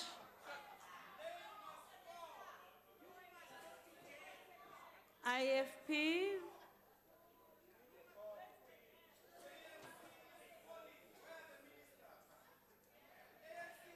Order, honorable members. Can we give honorable member on the podium? Thank you, Honorable Chair. The IFP supports this report. This is in light of the following reasons. This review and recommendation report comes at a defining Honorable period. Msima, please take your seat. Could you please reverse the minutes of Honorable Msima? Honorable members, we can't even hear. Please. Start afresh, Honorable Msima. Thank you, Honorable Chair.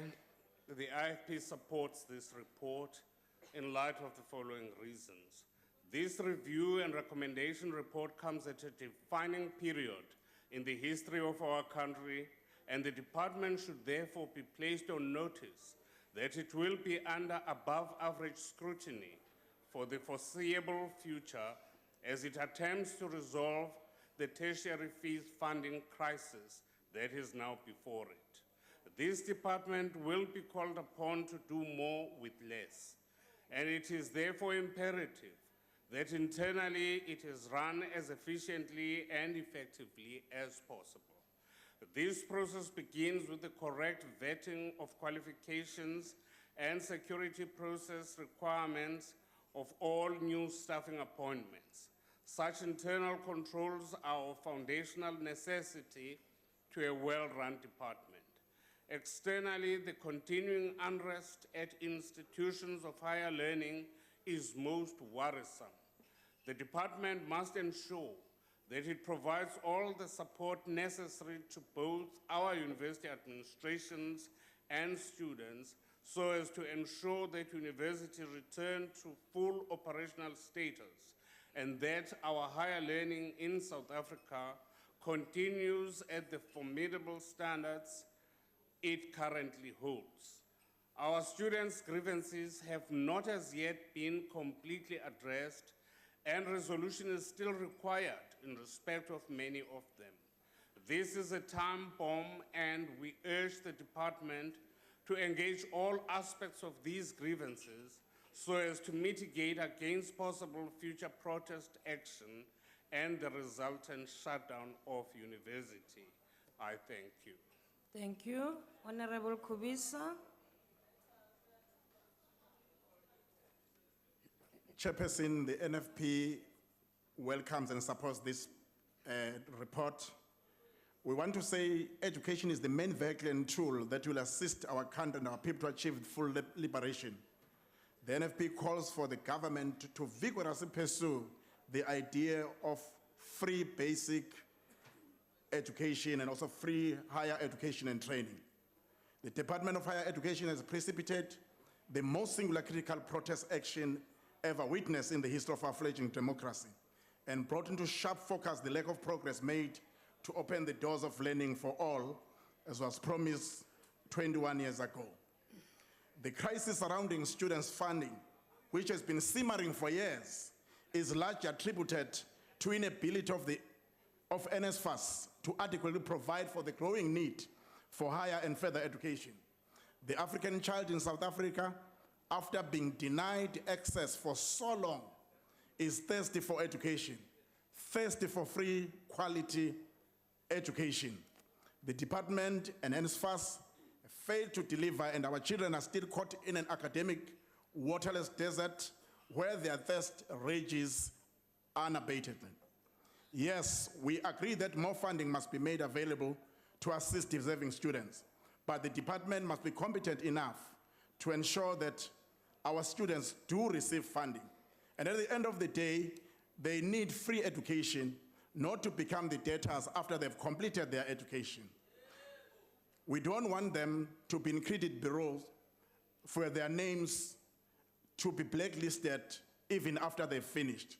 The National Freedom Party believes that South Africa needs a transparent, efficient, and transparent funding model that will adequately speak to the aspirations of our students and young people. A model that is not driven by ideology or political expediency, but by a genuine desire to create an opportunity for real and progressive empowerment of our young people. Thank you. Thank you. Honorable Nchaisa. Thank you very much, Honorable Chairperson. Honorable Chairperson, the mandate of this department is very clear. Education is an investment for the country. The department has come up with skills that are necessary for the economic growth and social development. It has to serve the growing number of the young and the adults. The country needs to be in line with the growing technology and global issues. Free education is a good idea, but it cannot be free for the rich. Only the poor that should be financially assisted. As the economy grows, then the others may be considered. When we talk free education, we should not only refer to school fees. What about travel expenses for those that are poor when they are getting to these schools? What about accommodation and food for the poor in those institutions? Those are some of the issues that are involved. This is a very complicated matter. We appreciate the filling of the critical posts like those of the Directors General for University Education and Skills Development. The issue of NSFAS should be thoroughly looked Honorable into. Chaisa, honorable members, I can see that you are leaving the house, but don't leave it with such noise. Do it decently and discreetly, please. Continue, Honorable Chaisa. There's a lot that is taking place there in NSFAS. The government and department in particular should know exactly what is happening. These funds should be used for the meant purpose. The universities must also come clean, their budget must be assessed and monitored all the time. It is a dream of the AIC that one day South Africa will reach the highest quality education in the world. We want it to be like Cuba, where education is free and of quality. I thank you. We support the reward.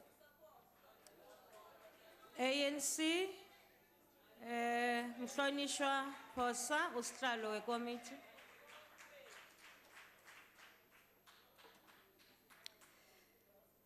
Thank you, the Acting Speaker. The ANC supports the BRR report, and indeed, the ANC and the ANC government cares. The ANC's 52nd and 53rd national conferences resolve that steps be taken towards free higher education for the poor. We support the decision taken by the Honorable Minister Blade Nzimande to convert NSFAS loans into full bursaries on record time graduation. As per the Freedom Charter, the Constitution of the Republic and the NDP and the White Paper, post-school education and training should be made progressively available and accessible to all. In our interrogation of the department and the entities, we found that the department was on track and in alignment with these prescripts. We commend the department for unqualified audit opinions for 5 consecutive years and for the exceeded targets in most of its critical performance areas. CHE and QCTO received clean audits, while NSFAS and SAQA got unqualified opinion. In our further scrutiny, it became crystal clear that the department has fiscal constraints, a point that was also emphasized by the Auditor General and the Financial and Fiscal Commission, and if not well managed, the attainment of continuous growth requirements in terms of enrollment targets, infrastructure development, and increased operations will be slowed down. The 0% fee increase for 2016 will have ongoing financial implications, but we are assured that the department, working with all stakeholders, will find funds to cater for this in the short term, while work continues to find medium and long-term funding solutions for the sector. Thank you very much. The time has expired. Honorable members, in light of the earlier objection, I would like to put the question again. Those in favor of the report being adopted, say aye. Those against, say no. I think the ayes have it. House Chair, the Democratic Alliance calls for a division. A division has been called for. On a point of order, Chair. Honorable Masuta. I thought that in terms of the rules, at least 4 members should be present in a political party for it to be able to call a division. Now, I'm looking at the opposition benches and I have poor vision, and you'll have to assist me with your better vision, but I can't see members of the opposition on the opposition benches. Thank I you think very the cameras much. should We support the division. focus The division. on the We support opposition it. benches. Honorable Ndlozi, what is wrong with you? Honorable Masuta, the number of 4 which is allowed to call a division is in the House. Honorable members. Chair, I'm a blind man. No, I Would understand, Can you Honorable explain to Masuta. me who those 4 members, which Honorable- party those 4 members Is come the from? DA that called for All the right, thank you division, and the very much. members of the DA Are they there. only 4, Chair? They are 5. Thank Or you. are they 5? Yes. Thank you for the information. Thank you. Honorable members, the House bells will Chairperson. be. It's little wonder our justice system is such a disgrace. Oh, no, in no, this no, no, country today. honorable, That's how the Minister of honorable Justice member, behaved. no, no, honorable member. Honorable member, you can't do that. No, Point don't of do order, that. House Chair. Point of order, House Chair. Point of order, House Chair. Yes. I think what Honorable Steenhuisen is doing is very insensitive and absolutely uncalled for. He is definitely aware that Honorable Masuta is partially blind. Now to come and make a joke out of his disability It's true. is uncalled for. Thank you. Your point has been made. Honorable member, Sorry, please. I'm not going to allow that to happen. No. That's not going to happen. I'm not going to allow that to happen. I don't I'm not have going to a- allow that to happen. No, honorable member. I was referring no. to Honourable Masuta's Can you please sit? clear ignorance of the rules. Can you please sit? And saying if that's a Minister of Justice, I'm not Honourable- surprised our country's in the trouble it is. Honorable Steenhuisen, please. Honorable House Chairperson, Can I think this, the Chief Whip of the DA is out of order. He shouldn't bring his frustration in this house. You call for Honourable- division, Honourable- let us vote for that. And don't waste our time with your Honorable nonsense. Deputies, Chief Whip. Order, honorable members. Order. Order, honorable members. Honorable members, the division has been called by the DA. The bells will be rung for 5 minutes. Thank you.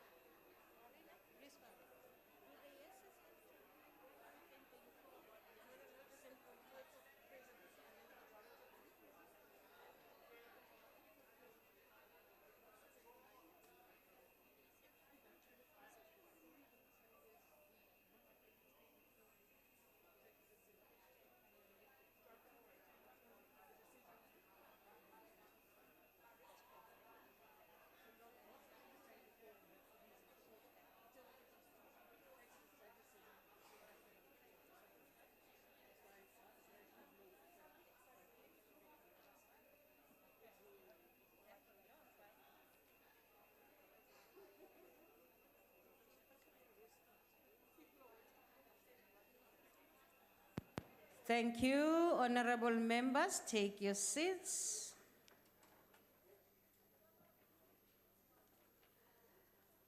I would like to remind members that they can only vote from their allocated seats when requested to do so. Members must indicate their vote by pressing the appropriate button below the yes, no, or abstain sign. If a member inadvertently presses the wrong button, the member may thereafter press the correct button. The last button pressed will be recorded as the member's vote when the voting session is closed by the chair. Order. The question before the House is that the budgetary review and recommendation report of the Portfolio Committee on Higher Education and Training be adopted. Are all members in their allocated seats? The voting will now commence. Those in favor of the report should press yes. Those against should press no. Those wishing to abstain, press the abstain button. Have you all voted?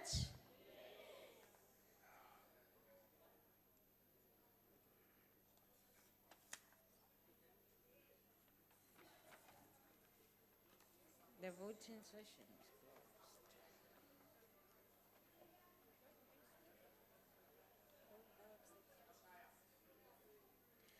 Thank you very much, honorable members. Abstentions, 0.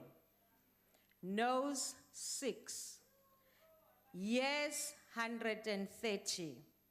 The report has been correctly adopted. On a point of order, Chair. Honorable Masuta. Chair, may it be recorded for the annals of the history of this country that the official opposition opposed the right to higher education of the people of this country by only having Honorable 5 people in this house. Honorable members. And the next Thank you. biggest opposition had only one member. That's not a point of order, Which honorable means they member. do not support the rights of South Africans to higher education. Let it go into the annals of history. We don't support the commodification of education. Your government sells education to our people. We cannot be proud of anybody who sells education to South Africans. We reject it and there is nothing you can do about it. We reject it with the contempt it deserves. Even your shortest minister is not here to defend it. The center is not holding in the ANC. You can't hold your ministers, they are all not here. You have fallen, you are dead. The girl? Where is the girl? Honorable Steenhuisen. Honorable There is no center in the ANC. The center gone. Members, that was not a point of order. Honorable Steenhuisen. I see the ministers run away as usual, just like the Minister of Higher Education. You're not crazy. No, hang on, sorry. You allowed the minister to make a statement. You're talking about the minister, not talking to me. You didn't stop, Honorable Masuta. I recognize you. You did not stop, Honorable Masuta. Let it be recorded for the annals of history that when the students came to Parliament to be listened to, you shot them with tear gas and rubber bullets and chased them away. Let that be recorded. You are a member's party with incompetent chairpersons, ministers that are not there. You are dead. The center is not holding. There is no center in the ANC. Order! The House has been adjourned. Order! The mace is still here. Architects of The mace is still here. rejecting education budget. NYDA, youth development. You architects of apartheid. When you must bring back the girl, when.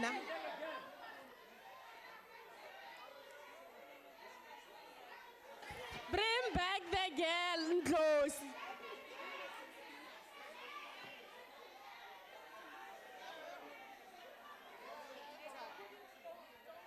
Where's the girl goes?